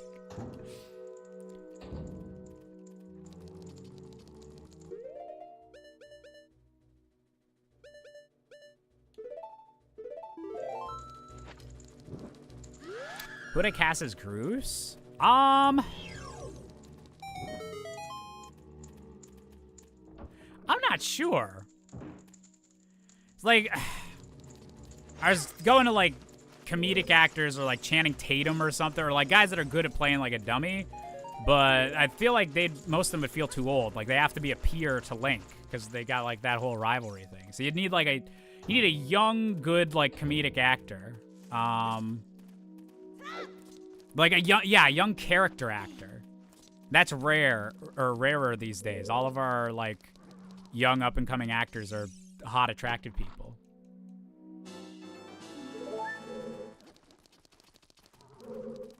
Why is it Fantasies playing Young Link? Would you allow that, Josh? Anyone in my chat gets first dibs on, for preference for a Zelda movie, if I'm put in charge of the casting. We'll see what the Kingdom of the Planet of the Apes guys decides, but...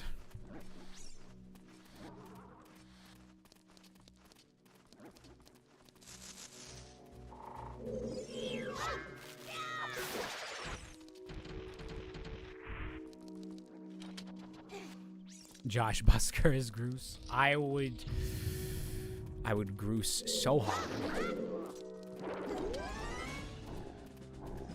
I'd shave the beard. I'd dye the hair red.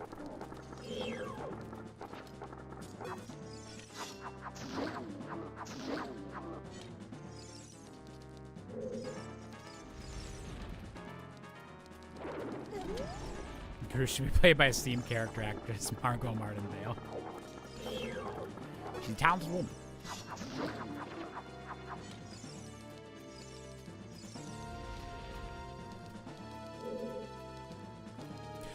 Margot Martindale actually wouldn't also be like a bad choice for Midna if they went for more of like the traditional like Idna or Impa design rather than like the Ocarina of Time like or Hyrule Warriors like badass warrior. Although Margot Martindale wants to do some badass warrior stuff, I'm totally game for that.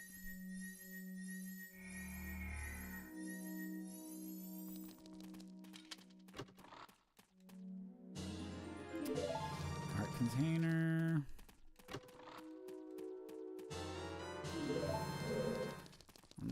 I'm just looking for just one good item.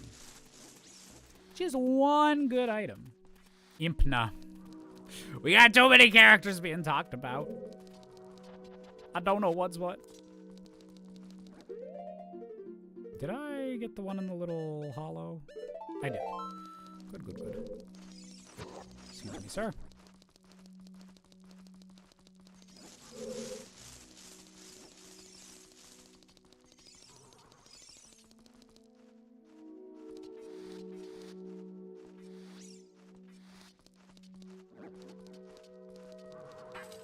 Bottom of the well sure has a lot of heart today. Yeah, we're, oh. Don't want to catch on fire. Finally getting some health. We kind of needed it.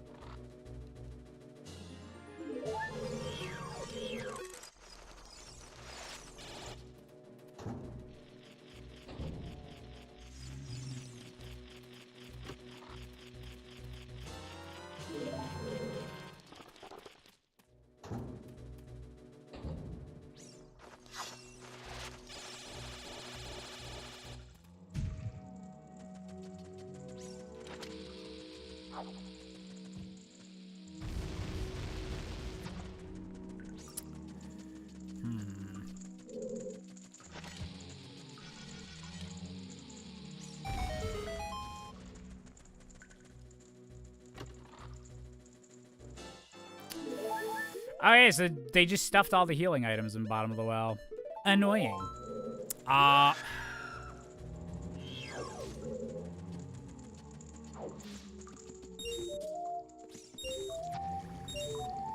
Gerudo Training Grounds is possibly next. I'm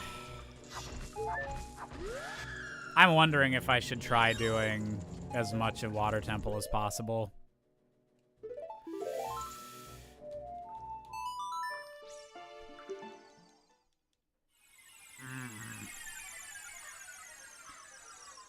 Yeah, I can go over to the Gerudo side and everything, but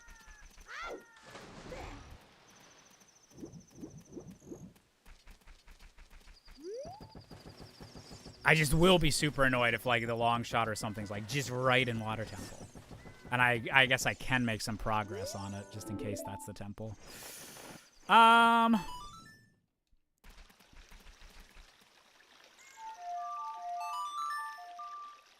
not sure.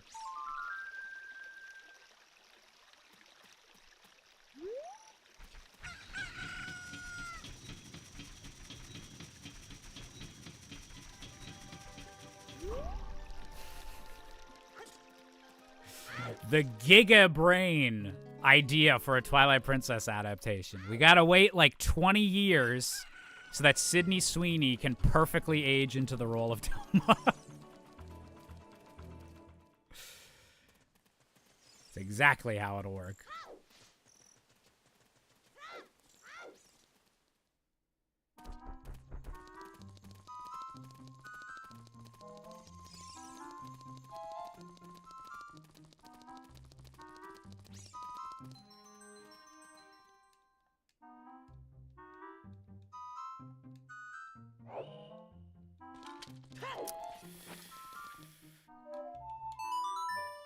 Okay.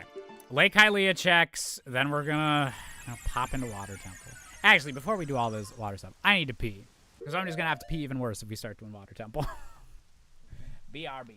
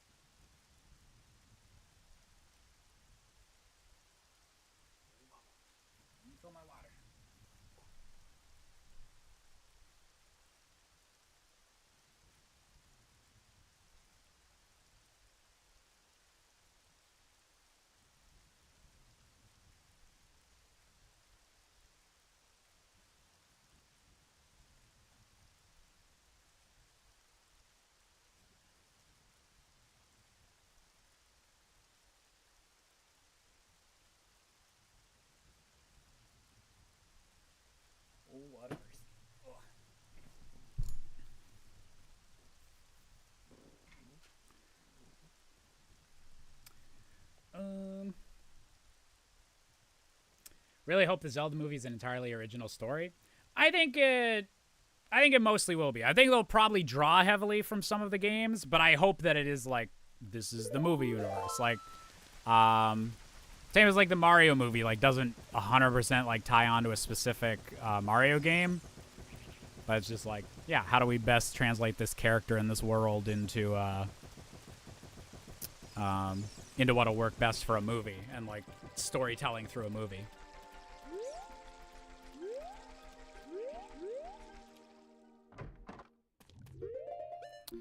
So I suppose, ooh, that's a vivid blue.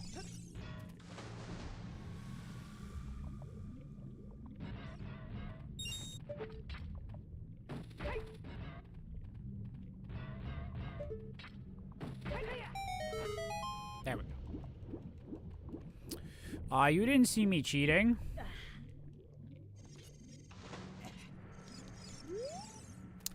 $1 million question, will Link become a furry in this one like in Twilight Princess? My guess is that's a sequel hook.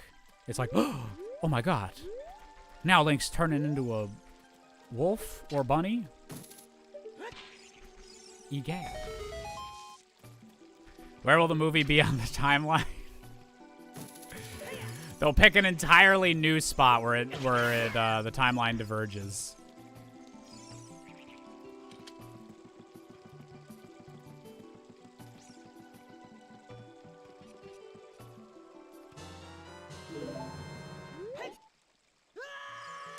That glitch is wild to me. How does that even work? I think it's just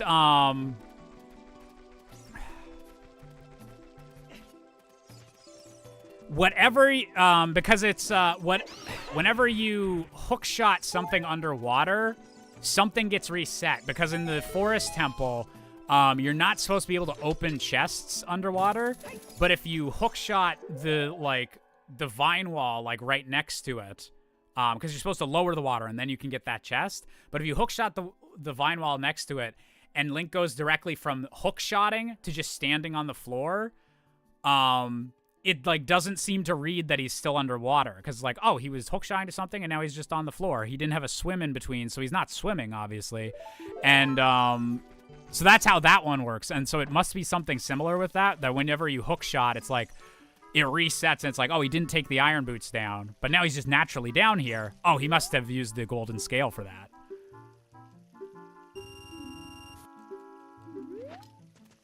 Movie somehow entirely ties Tears of the Kingdom and the timeline seamlessly, ending all debate over it. That would be an impressive feat. See you, Kai Zaid. Hope you had a good one.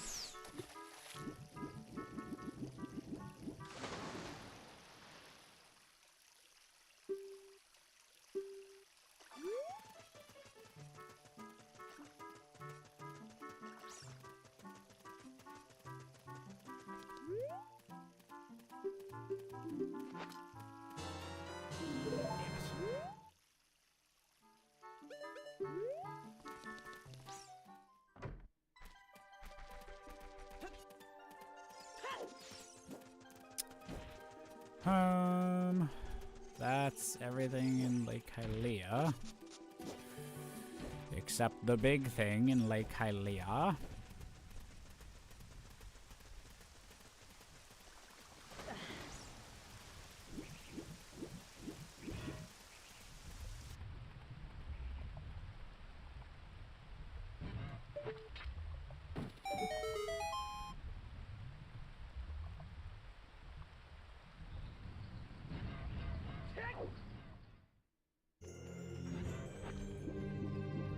Have you seen Beatles in Ocarina of Time, Josh? I don't think so. That sounds very up my alley.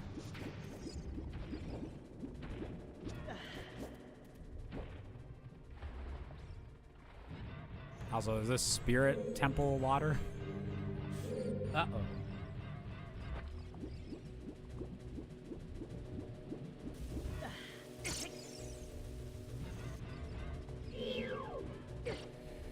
Gossip Stones in the back of Lake Hylia. Oh yeah, checking those might be a good idea.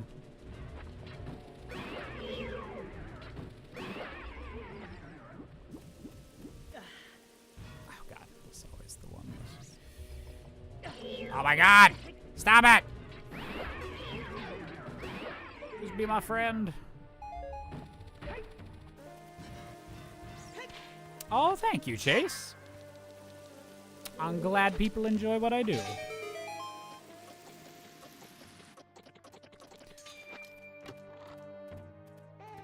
Ah.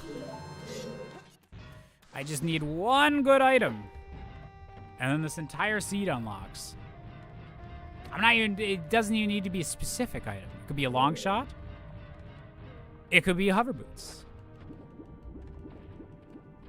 It could be mirror shield. I'd be a bit annoyed if it was mirror shield. It's a longer dungeon, but I'd take it.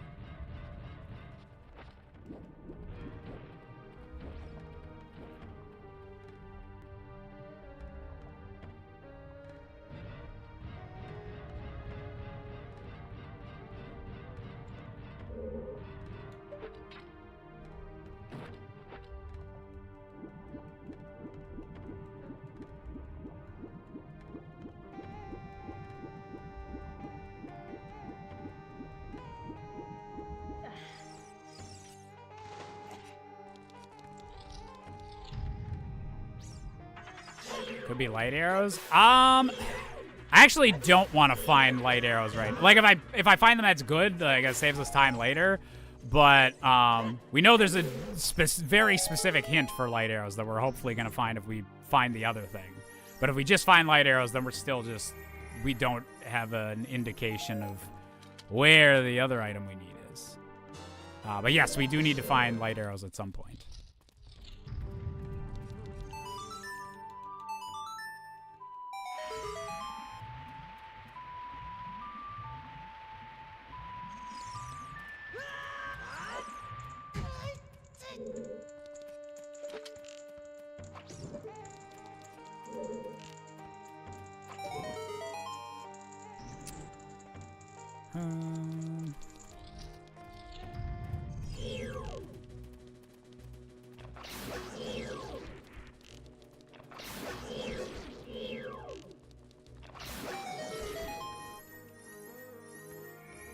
Water bombs like Twilight Princess would be super useful for this temple.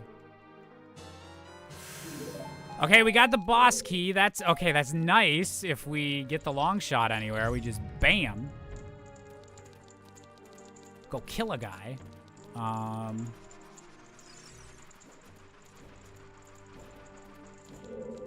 There's nothing back here, right? Oh, yes, that's a Sculptula or something.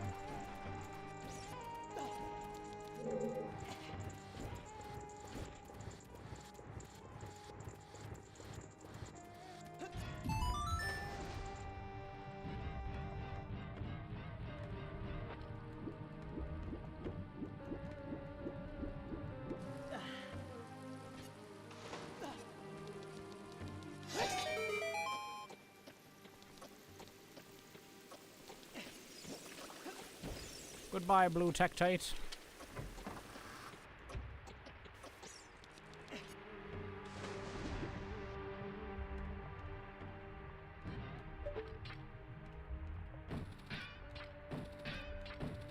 There we go.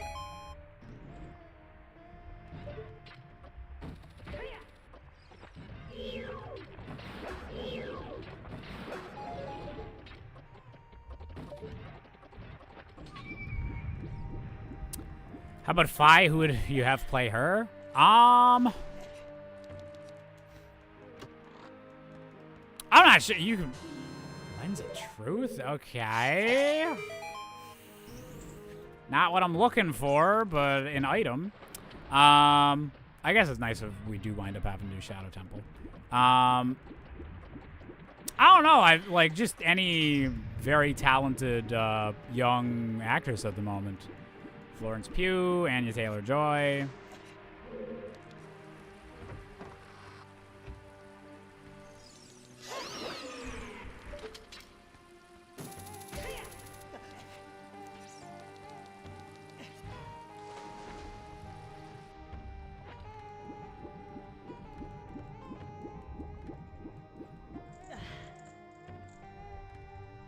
Or maybe all the blondes will just be fighting over who gets to play Zelda, and Fi would be like Alright, let's get a different look or body type or something like that.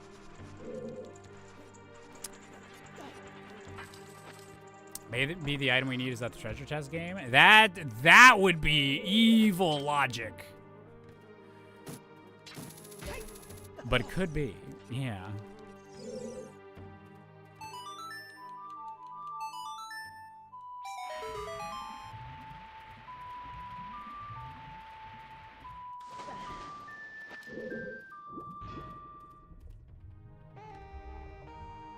Would you have played Navi or Ringo in an upcoming Zelda movie?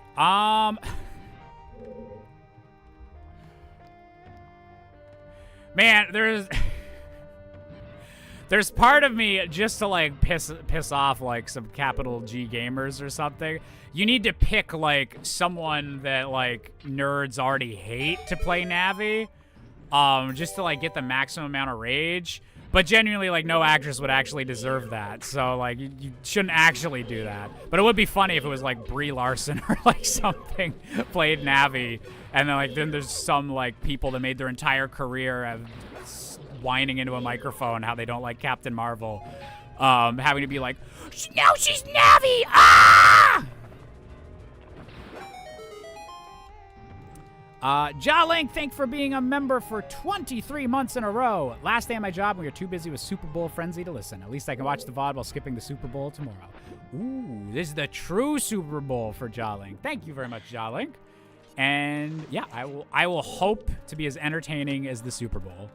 That is my...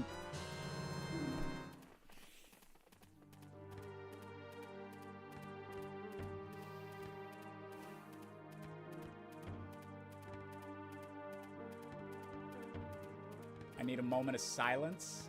I need a moment of mourning and grieving for the alternate universe Josh that went Gerudo Training Ground first.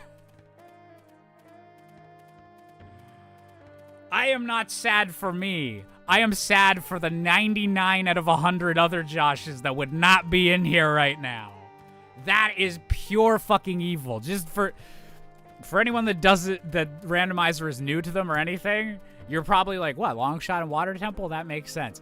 Longshot should never be in Water Temple in the Randomizer because you don't want to be poking around Water Temple if you can't fully beat it.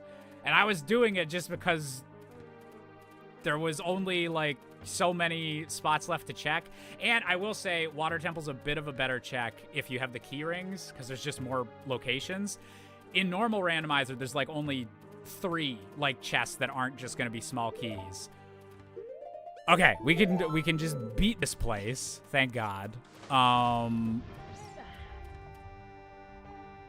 then go see where the light arrows are. Okay, we might be in go mode.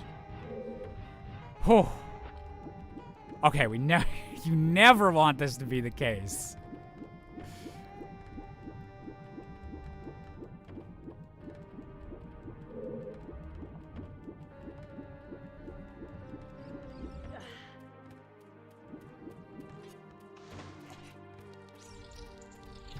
Okay. So we just gotta... Nope, that's just a chest. Like, we'll come back in here if we get the hint that this is where the light arrows are. Like, we can full get every check in here.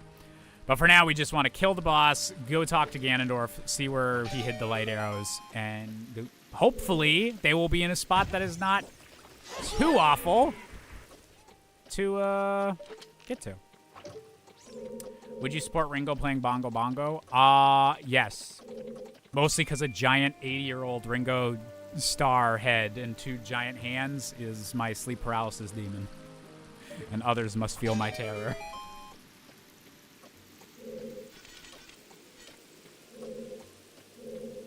That's a horrifying mental image. Oh my God.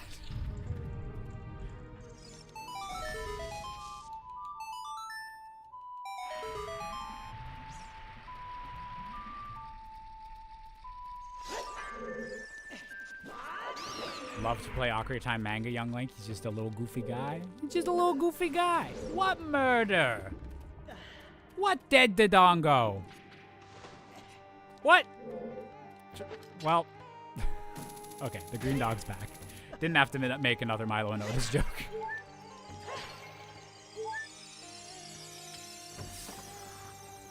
Probably should actually, like, grabbed a couple of those, but... Oh, well.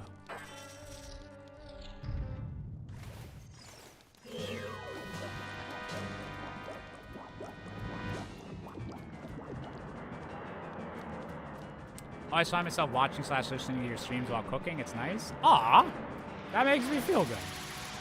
Like, I watch so many, like, streams as, like, just second screen content for, yeah, doing other stuff that I always enjoy whenever, or hearing the different situations where people, like, most often. Ooh, that was lucky. Okay, come over here, sir. Ah, you bastard. Oh!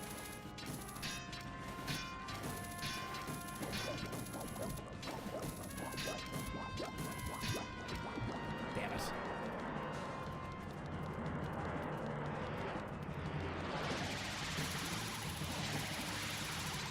Why is... Thank you. There we go.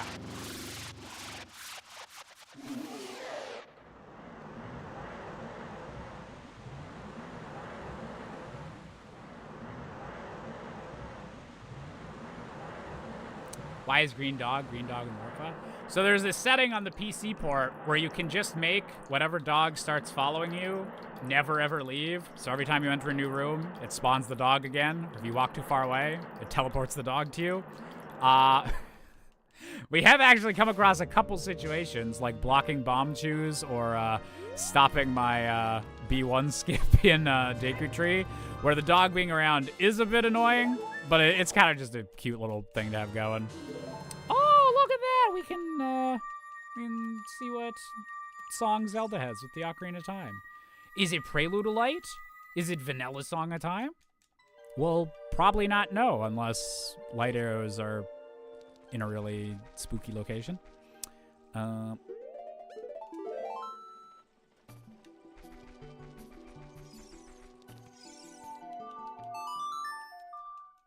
Just one quick little thing.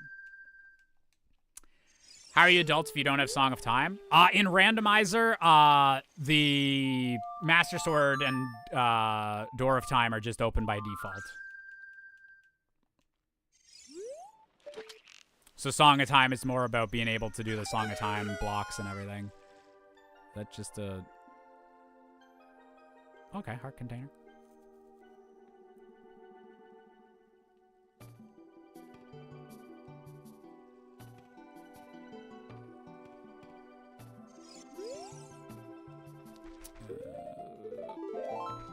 Actually, you know what? Might as well. We don't have the most amount of hearts, so just anything that helps.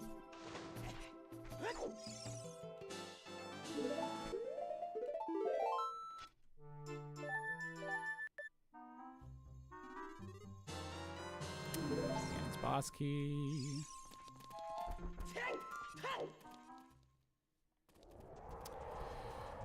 All right, we're doing the final rush up to him.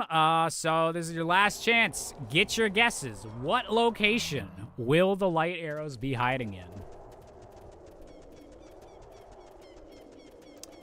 We got the lab already.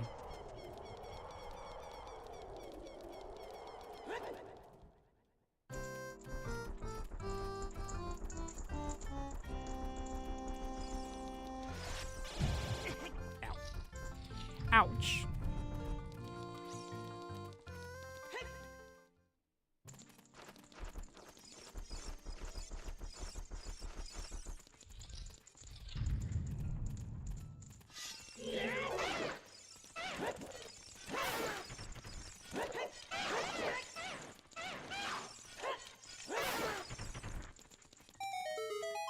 Somewhere in Fire Temple. Ooh, I wouldn't like that, because then we're locked behind hammers.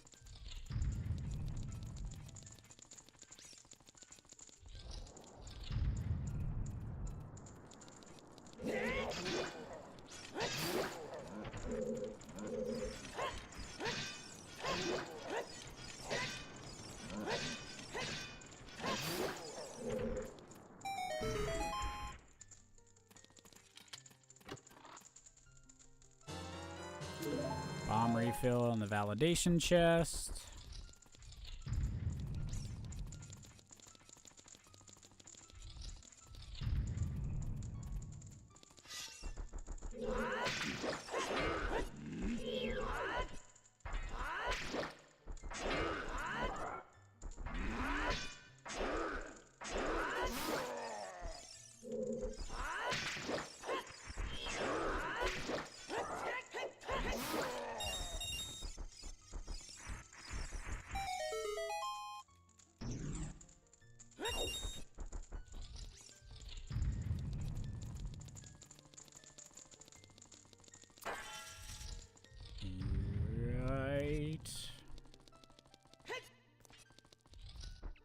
Don't have Ferore's Wind.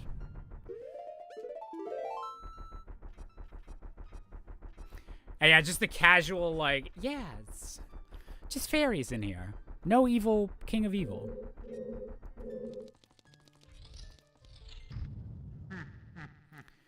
What you got for me, bad boy?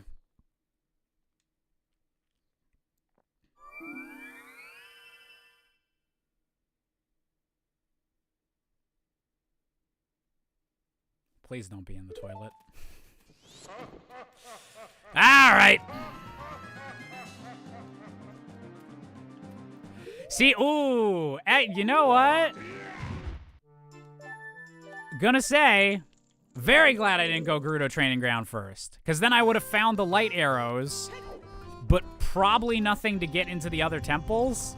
As then I'd feel like extra bad, like going into Water Temple, like, ugh.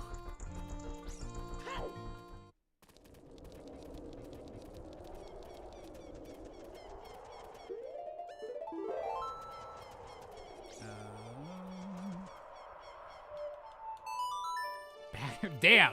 Might have done, like, more warps to Lake Hylia in this seed than, like, my last dozen seeds combined.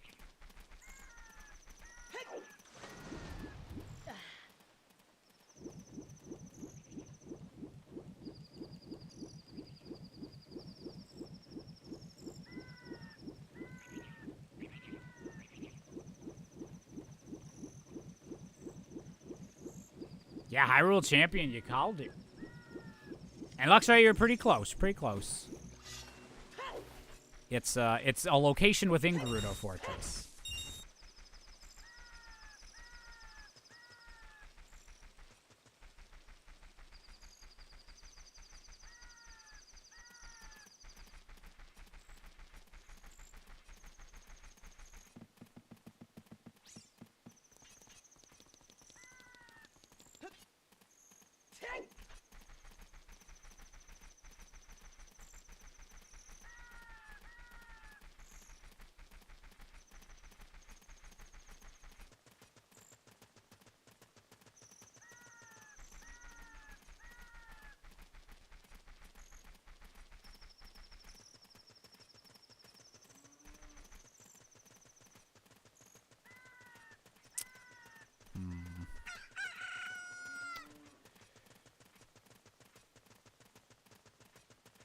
Shit, I actually...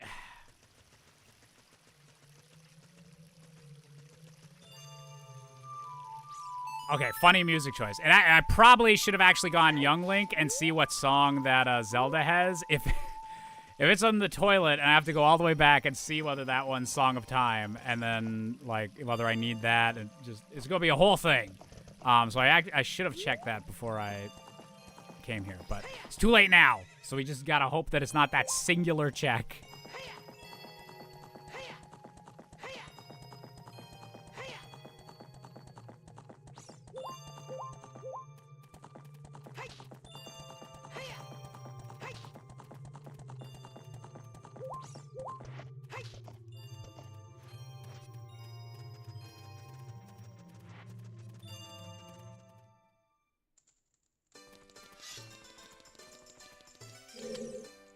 Wow, you guys are on a cheery time in here. Thank you.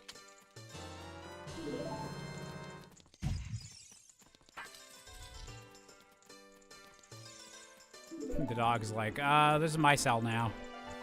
Sorry.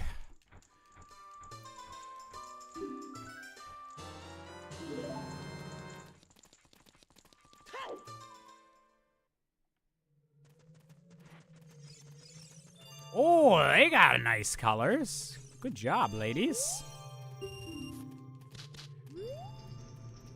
Come on, first room. Don't even make me leave the lobby. Be in just one of these two chests. Come on. You know you want to. You know you want to be nice to me.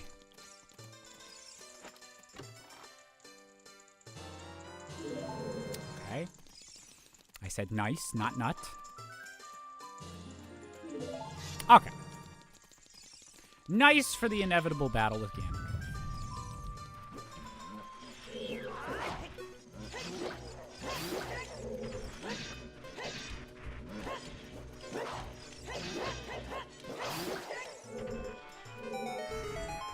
When's the Majora's Mask randomizer? I need to check how far along the PC port version is, but that is gonna be very soon.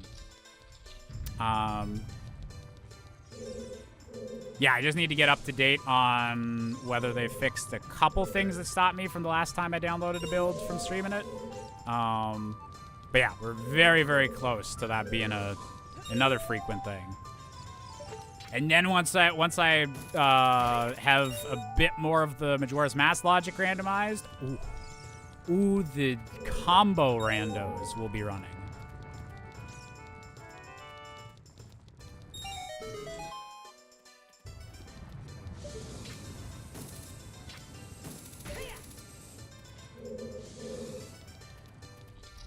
Green Dog should just be permanently doing infinite sword glitch, bigger on sword damage.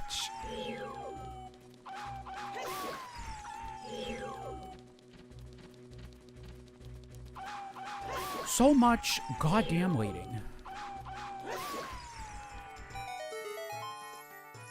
Right here, right here, right here.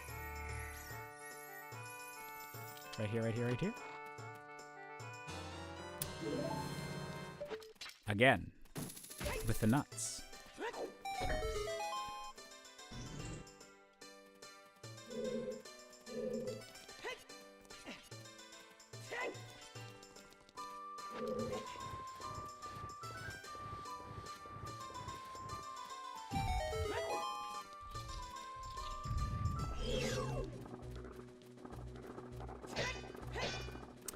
Combo ran, wait, someone said combo randomizers can get a little bit nuts. And that, what? So, there's Archipelago randomizers, right? And that's when you, like, have a whole bunch of games, like, tied together. And you have their item pools randomized.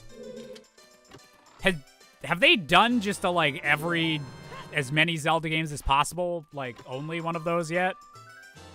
I feel like I should have seen that, like, as like a clickbait video or something. I randomized every Zelda game together.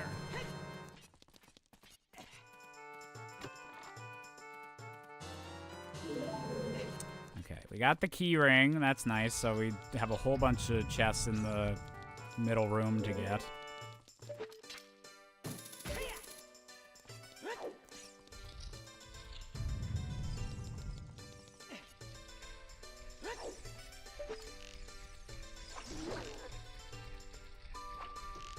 I think we got a hint this might be a piece of heart. I swear to God, if my memory retained that, but I can half the time forget what I was doing a room ago, I'm gonna be upset.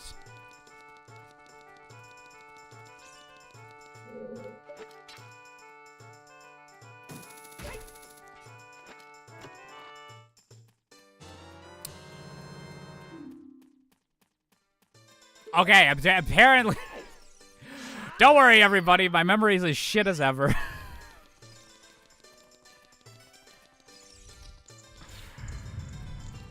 Oh, dear.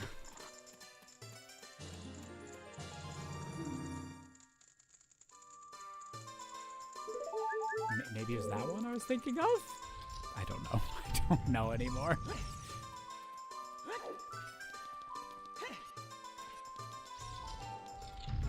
Randomized every Zelda game together, and it was an adjective. Me. Good for you, anyway. As someone that plays a whole lot of randomizers, I cannot judge anyone for like weird challenge runs or like or anything like that. But I do get a kick out of like some of them where it's like, I beat every Mario game while eating an egg salad sandwich. Here's how it went.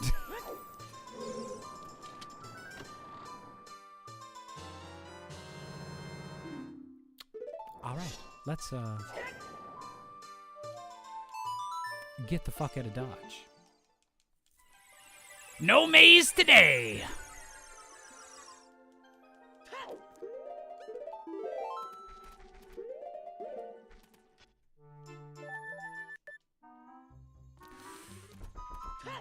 Can we beat 420? Can we get sub 420? Oof. If I'd had that Ferore's Wind earlier, maybe. This might, no. I think it's too long.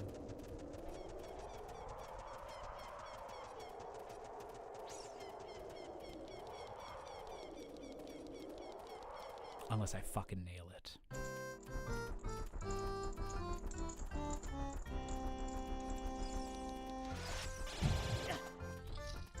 Just hate the clickbait titles that YouTube insists people use these days. Look, as someone that got, like, was very frustrated with the clickbaitification of YouTube in, like, 2017, like, 2016 era, and would now give, like, anything for things to just be back at that level, I feel that. You just... And it's not even all, like, objectively bad or anything, but just YouTube's... There's some stuff that I feel like is objectively worse than whenever I was, like, starting on YouTube or my earlier years of YouTube. But, it's just so different in general. And so different from, like, my ideas of, like, what YouTube should be or is and everything. So it's interesting. There's a video that keeps getting recommended to me that is beating Ocarina of Time while avoiding speaking to women. Let me tell you, as a recently single 24-year-old man, I can relate. Oof. That, I might have to watch that one. Wait, how does that even work? How do you avoid talking to Zelda?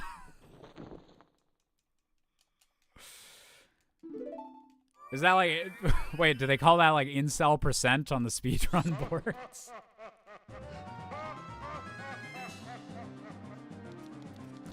Run, puppy! Oh, he made it.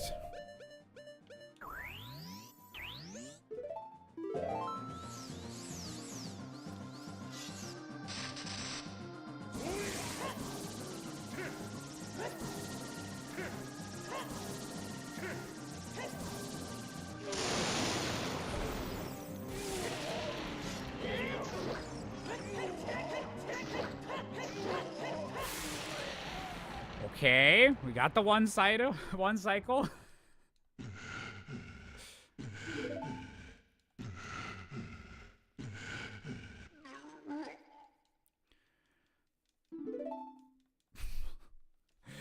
Actually, wait, did that video like just come out? I feel like I should do like a response video where I do it way faster, but the trick is you install a they them pronouns mod for every NPC. Then you don't gotta talk to any women. Problem solved. Misogyny cured.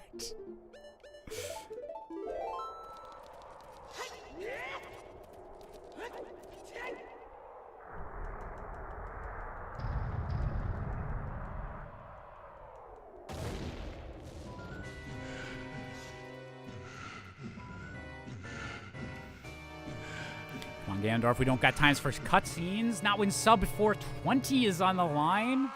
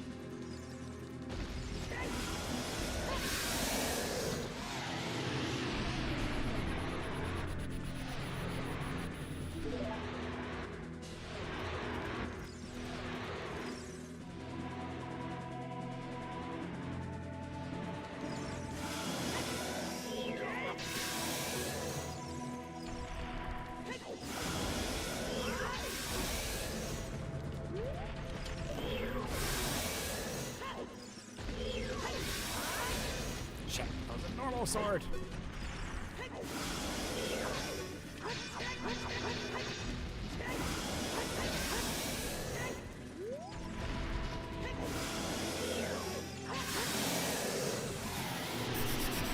Come on, cutscene. Hurry up, hurry up, hurry up, hurry up. I think we're gonna do it. I think we're gonna do it. Sub 419, baby.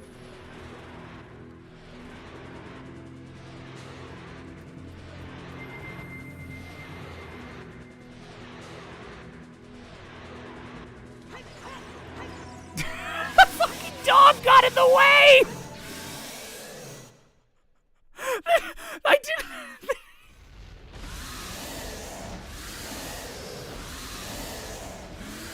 Okay, the dog being in the cutscene is amazing, but the fact he actually got in the way and I missed the swing. That's never happened before. I've always been like, you just always have that fear at the end of a rando run that you're gonna miss that enough that Ganon's gonna get back up. That's the first time that I've actually missed the swing. We beat 420. We beat 419. We had a minute 19 to spare. Oof. Okay, that I will take that time. That seed wasn't the worst thing other than having to go into Water Temple. But normally I'd say Long Shot and Water Temple just automatically means it's a bad seed. Like that's bad enough that it just taints everything else. There was enough stuff going on logic-wise and just so few hints to like kind of confuse us or like lead us in other directions that I think this was like the most a seed could like kind of nudge you in the direction of maybe you should check it. Like it won't hurt you to check out Water Temple now because that's probably the temple you're gonna end up doing and it's all progress anyways. So I think I would say this wound up being a good seed, which is impressive considering that the Long Shot was in Water Temple where you never wanted to be. I think this definitely could have been like 3.5 hours, maybe even like 3:10 or something. Oh, the dog's still running around. But just I had a lot of like slow, just like pause or like the dog just hangs out and waits for Zelda. Oh my god, I love that. Damn. Yeah, or no, I was gonna say that could have been like faster, but just there's a lot of just catching up with chat stuff today. I need to. Actually, you know what? We'll do the spoiler log right quick. I do need to get running. I am super hungry all of a sudden. This happened last Saturday. I streamed too, where I try to have lunch just before I stream. But it's too close to taking my ADHD meds, so I don't eat a lot before feeling full. But then by the time the stream's over, it's like, oh my god, I had the smallest lunch today. I need sustenance. So let me... What items are we looking for on the spoiler log?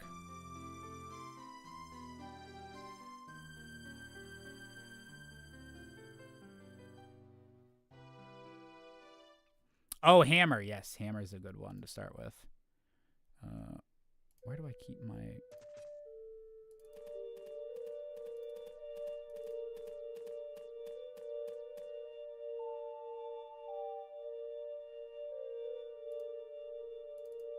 Yes, beautiful.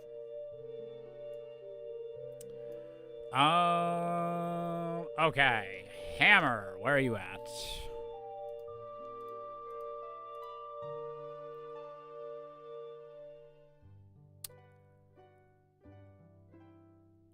Ooh, the Deku Scrub in Gerudo Valley. One of the Deku Scrubs in the grotto in Gerudo Valley. I think that's the Song of Storms one.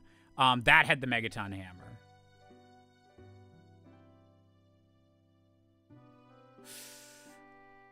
That's it.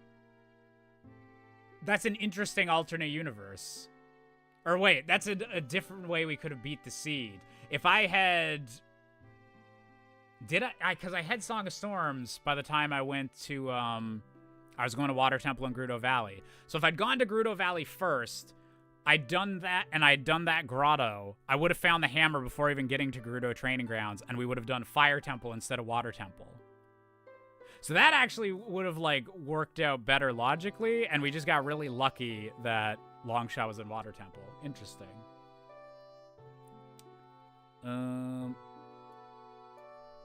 Double defense. Oh, double defense was the room just when you enter Gerudo Training Grounds, the one to the right with the BMOS, it was in the chest in there. So if I'd done my loop in a different direction, I would have actually gotten double defense. Interesting. And the other magic, I think, had to be on...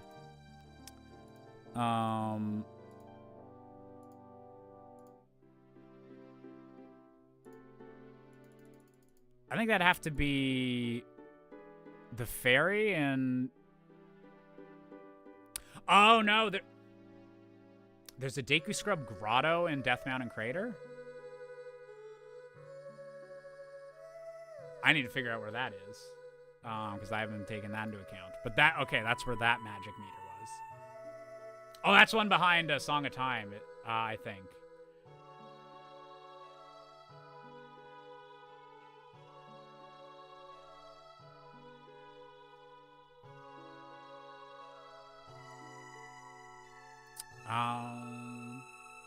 Yeah, I think it's over or with the Scarecrow. I knew there was something over there, but I never took it into account. Oh, Song of Time, yeah. That might have been vanilla? Oh, yep, Song of Time was vanilla. So we could have picked up Song of Time just before we went to Gerudo Training Grounds.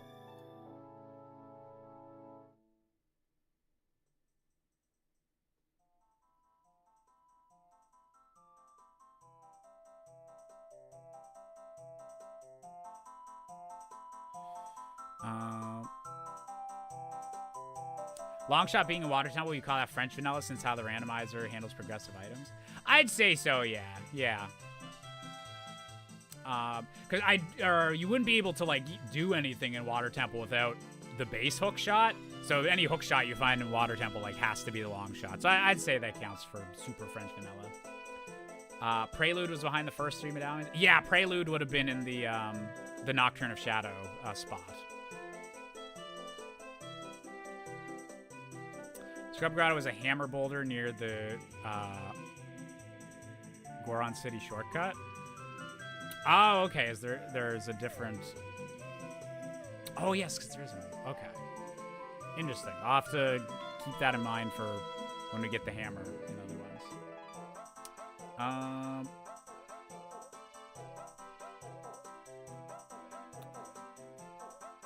Other big items that I missed. I don't think so. Fire arrows, I guess?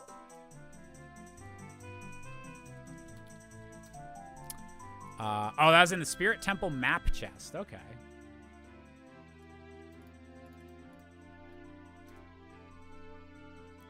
Interesting.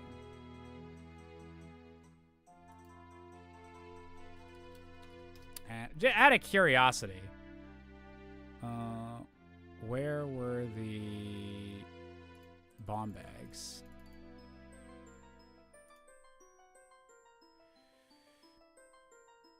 Zora's River, Deku Scrub Grotto rear. Oh, we didn't have Song of Storms when we were through there. But okay, one of the Song of Storms ones in Zora's River.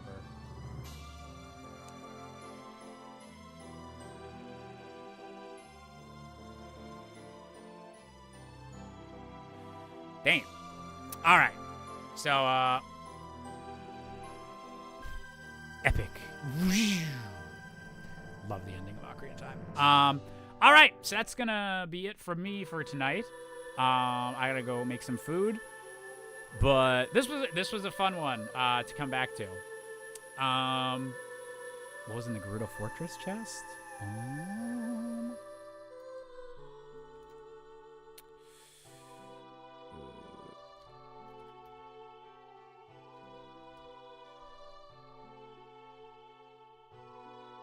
Heart container. Nice. Okay.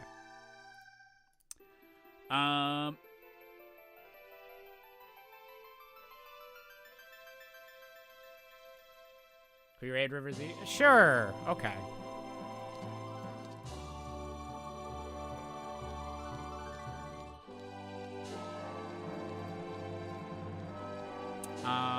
But yeah, next stream. There won't be a stream tomorrow. Another won't be on Tuesday. I got stuff going on Tuesday. It might be Wednesday as the next one. I'm getting my new graphics card in early next week, so I guess that also depends on if I'm setting that up. But it should be a weekday this week. I'll figure that out. All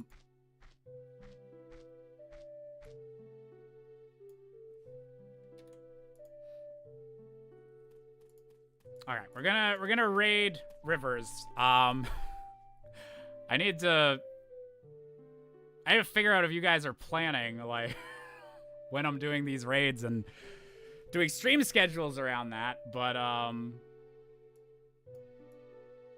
yeah, we're gonna give a raid here. So yeah, thank you guys all for watching. Always appreciate everyone that comes in to watch, both YouTube and Twitch. And we should be back again sometime very, very soon. Oh, it's River's birthday. Okay, we're definitely doing a raid then. Oh, Green Dog is back! Oh, that's amazing!